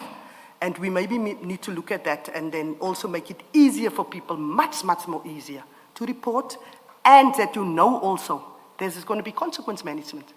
Because it's no use you report and that person stay in the government environment or in the municipality, and that person is even aware confidentiality is also very important, and that person is aware you are the person that came forward. So all of that we will have to maybe refine it a little bit to make sure we include the commission as well, and then also what we experience practically, and maybe make that also part of outcome, Commissioner Beloy. I think that will help a lot. Thank you, Commissioner Beloy. The second is a clarification on something that we dealt with earlier, but maybe before I do that, let me conclude this part by saying you have, for example, under the Commissions Act, where it's a criminal offense to interfere with the work of the commission. 100%. So if someone who has testified or is about to testify is being harassed in whatever way, the perpetrator may well easily fall into you are interfering with the work of the commission, and it may well be that in the city or in the forum of police chiefs you may want to start that kind of discussion. But the second thing that I wanted to raise is, and it's more to clarify, In the correction that you made, remember we had that discussion about insourcing? Yes, yes. And just moving people Yes. across? Yes, And Commissioner. I accept the correction that you have made. But does it mean therefore that Tshwane has never done an insourcing exercise? The 1,271 was insort or capacity built in 2019. So that's why we have the outsource, and the 1,271 was insourced. Okay. However, as I said, it was insourced, but they did not include or make sure that there's a plan, and we Yes. did it now. Let us train them. Let us make sure they have medical aid. Yes. Make sure they've got pension. Those things were not, so they were insourced, but they failed to implement that. That plan, okay. So that is also what I was busy with now all the time, and we picked that up, and we made sure that over the 3-year period, first you get your medical aid. They also didn't get a 13 check. So Yes. all those things, we had to actually make sure that that in-source staff or the capacity builds, in-house capacity, that we make sure we correct that before we can even in-house capacity build Yes. more. Let us first correct that. Thank you. Thank you, Thank you, Commissioner Baloy. Thank you, Mrs.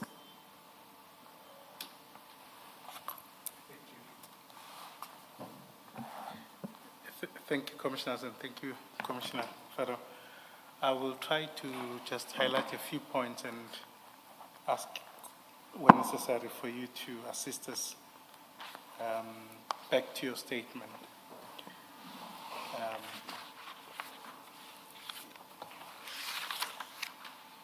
You've spoken about your duties or roles and functions, and part of it is that you bear the ultimate responsibility for the TMPD. Yes, that's correct. And part of that also goes to recruitment, appointments, promotion, transfer of members. And part of that also includes managing discipline. That's correct. Correct. Would you,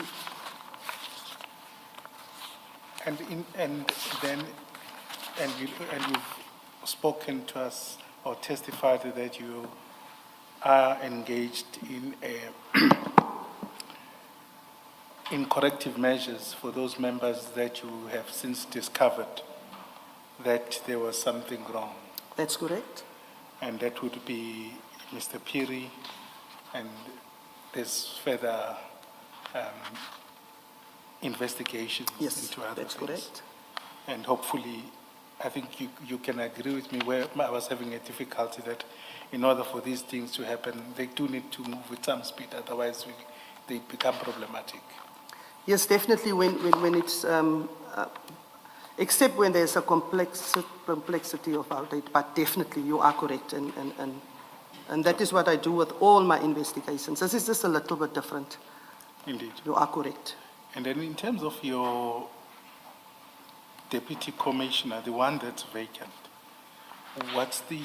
how long you said it's been a while. What are the plans about? We have now started the process again. Yes, we have advertising? already started the process. Okay. It's just now the holidays that came in between, but definitely. But I want to put it on record. If I, again, don't find the right person, I will have to re-advertise again. I'm not just going to appoint somebody for the sake of appointing. Thank you. And also, I think we've gone too many things.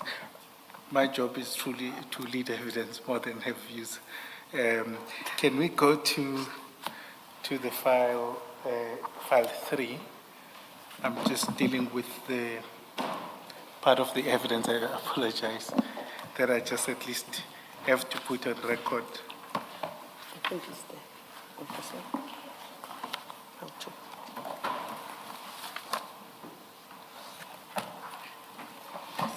Thank you.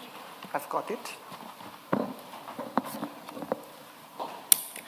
Page 382.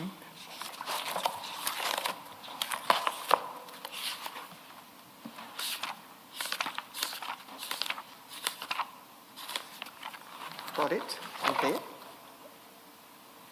Thank you. I'm there. Thank you.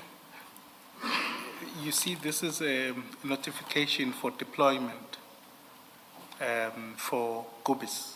Yes, I can see And it. at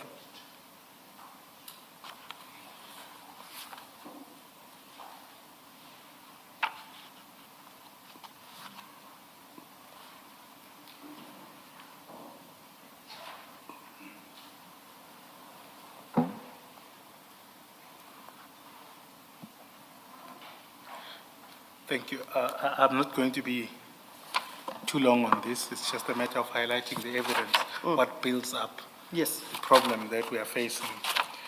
This is a notice, and I would imagine there's no doubt about it. But at the bottom there, we see that the person who is signing, and will obviously put it to him whether he's Yes. it's his signature, is Mr. Piri. yes, 100%. And Commissioner Spies has spoken or came to testify and identified that Mr. Piri signed these notices and that he was not authorized. Yes. And I suspect, and earlier on, you said the same Yes. thing. I agree.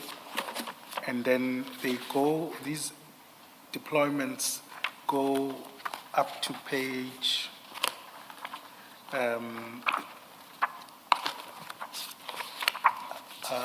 up to page 424.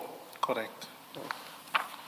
And in the majority, they are signed by Mr. Piri. Yes, that's correct. Perhaps to avoid, at the risk of speculation, would you know why he would be the one that's signing? What are the possibilities for signing these deployments? Or maybe let me put it this way. In terms of his level, where is he and who does he report to? And as far as you know, could this happen properly? Obviously, this is not, I've already said previously, this is what we picked up and it's caused an investigation, and then we found obviously that this is also stemming from the email that was sent to say that is on the 12th of March. This is part of that investigation.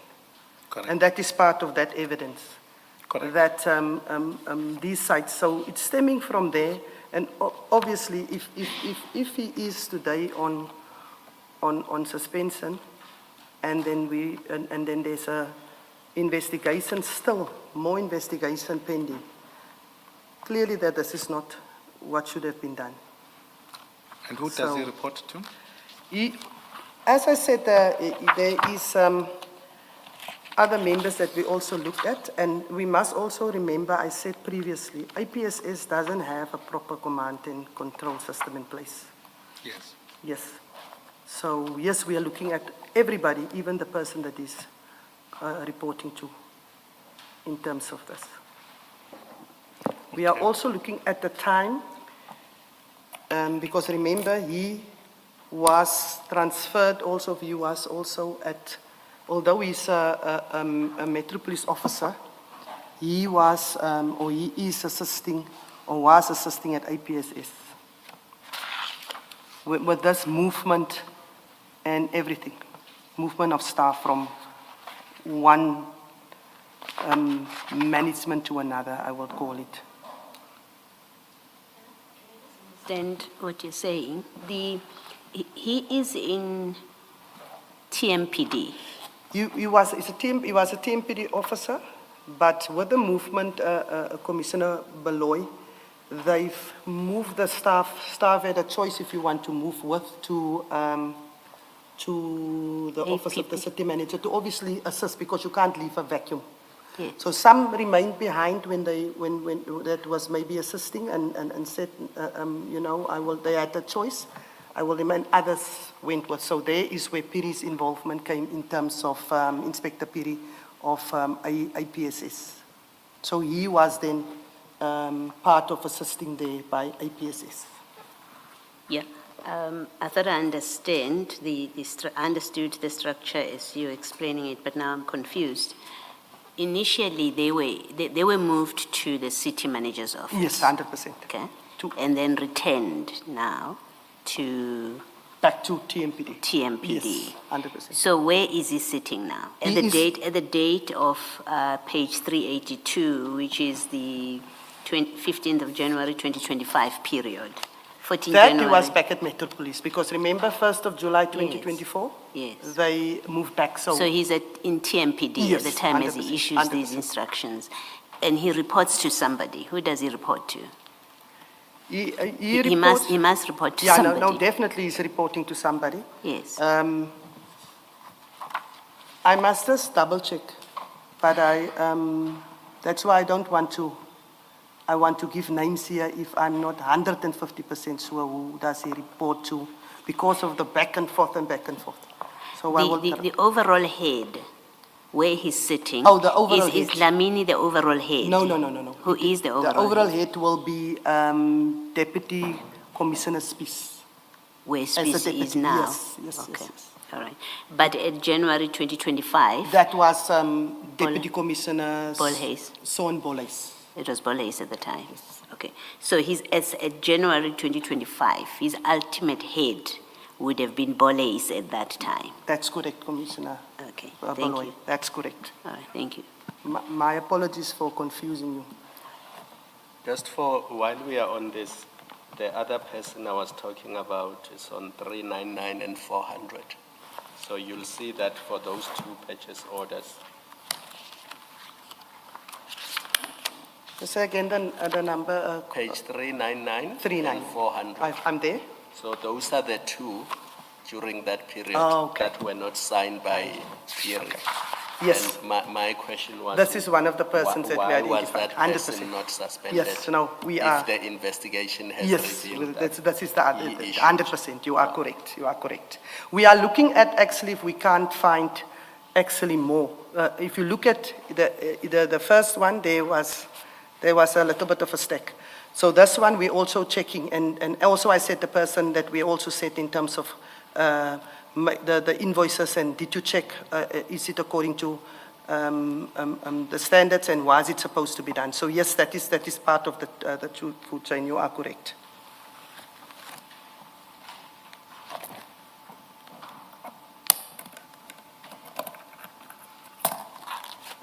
So this Dr. Madlanga is a senior superintendent. Does he also, I don't know whether it's a he or she, do they report to? Also, yes. Bolhuis. To Bolhuis that time, Yes. and now to Spies. That Now is to correct. Spies. That is correct. And you are saying that obviously there's there's some reasoning why Yes. he's not placed on Yes. suspension. Yes. There's a reason to that. That's that.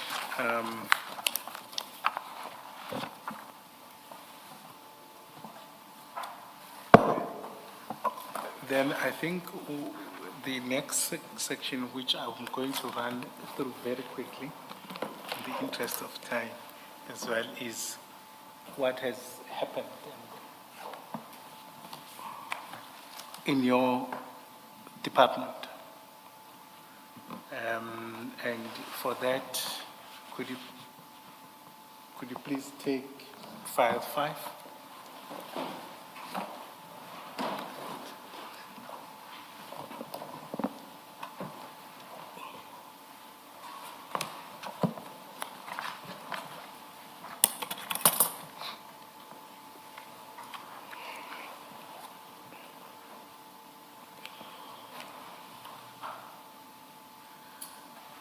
Now, this is a file containing WhatsApp chats, and I think you may be familiar with them, and in the commission, when Sergeant Kosi came to testify.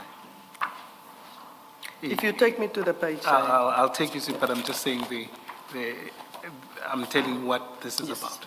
That's fine. And I understand you may be at a disadvantage in the sense that these are not your WhatsApps, but I just want to highlight a few things for you.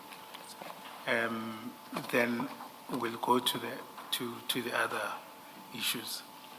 One is that what we see in these chats generally is that there is a close relationship between the CFO, that's Mr. Mnisi, and Mr. Nkosi, Sergeant Nkosi. And if you look at it, they call each other bras, they go to the shooting range. They seem to have a very cozy and very close relationship between the two of them. I don't want to take you through to each WhatsApp, but just accept that's what I'm saying. As an example, if you go to page 10 of that file,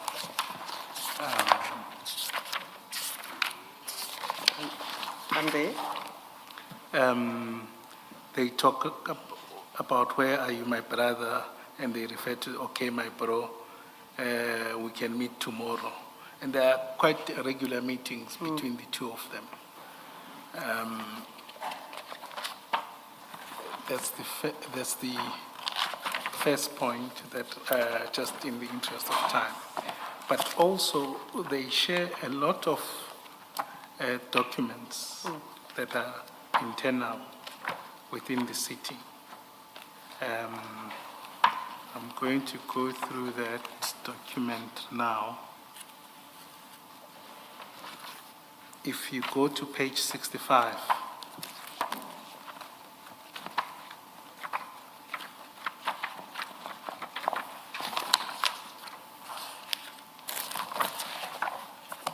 And there?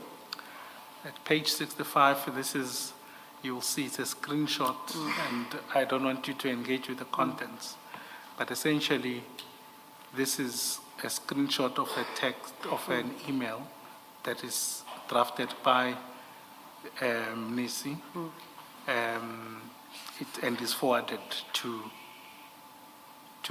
Sergeant Nkosi. You see that?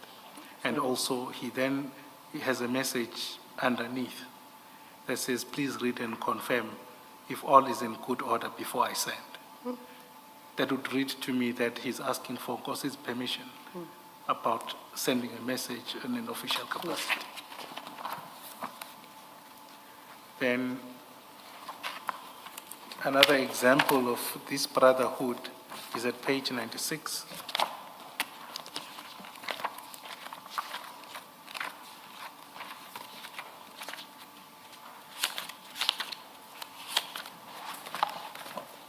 And there? And then just below the midsection, Sergeant Nkosi, take it for granted that that's his number, zero tolerance. He says, compliments my brother, indeed, in you I found a true brother. You see this coziness between the two of them. I do.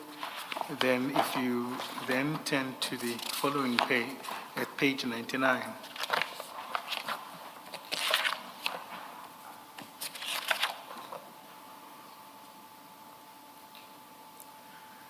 that's the CFO sending a tender advert to Mr. Nkosi, and then he advises him and says, Mfethu, I have sent the above to Peggy. We need to regroup on it. Now, I accept that you're not the person that wrote that message, but what it does suggest is that, rightly or wrongly, the CFO is sending an internal advert, as it were, to Sergeant Nkosi. And it seems that they say we need to regroup on it, meaning there is some coordinated effort of some sort. Correct? Yes. That's how it reads anyway. Yeah. This is how I The understand. CFO will come through. Yes, the CFO will obviously. And then if you turn over to page 100,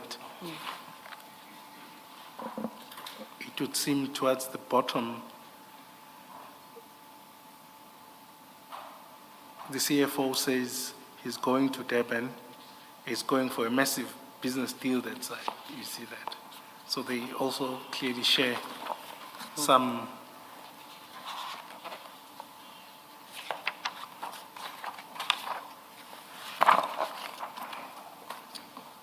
And then if you go to the following page 102,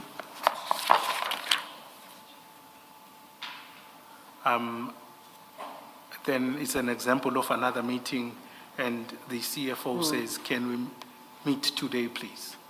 So it's another incident of these regular meetings between the two of them. And as you can see, the file is thick with a lot of messages exchanged between them.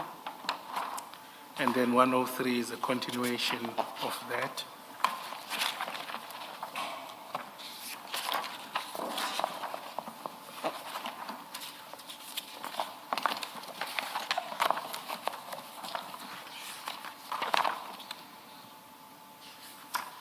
Okay. Then if you go to page 114,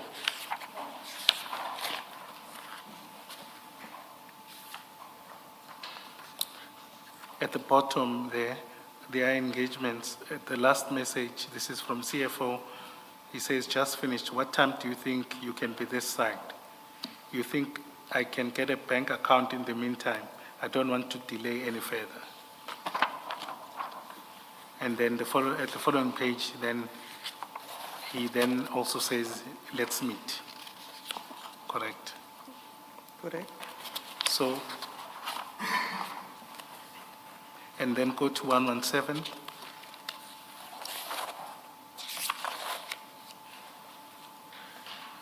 Then it's at the bottom, it is a photo. Then below it, this is CFO saying, it's okay, my brother, we are managing this guy, my brother. I just wanted to show you, Mbungulu will never win. All right? Now, what I'm trying to point out to you is that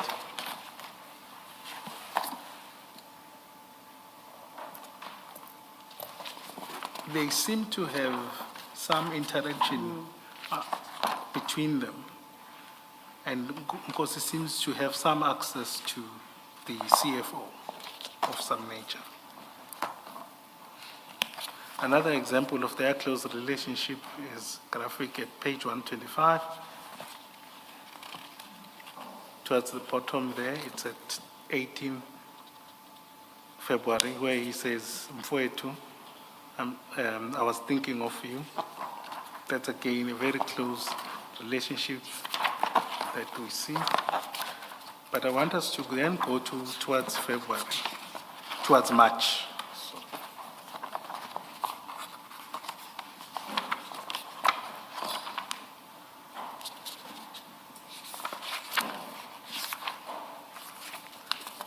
Go to page 133.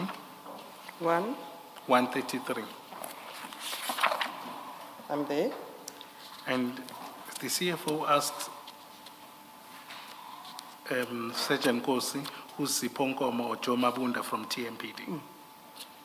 Right, and then next page.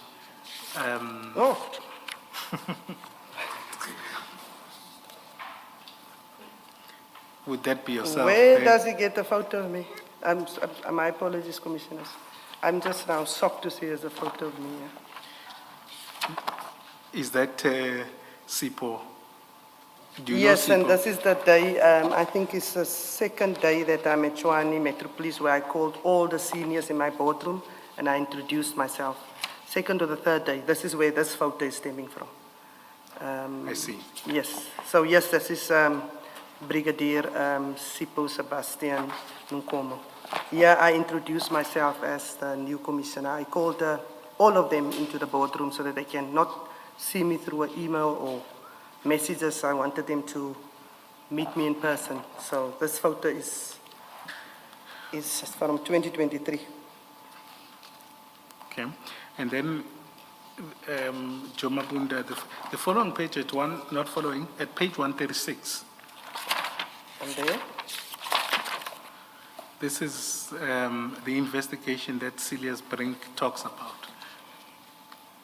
I think we referred to it about one of the suppliers, about the investigation into a security tender.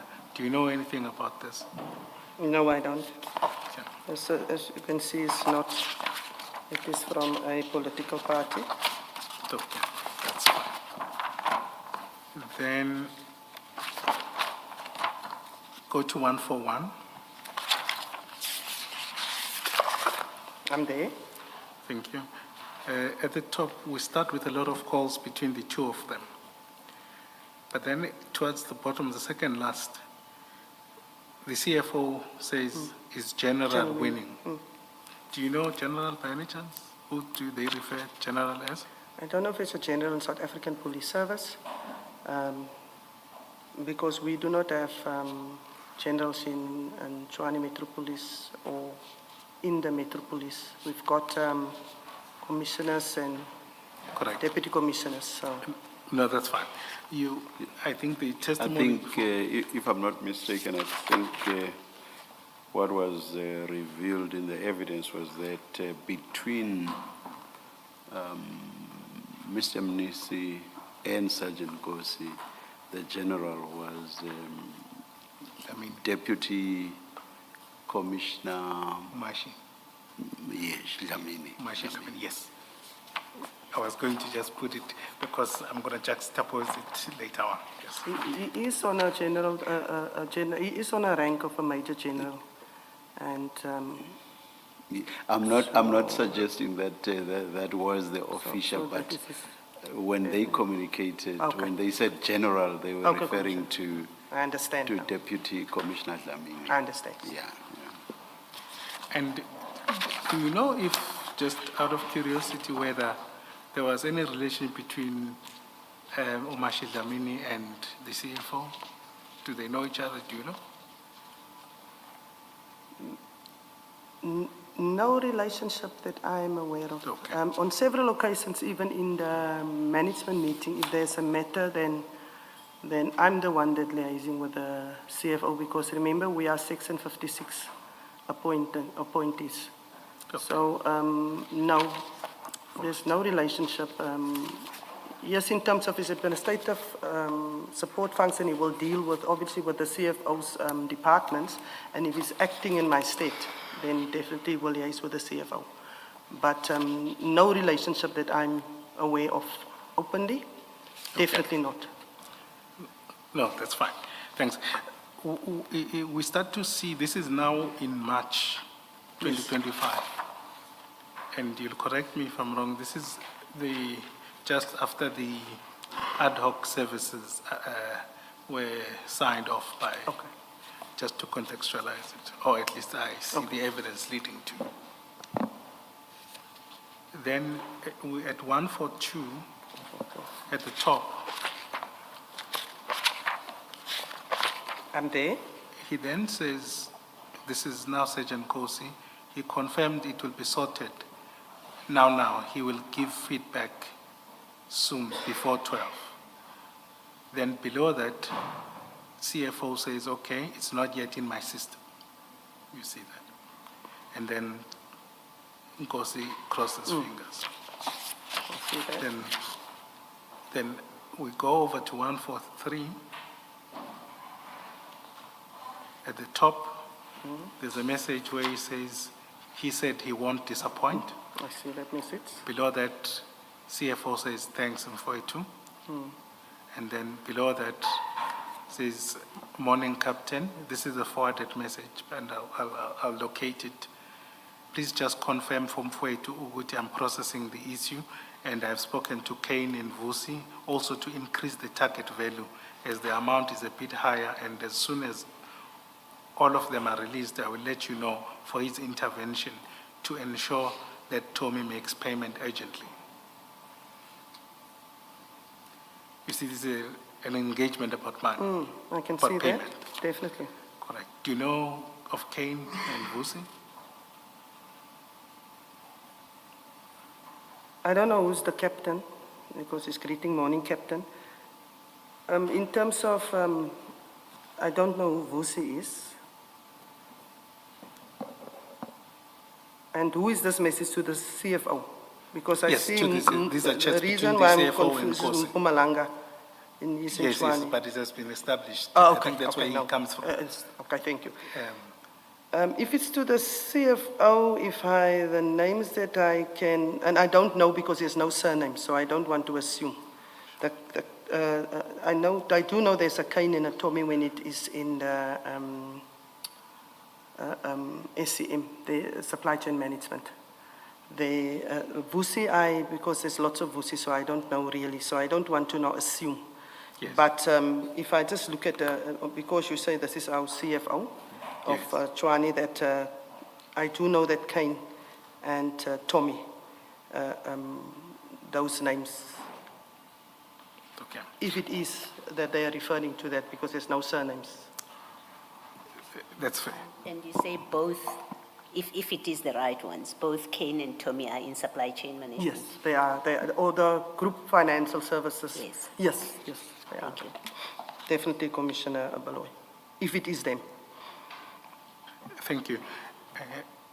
But just to contextualize this, I do apologize. Just leave that file open. Go to file 6. 6. Got it? I'm getting good at this. I've got it. You've got it. Let me wait for the commissioners. In the meantime, turn to page 427. 427. Yes. 427. On there. In the middle, well, let me just first contextualize. These are WhatsApp chats between Umashi Dlamini, General, and Zero Tolerance, who's Nkosi, Sergeant Nkosi. In the middle, there's a message, and I'll read it. It says, "Morning, Captain." That's chat number 4. Chat number 4, indeed. Sorry, apologies. Yes. Can you see? Yes, I'm Oh, there by okay. chap number 4. Um, Thank you, Chairperson. It says, "Morning, Captain. Please just confirm from Mpofu Uguti, I am processing the issue, and I've spoken to Kane and Vusi also to increase the target value as the amount is a bit higher, and as soon as all of them are released, I will let you know for his intervention to ensure that Tommy makes payment urgently." You see, it's identical. It's identical. So this message was then forwarded by Sergeant Nkosi to CFO for payment. So the discussion is around payment. All right. While we are there, you will then go down in the same file towards I think, chat 7. And it says, Mpofu is the general winning, right? You see that with 3 Yes, it's the question same. marks. Yeah, see. If you then go to file 5, you see that Yes, same message, identical. right? So what seems to be happening is that Nkosi is playing middleman between the two about discussions. You see that? Yes, I do see. All right. Then go down, still at 143, file 5 now. Commissioners, you may just put away file 6. We'll come back to So it we later on. want to file 5. File 5. I think that's where we were Oh, where initially. we were. Yes.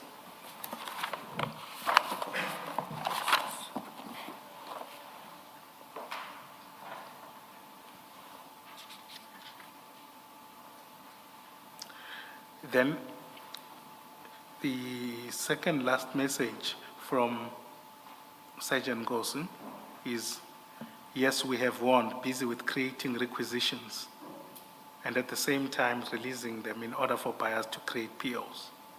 You see that? I see the message. Now, he is owning the process and says we Yes, have won but either way, he's in the middle of it. Now, you'll recall earlier we're dealing about ethics in the Yes, SCM yes. policy. Just at your level, would you say that Sergeant Nkosi has any role to play in these discussions? Definitely not. So isn't Sergeant Nkosi from the South African Police Service? Yes, it is. He is not an employee of the City of Tshwane or supply chain management. No, I fail to understand what is his role. Okay. But then it would be a problem if that was the case. Yes, definitely. Okay. What it would also highlight is that within the TMPD, there is a problem. No, definitely, if he is playing a role that he's not supposed to from external department. Yes. Also in terms of the previous, all the messages that you have read into record and took us through. Yes, it's concerning, definitely.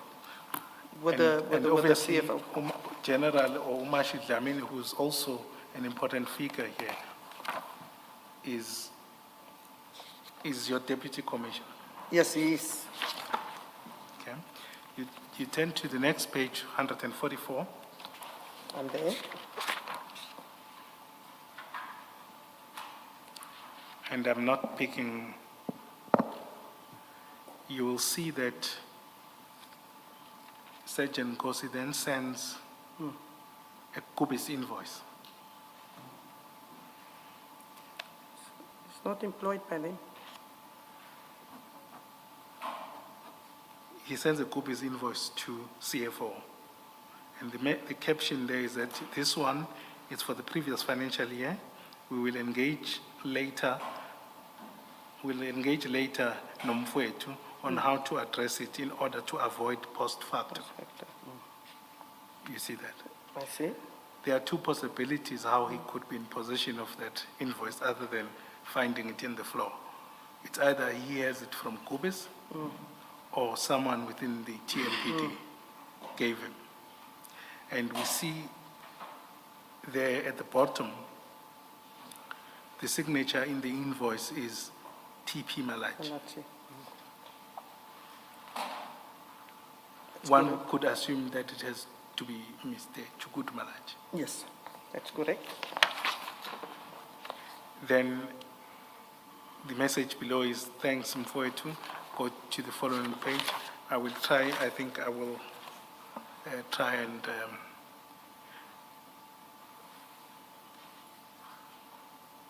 the next at the top, there's a message, evening captain. You see that? Yes, I do. Right?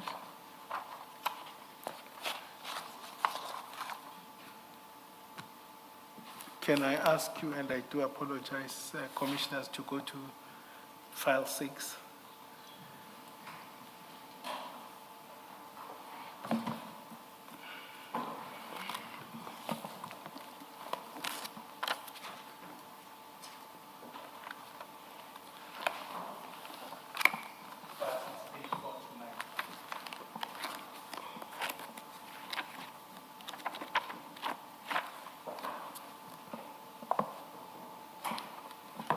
Just again, sorry.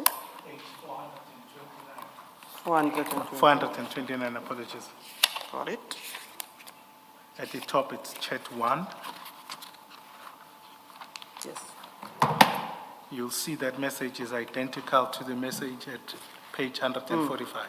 Yes, it's identical. And that would also again indicate that there is a web of sorts. Yes, definitely. And Sergeant Nkosi plays some role Yes. in that web. And then at page 145 of file 5, then CFO says, thank you for it, much appreciate. Much appreciated. Let's push to finalize everything tomorrow so we can pay those guys before Friday. At the bottom, there's another message from him, the second last one. He says, Yes. please extend my gratitude to the general. He has delivered. POs as per the request have been approved. See you later. Yes, I see that. That's just on that segment. Now, what I was trying to achieve or to show you is that you've got an intervention around the same time of these ad hoc payments, Yes. where there was a request for funding. But there is this, it may be or may not be related, but you've got Kubis being central here, and also their invoice Yes. is being processed, Yes. so to speak. Definitely. And you've got someone external that is there, that seems to be the facilitator. And just to avoid any waste of time, Sergeant Kosi did come and testify and didn't dispute that he did play some role in assisting in the processing of payments. But it may be from the fact that it is out of his nobility, not anything.